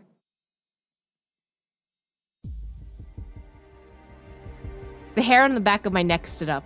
What were they doing here? Somehow we had escaped one fire just to jump to another. Kaloum might have said we don't have to be afraid of Kuna, but that was easier said than done. Do we run? Before I could take a single step, someone else spoke. What's Tar doing here? Kaloum? They were standing right behind us, having reappeared out of nowhere. Kaloum's gaze was fixed on the monster that had been chasing us, who lay prone and unconscious on the ground. Look what happens when you're charged, Chaos. Is that what you call getting your beloved Eve to help us after you failed multiple times? I didn't fail. I was waiting for the right moment. Well, looks like the right moment found me first. You brought Kuna here. Tar, too many questions. My brain hurts. I'm gonna ask about Tar. But no, in spirit, my brain is on the last answer. Is that the name of the monster that attacked us? Watch what you call monster. Tar is one of us. But they look nothing like Kaloum or Kuna. They had horns, not to mention their skin's markings. Horrified, perhaps now you can understand a fraction of the pain my court has carried for centuries. This is from the Great War? Neither Kaloum nor Kuna answered me. This little bit of information was all they were willing to reveal. Well, I do get other options. Cool. You don't sound very happy to see me. Am I supposed to be? So a little appreciation for the one who just saved you? I thought you were kinder than that, little one. Are you going to answer their question? Testy. I asked him to come. I suppressed my urge to sigh. You said you protect us from Kuna, not bring him here to us. No, I said I'd protect you from him. I didn't say anything about not bringing him with us. And why would you do that? Kuna will protect us from everything else. You mean we'll be running into more Fae-like Tar from now on? Between the two of us, Kuna is the lover and the fighter. So you're saying that Kuna is the stronger one. Then how would Kaloum even protect us from them? So I'm not sure how comfortable we are with Kuna accompanying us from here on out. The farther we are from my court, the more dangerous it gets. Kuna can protect you better than I can. I wish we had known that before we ran into Tar, but I guess it's too late for that kind of thinking. Too many questions, brain hurty. Which is what I wanted to say first and foremost, but I wanted the lore beforehand. Come, let's move somewhere else while Tar's still sleeping. Sleeping is one way to put it. We moved away from Tar's unconscious body and away from one source of my stress, which just left Kuna, but I doubt they'd be leaving anytime soon. They do seem less aggressive, though. Maybe Kaloum was telling the truth. Or maybe they're just being nice now because we're doing what they want. As we trudged through the forest once again, I found my thoughts drifting to Tar. Kaloum mentioned their court was suffering, but that Tar was beyond anything I could have imagined. Suffering could look like that? Kaloum seemed to blame humans for the Fae's suffering, but could humans truly do that to someone? I want to say yes, because humans, you know... What exactly happened during the Great War? Our records had detailed the pain and violence from those times, but to actually see it was an entirely different matter. And Kuna and Kilum experienced it all firsthand. Slowly, I could feel myself empathizing with, or at least, very least, understanding them and the rest of their court. Etza's voice pulled me from my thoughts. Tar reminded me a bit of the Overtaken. Yeah, they did, didn't they? The mindless state, the violence. But Tar seemed much more in control, right? I couldn't explain it, but Tar felt different from the Overtaken back home. All the signs were similar, and yet I felt a sense of pain, agony from Tar. Tar didn't seem like they had lost themselves in the way Overtaken do. You could feel it too? Yes, as terrifying as they were, I almost felt like they were crying for help.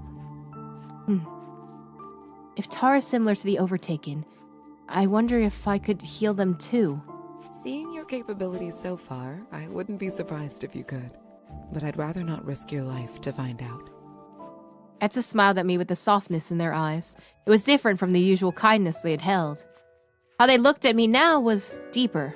It wasn't just compassion. It was love. I remembered their confession again, and the back of my neck grew warm. Tar's attack had cut it short, but now it was sinking in. Etza truly had feelings for me. Their gaze shifted, and a light blush dusted their cheeks. Crap, I was just staring at them. Sorry, I was thinking about earlier. When I told you how I feel about you? I nodded. My neck felt even hotter. Etza smiled and reached for my hand. I kissed the back of it, their lips lingering slightly before pulling away. Do you need me to say it again?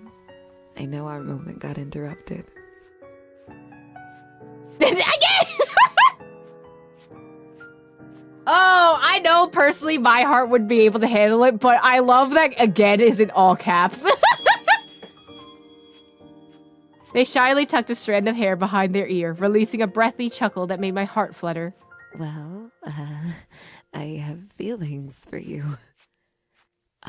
But not feelings of friendship. Well, I do feel friendship towards you, but I also... Their blush had deepened, and it took every fiber of my being to suppress my grin as Etza floundered for words. Now this is a side to Etza I've never seen. It's a bit harder when the romantic moment's been taken away from us. Really? You never seemed to have a problem before now. What do you mean? Well, you know... Where to even start? There was no way they didn't know the effect they had on me. But Etza continued to stare blankly at me. They seemed genuinely unaware of what I was talking about. Jeez, the perfect romantic and they don't even know it. What a dangerous combination. Never mind. Anyway, I turned back to the pathway. What about you? What about me? Why do you like me? Oh! Reliable, you're easy on the eyes, you make me feel safe. I just like being with you. I feel like conversation-wise, what I've gathered from most of this is that they feel safe around them. But also the last one. Friend, I owe you my thanks. No idea what's this game on the screen, but I see hot women. I love happy 28 decades evening 16 hearts. Happy 28 months! Welcome back to the Wall Apartment. I hope you enjoy your ad reviewing and your emotes. We're playing Alaris, which is tagged at the top of this. I believe it's in the pinned. This is Etza. They are a healer, and also we just confessed. We just confessed. But welcome on in. Everyone go check out Speeder right now! How's it going? What's happening? Wish I had your stream stamina. It comes from being able to get so hyper-focused on something that you forget. That it's been 8 hours! So every time they called me out in this game, that's what happened. Also, I don't think there's a mod available, so let me do that. From the minute you saved me when I was lost in those central hallways, I felt this way. Really? Even if I'm not a Drake, like Kayn or Druk? Kayn and Druk are great at protection, sure, but with you, the feeling with Etza was different. If Kayn and Druk were like shields meant to protect me from physical harm, Etza was like a haven, where my most vulnerable self could retreat to without worry of attack. You're who I feel safest with. I feel the same way with you. We continued our trek forward, but as we did, Etza's usually immaculate posture slowly dropped. We probably wouldn't rest for a while. After that run-in with Tar, we needed to get as much distance from them as we could. But Etza had literally just recovered from being sick, from overworking themselves no less. I glanced at Etza, trying to make out their features in the darkness. Their usually sharp expression was softer. Fragments of their exhaustion peeked through. The difference was subtle. If I had saw the same Etza months ago when we first met, I may not have even noticed. But I knew them now. The small changes that revealed their true feelings. I'm all right, you know. Are you? I wish you had a little more trust in my strength. Oh, I know you're strong, Etza. In fact, I think you're too strong for your own good. So strong, you don't even know your own limits sometimes. Do you remember what we talked about before I got sick? What we talked about? You asked me if I took care of myself. Oh yeah, and you listed 3 square meals a day, water, basic biology. I wish I could show you the look on your face when I said that. It's unfortunate timing, seeing as I got sick right after that talk. But I've been thinking of that conversation since. Really? At first, I didn't understand why you looked so disappointed. But as I was recovering, it started to sink in. Even when I had free time on my hands, I no longer knew what to do with myself. Taking care of myself. While I understood what that meant physically, I'd forgotten what it meant beyond that. If I'm being honest, the only other thing I wanted to do while I was recovering was see you. Ah! Ah! Anyway, I'm so normal about them. Again, with their effortlessly romantic lines. I guess this is my long-winded way of saying, even if I'm tired, I'm okay to keep walking. I want us to reach somewhere safe. For you. For me? But you're supposed to take care of yourself, not me. Isn't this just repeating the cycle? I guess it seems that way, doesn't it? It's different now, though. How do I explain it? Before, I would have pushed myself because I felt like I had to. Otherwise, I'd be a burden. But right now, I'm pushing myself because I want to. For the both of us. Once I know we're safe, it'll feel much better. They walked closer, and their hand brushed against mine. It's normal to want someone you love to be safe, isn't it? The look in their eyes was firm, with a certainty that contrasted the usually gentle expression. As they held me in their gaze, I found myself believing them. All right, I'll trust you. But say something if you need a break. I'm serious. Etza smiled and held out their pinky. I promise. If I'm too fatigued to go on, your shoulder will be the first I seek. My heart skipped a beat. Oh my god, they're so romantic. They're so cute. They always find a way to catch me off guard. With Etza, I knew their intention wasn't to send my heart racing. But did they really have no idea about the effect their words had on me? Are you two done flirting? Oh my god, I forgot he was here. Leave us alone! Ruining our date. Fucking up our date 3 times already. Ugh. Were they listening to us the whole time? Yes! We've been in the same vicinity for how long? Surely you're not surprised. There's nothing else for us to listen to in this empty forest. Next to me, Etza also seemed to be blushing fiercely. Don't be embarrassed. I think it's cute. I've never seen 2 humans flirt. Is it so different from how Fae talk to one another? Well, I've really only ever seen Kuna in action, and we all know he is... I'm what? Hello. awful at flirting. Well, the details aren't important. What is important is that Kuna's rudely interrupted you. If you'd like to keep flirting, don't let us get in the way. If anyone's going to flirt, it should be... I think we're okay. Thanks.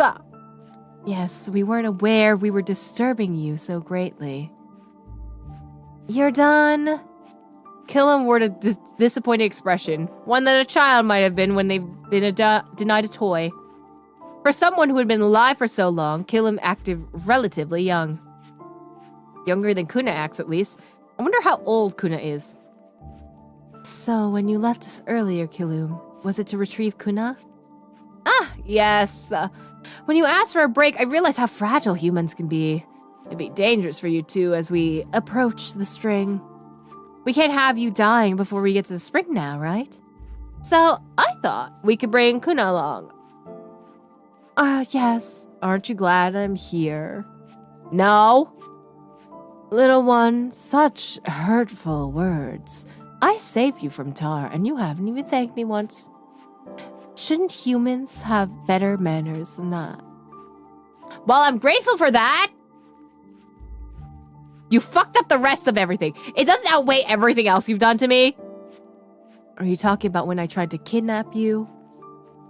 Haven't we moved past this by now? Oh, Kuna makes me mad. Kuna! When did we decide that? Earlier, you said it would get more dangerous as we approach the spring. It's because this area has other Fae who shares Tar's condition. Not that many, but enough. No one ventures near the spring anymore, so they've claimed it as their own. Most of my kin don't go beyond what confines of my court. Because it's dangerous. It's dangerous now, but it hasn't always been that way. I guess as everyone grew weaker, people left the court less and less. So, the rest of the realm has gotten a bit... They have eyes. They can see it for themselves what our realm is like now. Looming, threatening shadows, dark, twisting branches, dry, crunching underbrush. I would have assumed this was how their realm had always been. I mean, it goes with Kuna's whole aesthetic. Does it? Because last time I checked, I don't think that's armor. But if that wasn't the case, what was it like before? Killam and Kunas both quirked their brows at me.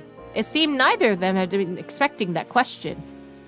The bitterness in Kuna's eyes faded into something else, something softer. I couldn't put my finger on it, but if I had to name it, they seemed wistful. More beautiful than you can imagine. The moon was brighter back then, radiant and brilliant, every bit the sun's equal. There was a time you could feel her presence everywhere.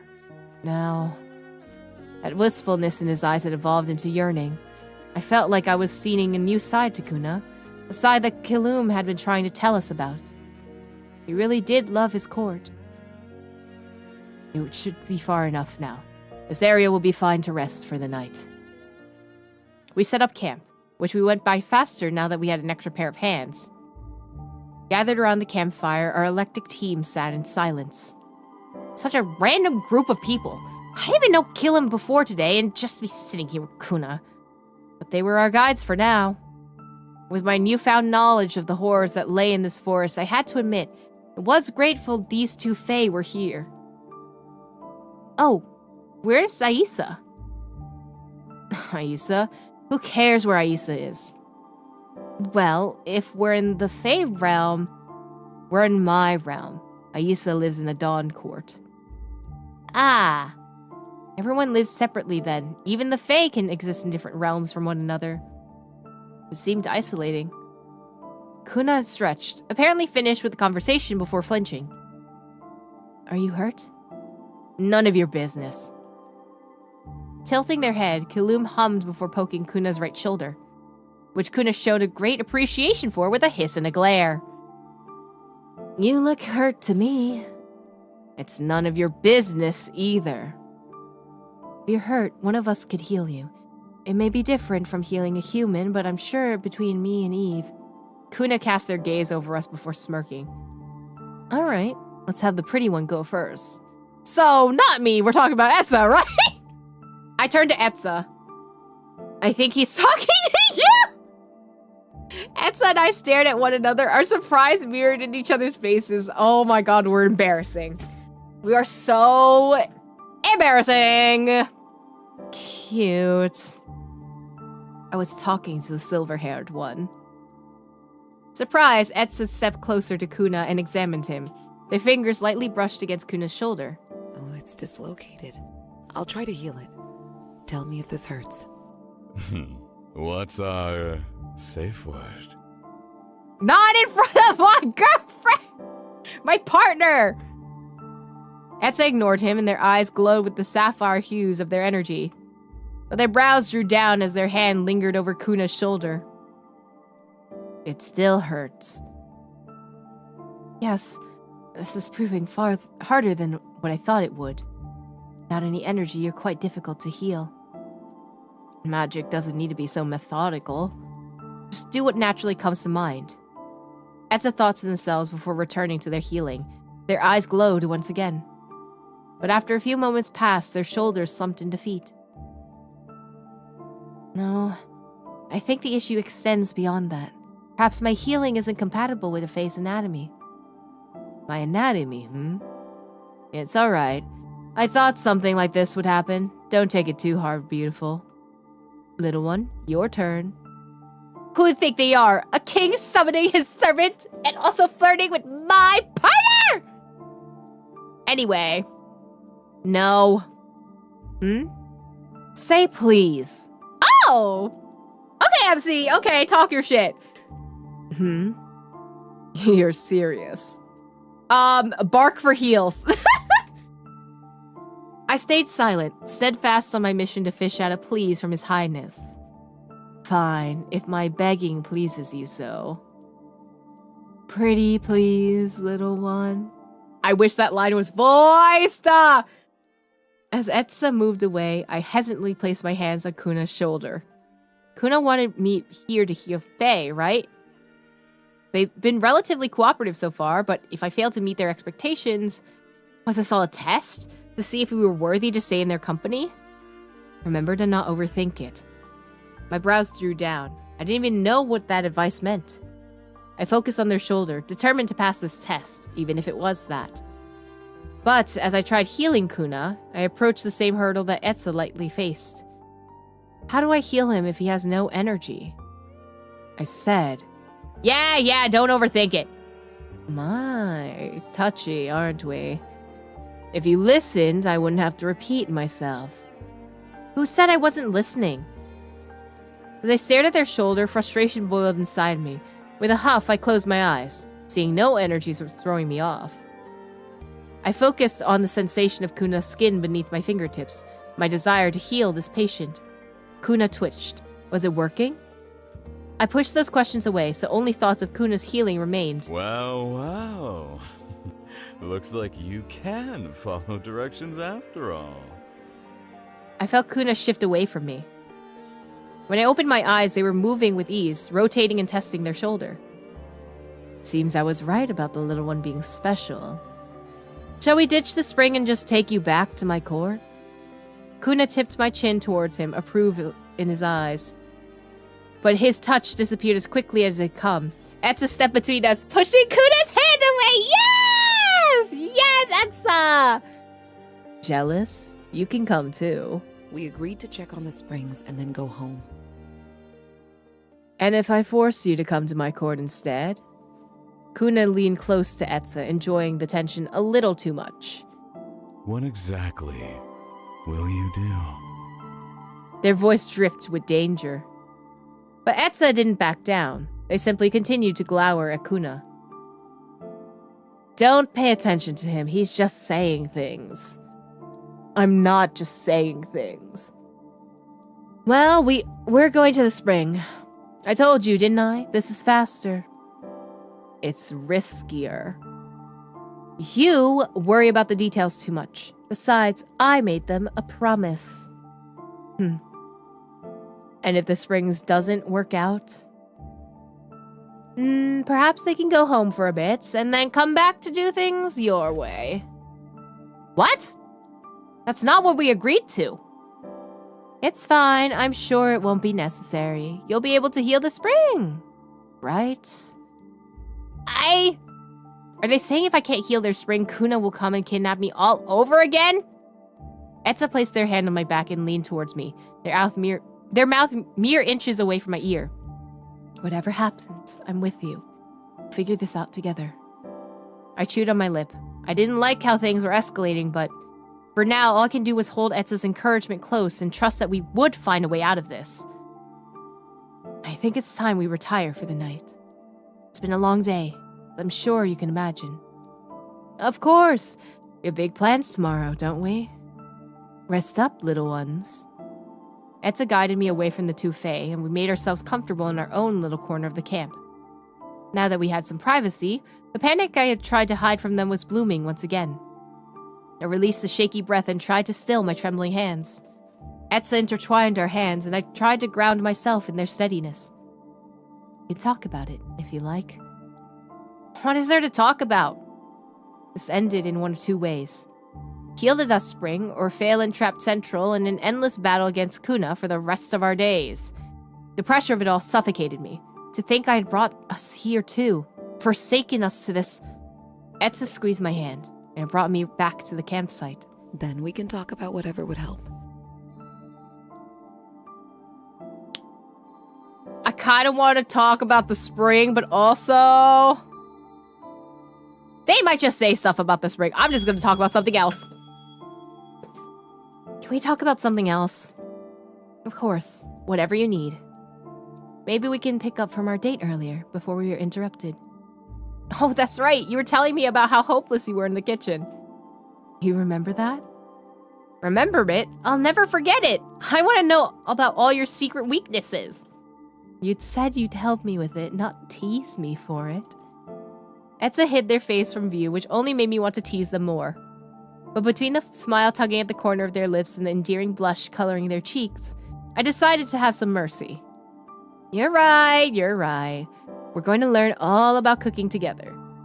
That way it'll be even easier for you when you get your 3 square meals in. As Etza laughed, I couldn't help but smile.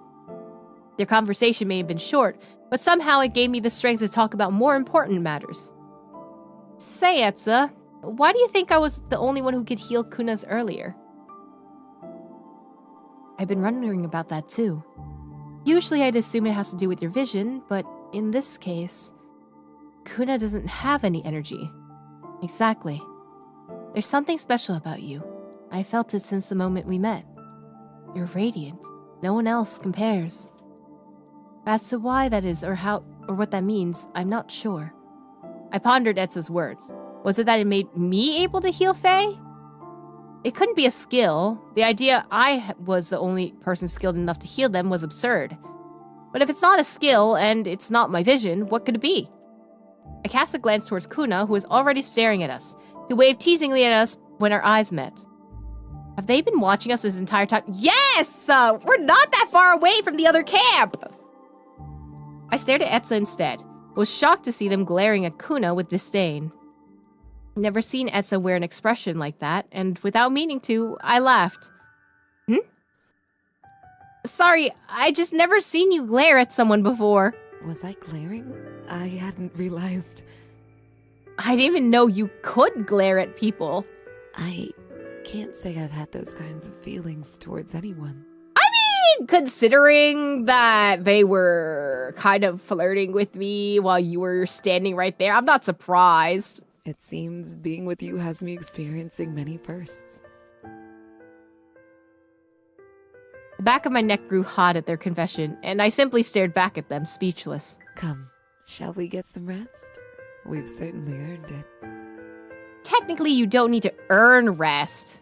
Ah, yes. An unfortunate choice of words. Etza took off their cloak and placed it on the forest floor. Here.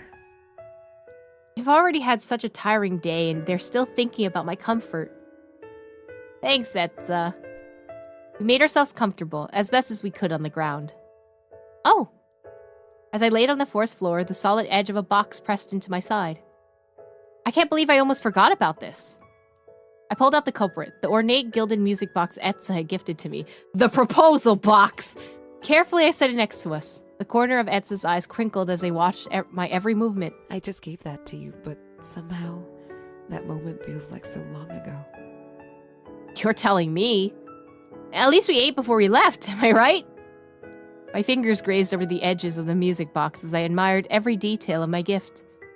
With a click, the music box opened, and a delicate melody floated from it. Wait, this song. It was the same one Etza had hummed to me when they first took care of me, the day after Kuna's attempted kidnapping. Another equally melodic noise rang through the air, and I saw Etza chuckling. Do you know this song too? You hummed it on the day you came over, after the whole Kuna incident. You remember that? I thought you'd fallen asleep by then. How embarrassing. Don't be embarrassed. I like it. I can't remember the last time someone sang me to sleep. It was hard to tell with the warm light cast by the campfire, but it looks like Etza was blushing. I tried to sing the same tune to you when you were sick, but listening to it now in the music box, I'm pretty sure I botched it. No, I don't think you did. I blinked at Etza. The adoration in their tone made me melt. As I edged closer to them, I breathed in their light, floral scent. Their strikingly aqua energy floated around them in a soft haze. The gentle tune of the music box surrounding us. In this unknown land, I couldn't be more grateful for every part of them that had grown familiar to me.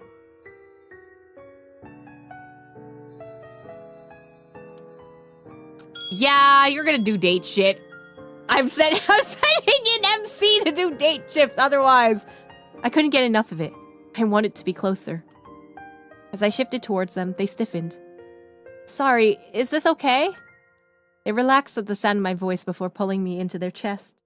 I melted against their body as they lightly traced the curves of my back. As I nuzzled into their chests, their fingers twitched. This close, I could hear their quickened heartbeat. Wait, they moved closer, but they didn't say this was okay. Etza. I tried to pull away from them. Before I could, their hold on me tightened. Etza embraced me and held me close to them. It's okay. We love consent in this house. I relaxed into their arms, a smile on my face. There was a pressure against the top of my head as Etza kissed me. My eyes widened, but before I could say anything... Good night. Good night! Oh, who was that? Okay, so I'm asleep, and who the hell is that? Someone was screaming! No, it wasn't screaming. The sound was different, heart-wrenching. They were wailing. A dark shadow kneeled over me. Tears dripped down my cheeks, but they weren't my own. These tears were the shadows. When was the last time I felt a dream this real? The shadow continued to wail. Their cries pierced through me. The pain and devastation in their voice gripped my heart. Their eyes were fixed on the crystal-clear lake beside us. It was beautiful. Moonlight flowed in the air. Jeweled amethyst petals decorated the water. I reached out to touch it. And I'm awake. That's probably my birth mother, I'm going to assume.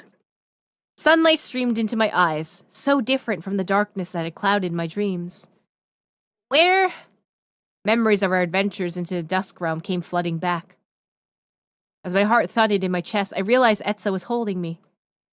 Had we stayed like this all night? I clenched my fists as I tried to calm my racing heart, nestling into Etza's warmth for the comfort I needed. Their arms tightened around me. Were they awake?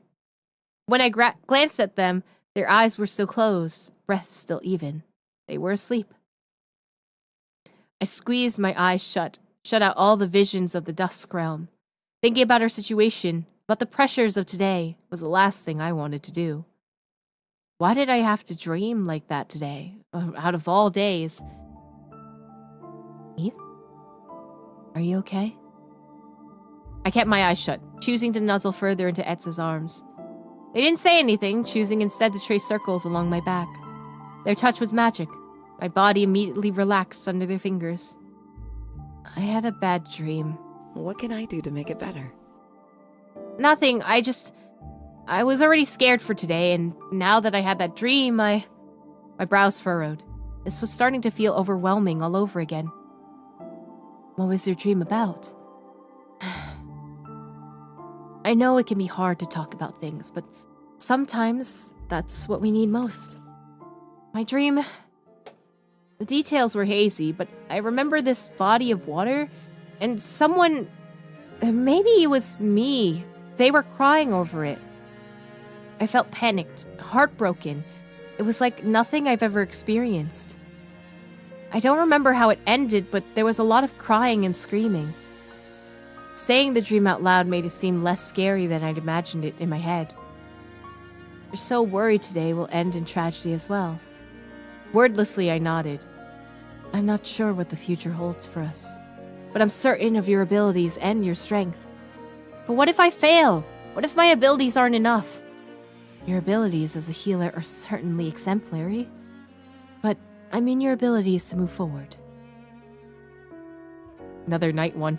Courage has carried you through every other challenge you faced. Today will be no exception. Whether you're able to heal the Dragon Spring or not, we'll figure out the rest together. Oh, it was called the Dragon Spring? I didn't know that. Of that much, I'm certain.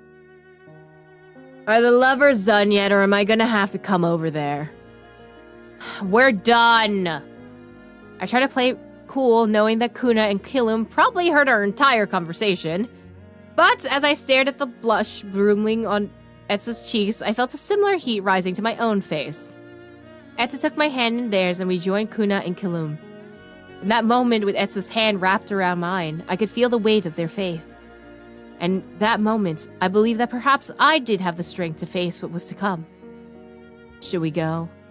I nodded, sealing my resolve. Today will be fine. I can do this. I've healed a spring before, and I can do it again. Let's go. Once again, we headed through the thick forest of the Dusk Realm, and silence settled over us. Every snap of a twig, every rustle in the bushes, every movement in the shadows put me further on edge. The last thing I needed right now was another run-in with a dangerous fae. Kuna and Kilum said their realm wasn't always like this. Now their people were so sick they can't even leave their homes. Entire realm fallen to ruin. I was young at the time, but I know stories of humans slaughtering our people left and right. Were humans truly the sole cause of all this? Fenrir said there was no Fae books after the Great War. If that had been done to conveniently erase the damage we'd inflicted, it made me sick to my stomach. I wanted to ask Kuna and Kilum, but if that was true, I didn't want to force them to relive such painful memories. Feeling nervous? When I glanced at Etza, my eyes were filled with concern. Oh, it's not that bad anymore. I was just thinking. My eyes flicked to Kuna and Kilum, confidently striding ahead of us. I don't want them to overhear us. I dropped my voice to a whisper, barely audible between me and Etza. What do you think humans did to hurt the Dusk Court so badly? My best assumption would be technology. You think? But Kuna's so strong. Druk and Kayn weren't able to beat him very easily, remember? Was technology really more powerful than energy and Fae magic? Technology wasn't the issue, little one. I jumped as Kuna interrupted our conversation. How good is their hearing? But judging from their expression, Kuna seemed to be willing to broach the subject. So then what was... It's not that I don't believe you, it's just harder to believe humans of the past were capable of causing this much damage to an entire realm. As I uttered those words, I flinched. After all, this was Kuna's home I was talking about. Their amethyst eyes softened as they looked in their surroundings. A hint of nostalgia echoed in his gaze.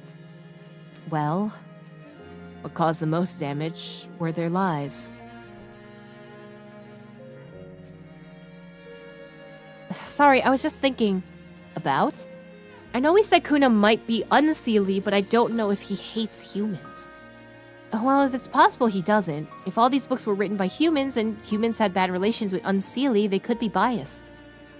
Besides, the book was pretty old. Maybe things have changed. So Fenrir was right? You mean we lied by saying your court was evil?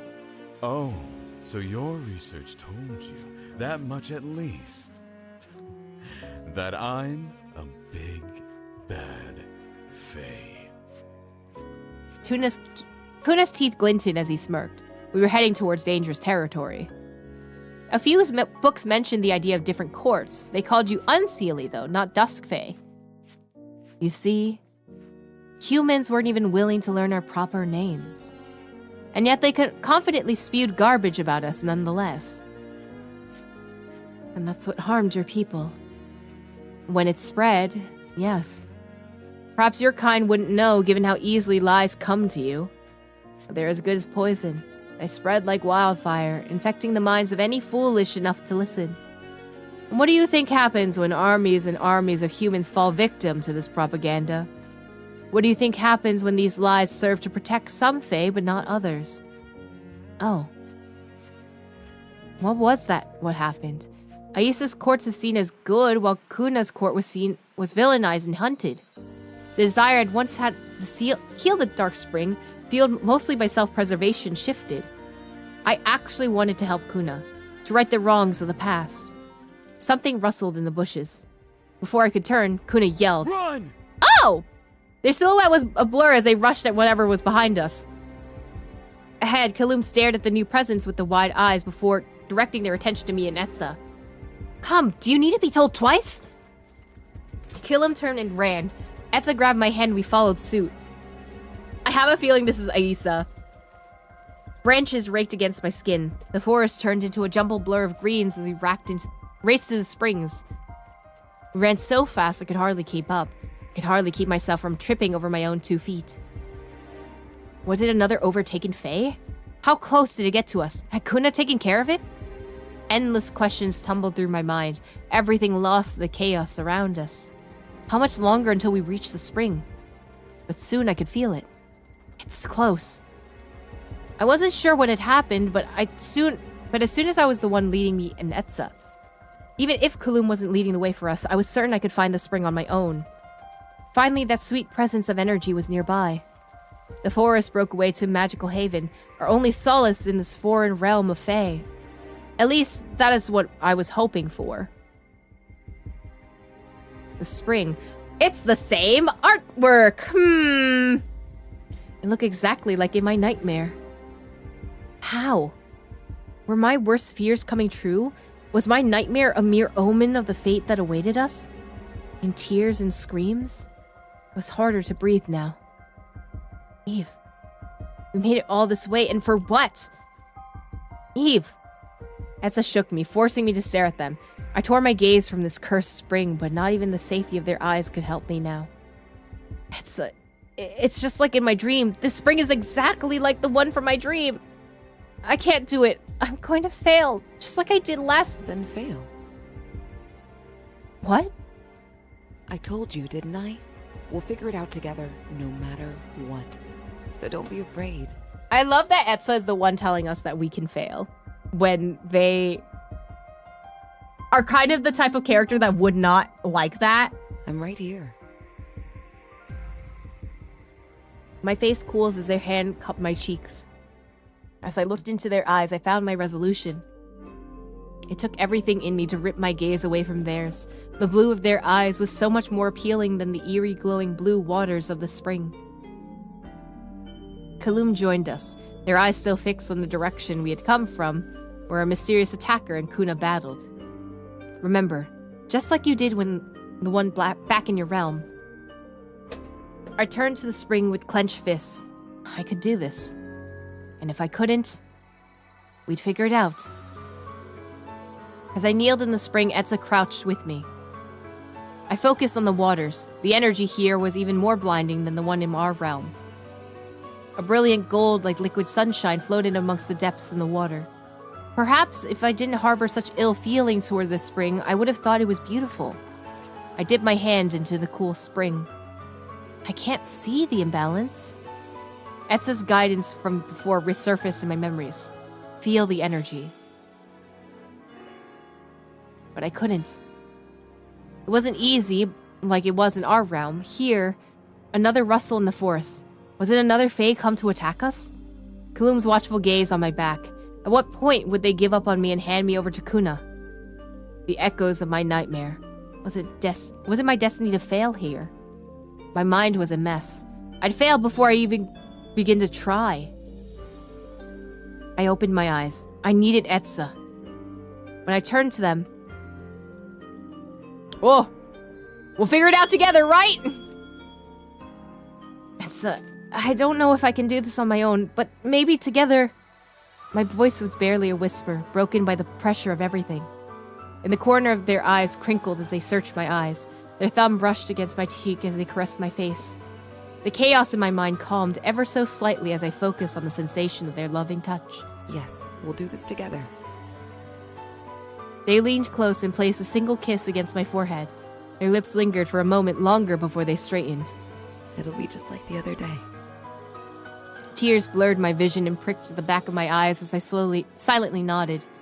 They guided me to the spring. I watched the water wash over our intertwined figures. The water is cooler than I would have expected. Which is funny, because I was the one that said that last time. Yeah, it's pretty cold. It's not so bad with your hand in mine, though. As if to reiterate their point, they held their hand in theirs and lightly dragged their thumb across my knuckles. How about you? What do you feel? The warmth of Etza's hand!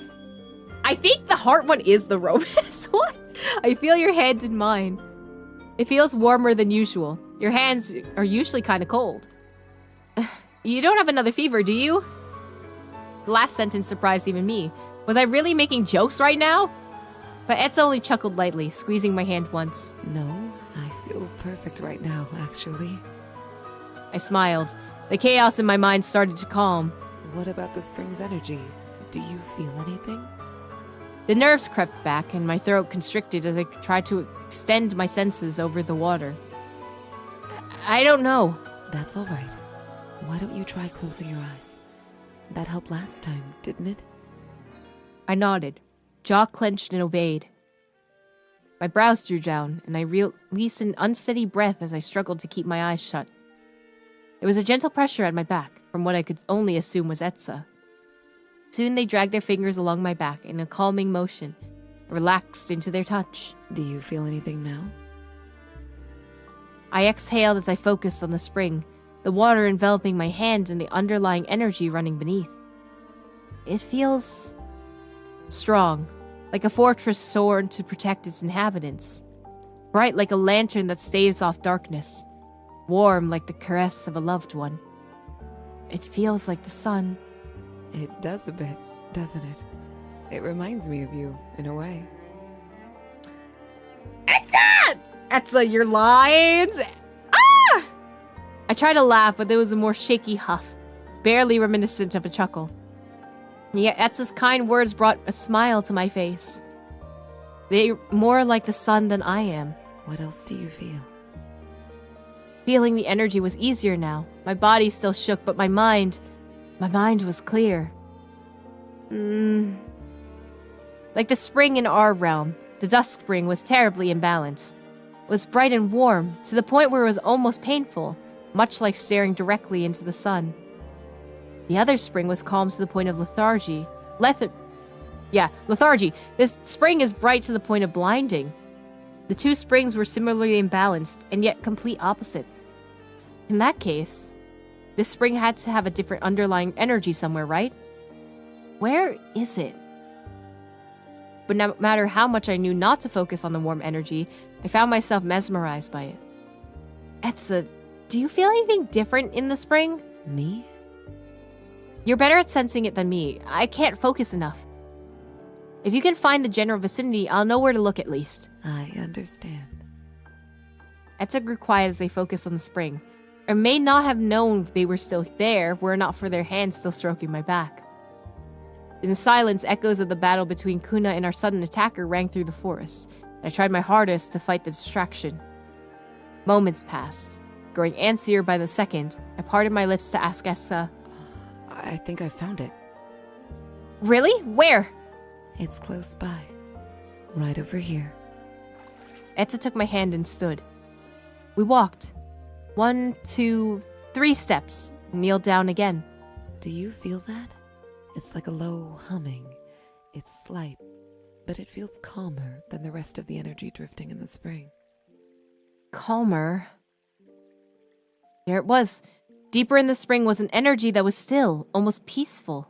It was small and subtle, no wonder I missed it. But it was there. I feel it. Nervously, I opened my eyes, afraid I wouldn't find anything there just like before. Gold flooded my vision. And beyond the gold was the smallest hint of silver. The energy here is so bright, it's no wonder I couldn't see the difference before. Strengthen the silver energy. But as that thought entered my mind, I began second-guessing myself. I couldn't easily forget the devastating effects of healing the spring in our own realm. Could I handle this? Magic doesn't need to be so methodical. Just do what comes naturally. With a shake of my head, I pushed my doubts to the side and focused solely on the spring's energy, pouring my own magic into the spring. As I did, the silver energy grew more pronounced. Stronger now, it almost felt fluid, like a creek flowing over jagged rocks, quiet like a still moonlit night, and cool like the first sign of winter's approach. To bring balance to the spring, I need to give it strength. My energy shifted as if obeying my unspoken command, feeling sharper and more condensed. My brow twitched as this new development. My magic had never felt like this before. The silver energy in the spring grew stronger. Its low pulsing hum rippled across the water's surface. And slowly, the blinding gold energy dimmed as the spring stabilized. Oh, flashbang! Who is this? Is this the dragon? Is that it? I'm trying to see the face and I can't. I cannot tell. I see a person's face, but it's like, I think the shadow of my monitor is like covering it a lot. I thought I seen it in our realm, but now I was certain. As I held the spring beyond the energy, I could see a dragon who had given their life to the spring. The image of his silhouette burned itself into my eyes. I couldn't look away. From far away, Etza seemed to call for me. But I couldn't respond. All of my attention was focused on the dragon leaning towards me. The dragon is speaking! Okay, cool! Is it really you? The whisper of a touch brushed against my cheek. This dragon was talking to me? But is this but a dream? Or have you truly returned? I returned? Dream? This dragon see the same nightmare I did? It was you who healed Enk, was it not? Is Enk the other spring? You mean the other spring? The one that was sleepy? Sleepy? Yes, that is an appropriate way to describe him. I did, but how did you... I felt it. You've grown strong, haven't you? What a relief. Grown strong? Wait, do you know me? My child, I may know parts of you that you do not yet know yourself. Oh.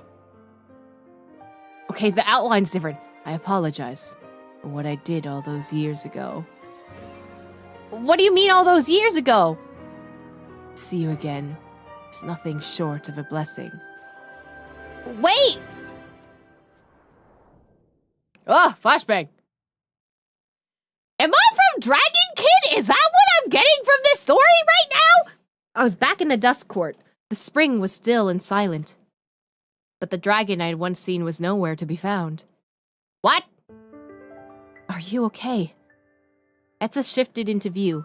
In a daze, I turned to fully face them, releasing a shaky breath. How long have my hands been trembling? My fingertips tingled with a sensation I instantly recognized as Etza's healing. They were healing me while I was healing the spring. Etza clasped their hands over mine, and I finally steadied myself in their gaze. Eve. The spring is healed. You did it. I don't know what I did. I'm gonna be so for real right now. My heartbeat still hammered in my ears, and I was only now realized how quiet the forest around us was. I did it? It's over? Etza leaned forward and placed a kiss on my forehead before nuzzling their nose against mine. You did. Are you okay? Near the end there, you were right in front of me, and yet You couldn't have felt further away. It was like the last spring. I thought I was going to lose you. Etza's voice trembled.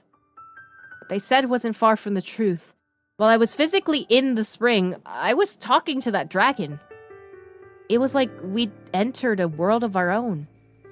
I leaned into Etza, savoring the tickle of their hair against my cheek, the smoothness of their skin, the safety of their touch. I'm okay. I'm sorry I scared you.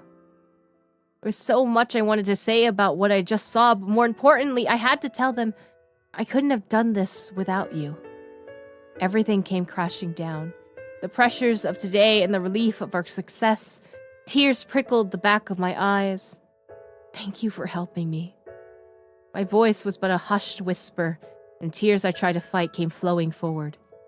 Etza brushed them away quietly as I shut my eyes. Of course. We did this together, you and I. Something warm pressed against my cheek, different from the gentle touch of Etza wiping my tears away. I opened my eyes, only to realize it was Etza's lips. I stiffened, my heart racing in my chest as Etza kissed 1, 2, 3 tears away. Heat radiated off my face as Etza pulled away, love glittering in their eyes.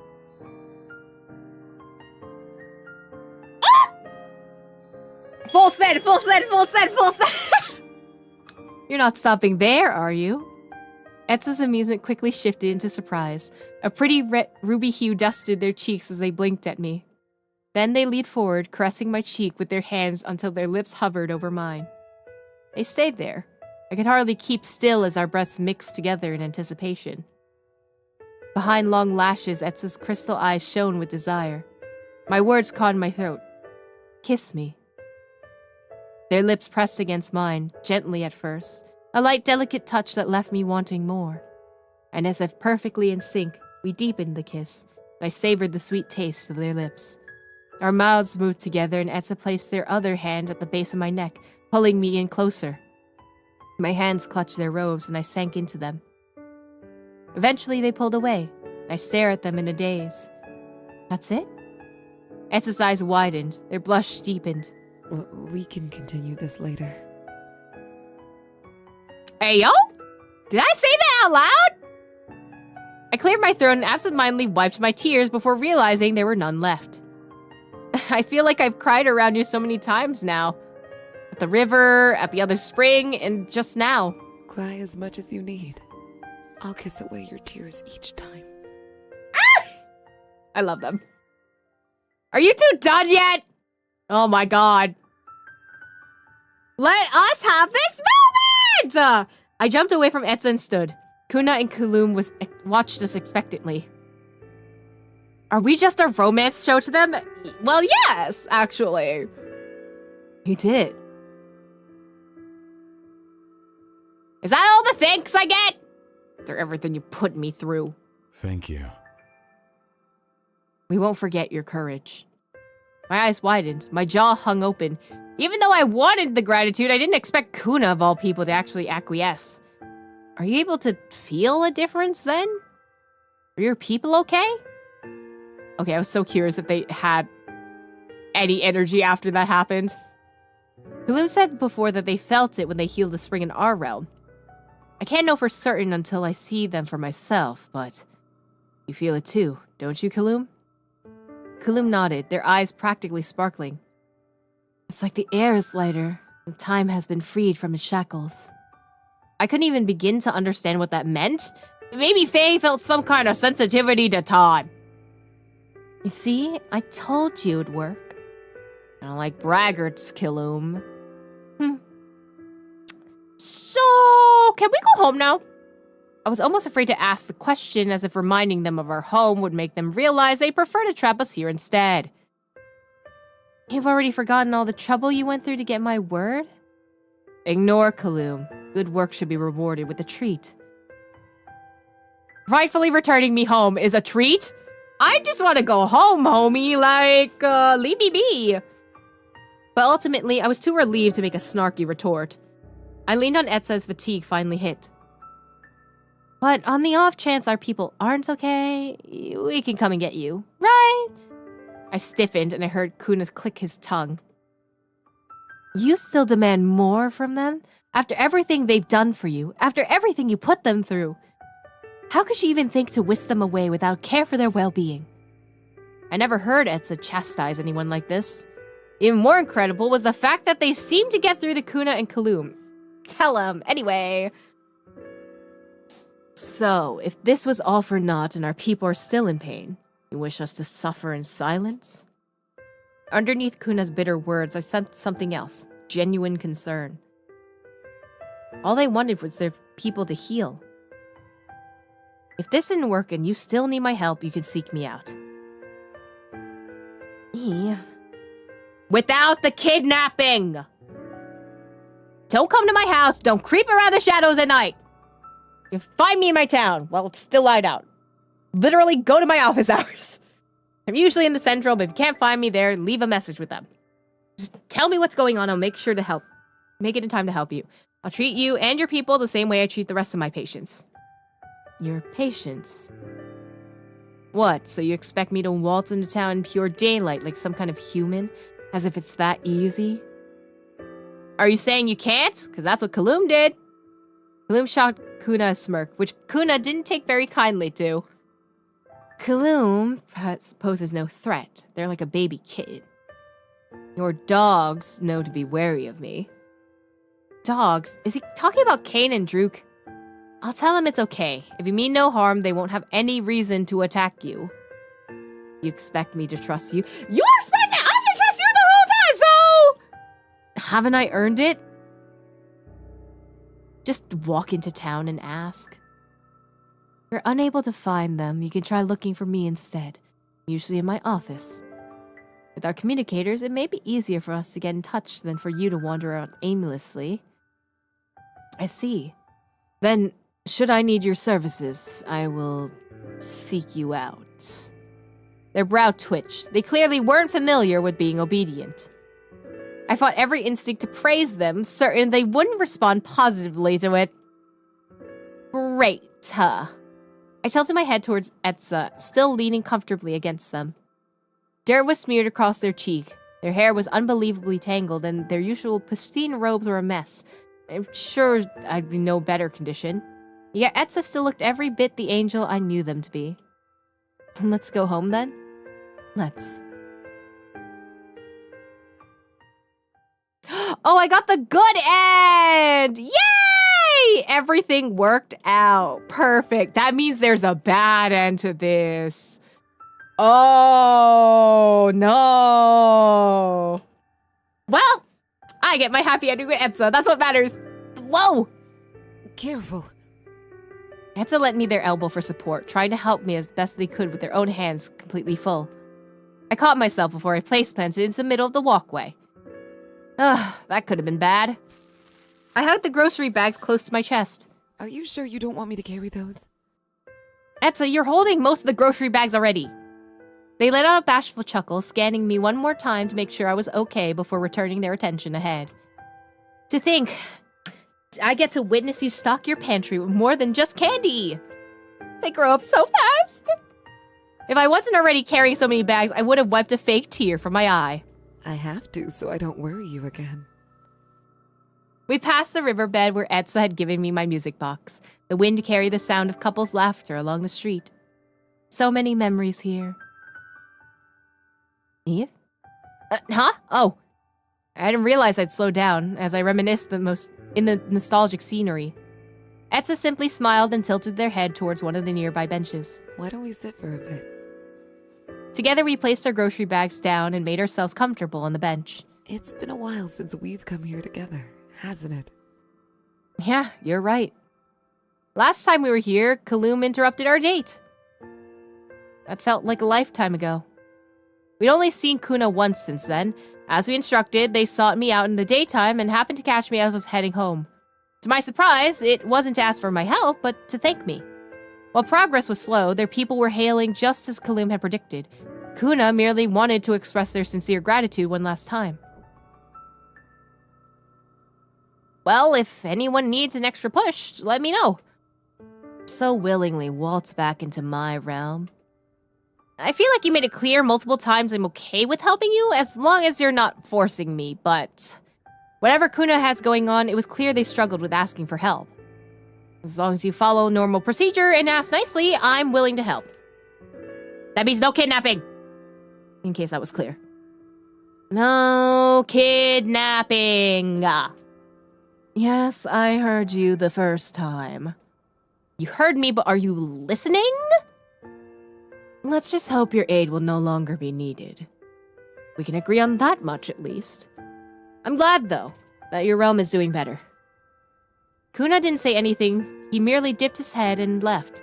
But before he turned, I swore he caught the slightest smile dancing on their lips. It's been a couple weeks since then. I can only hope for the best, and for this new era of peace to last a while. Sometimes I thought back to the spring at Dusk Court, the mysterious dragon I talked to then.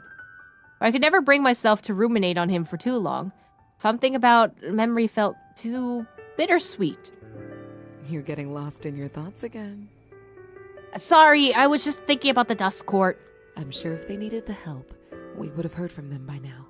Kuna's made it clear that they didn't want to suffer in silence. You got that right. Someone messaged me on my communicator.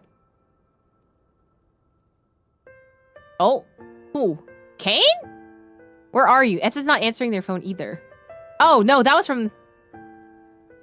Oh, these are all the messages of back then.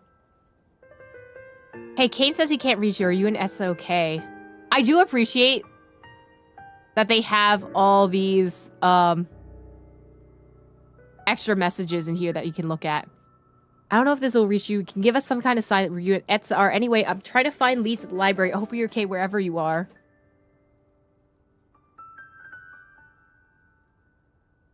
Oh, I found this old picture of Etza. Thought you might enjoy it. Aren't they cute? Stop!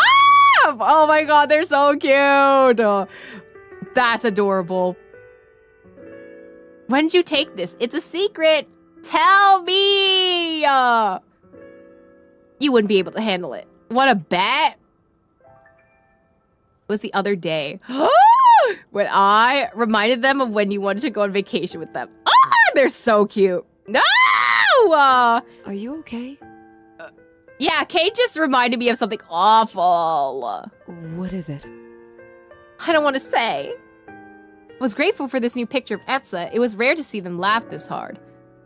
But to know it was because I embarrassed myself? You don't look well. Why didn't I push Kate to tell me? Tell you what? Me and my big mouth. I never learned. You're worrying me. What are you talking about? I'm talking about this! I showed Etza the incriminating picture, and they blinked in surprise. Is something wrong with this picture? Kayn said you were laughing because you were talking about that time. What time? The time I thought we were going on vacation together! Even now saying it out loud makes my face burn. I wasn't laughing at you. The idea of you being so willing to go on vacation with me made me happy. Really? Really? I made you that happy? Undeniably. A smile tugged at my lips, and I leaned back against the bench. As I closed my eyes, I let the peaceful sound of water lapping against a stone and fresh air caressing my cheek wash over me. With Etza by my side, this was pure bliss. There was a weight on my shoulder, and when I peeked over, Etza was resting their head against me. Tired? Not quite. Just enjoying the moment. At one point in time, this interaction might have set my brain into overdrive. But now, getting to be a source of support for them simply made my chest warm. By Etza, I felt peace, and I could only hope that they felt the same about me.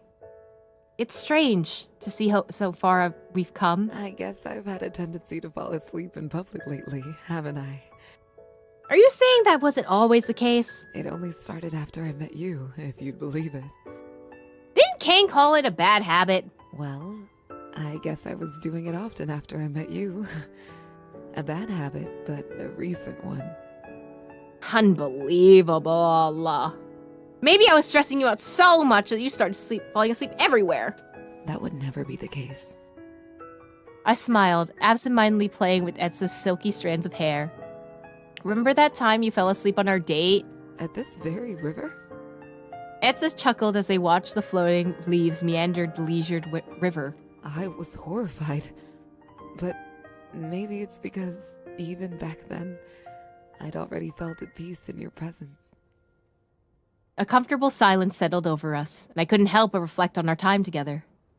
Healing 2 springs, helping Kuna and Kaloum. As far as we know, we may have begun solving the energy crisis and the overtaken crisis all in one fell swoop. While the Drakes were still monitoring the town, overtaken incidents had decreased drastically since I healed the nearest spring. This past week, there haven't been any incidents. My life had been a whirlwind, and of course, the rock that anchored me through all of this was Etza. I nuzzled against Etza, gratitude blooming in my chest. When I first met them, I thought they were a little angel. For a while, in the effort to vie for this angel's attention, I was willing to do anything. And for a while, Etza was willing to do the same for me. But now, I'd begun to treasure the simpler moments where we could simply exist together. You know, when we first met, I thought you were literally an angel, Etza. They pulled away with one hand over their mouth as they tried to hide their laughter. You're exaggerating. I'm not! I promise! I'm sure I gave you a reality check when you caught me sleeping at my desk. Hate to break it to you, but you're stunning even when you're asleep. And after I got sick, surely it changed? I still think you're an angel. But I know you're also very human, and I like that side of you even more. For a second, Etza's expression faltered with surprise. I was better at catching those endearing human moments now. What about you? What did you think of me when we first met? You can't say angel since I already said that! Etza's eyes twinkled as they leaned against the bench to fully face me.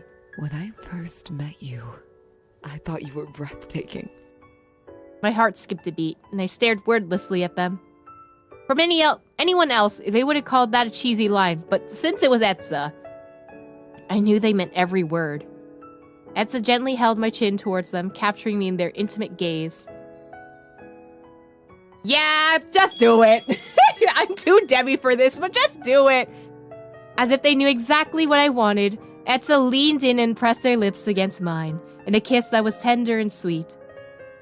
Smiling, we leaned closer, resting our foreheads against one another. How lucky was I to have found heaven on earth.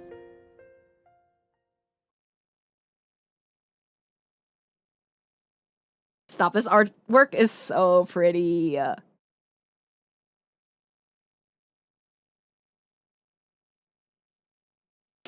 Oh, that's beautiful. And that's it! That's the ending! Dang, progress literally went all the way to the end. Is crazy. I don't think I saved a single time during that. Oh my god, what a game. Absolutely gorgeous. Wow, wow, wow, wow. And you too can check out Alaris, now available. And now out, actually. I've put the links both in the YouTube and in the Twitch, so if you do want to check it out, go check them out. The devs were kind enough to send me a key after working with them for the Otome Game Fest. And I'm very glad to have played the whole thing all the way through, at least for Etza's route. I still do want to do Kayn's route at some point, because I do appreciate that Kayn shows up in Etza's route as our wingman, technically. Which I think is so funny to me, actually, considering Fenrir, Kayn, and Etza were the 3 characters I was the most interested in this roster. I'm glad all of them showed up for this route, so I'm very happy about this. Very great game. Loved it.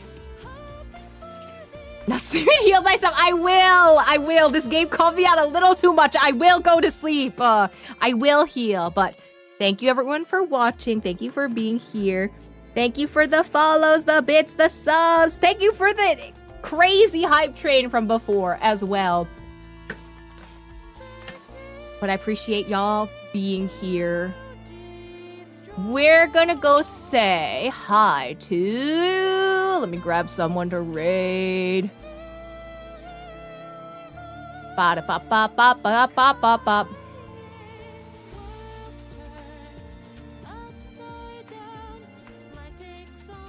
What the hell's a grand concert? We're gonna go say hi to Rin. Rin is alive, and thus we go say hi to Rin. Raid.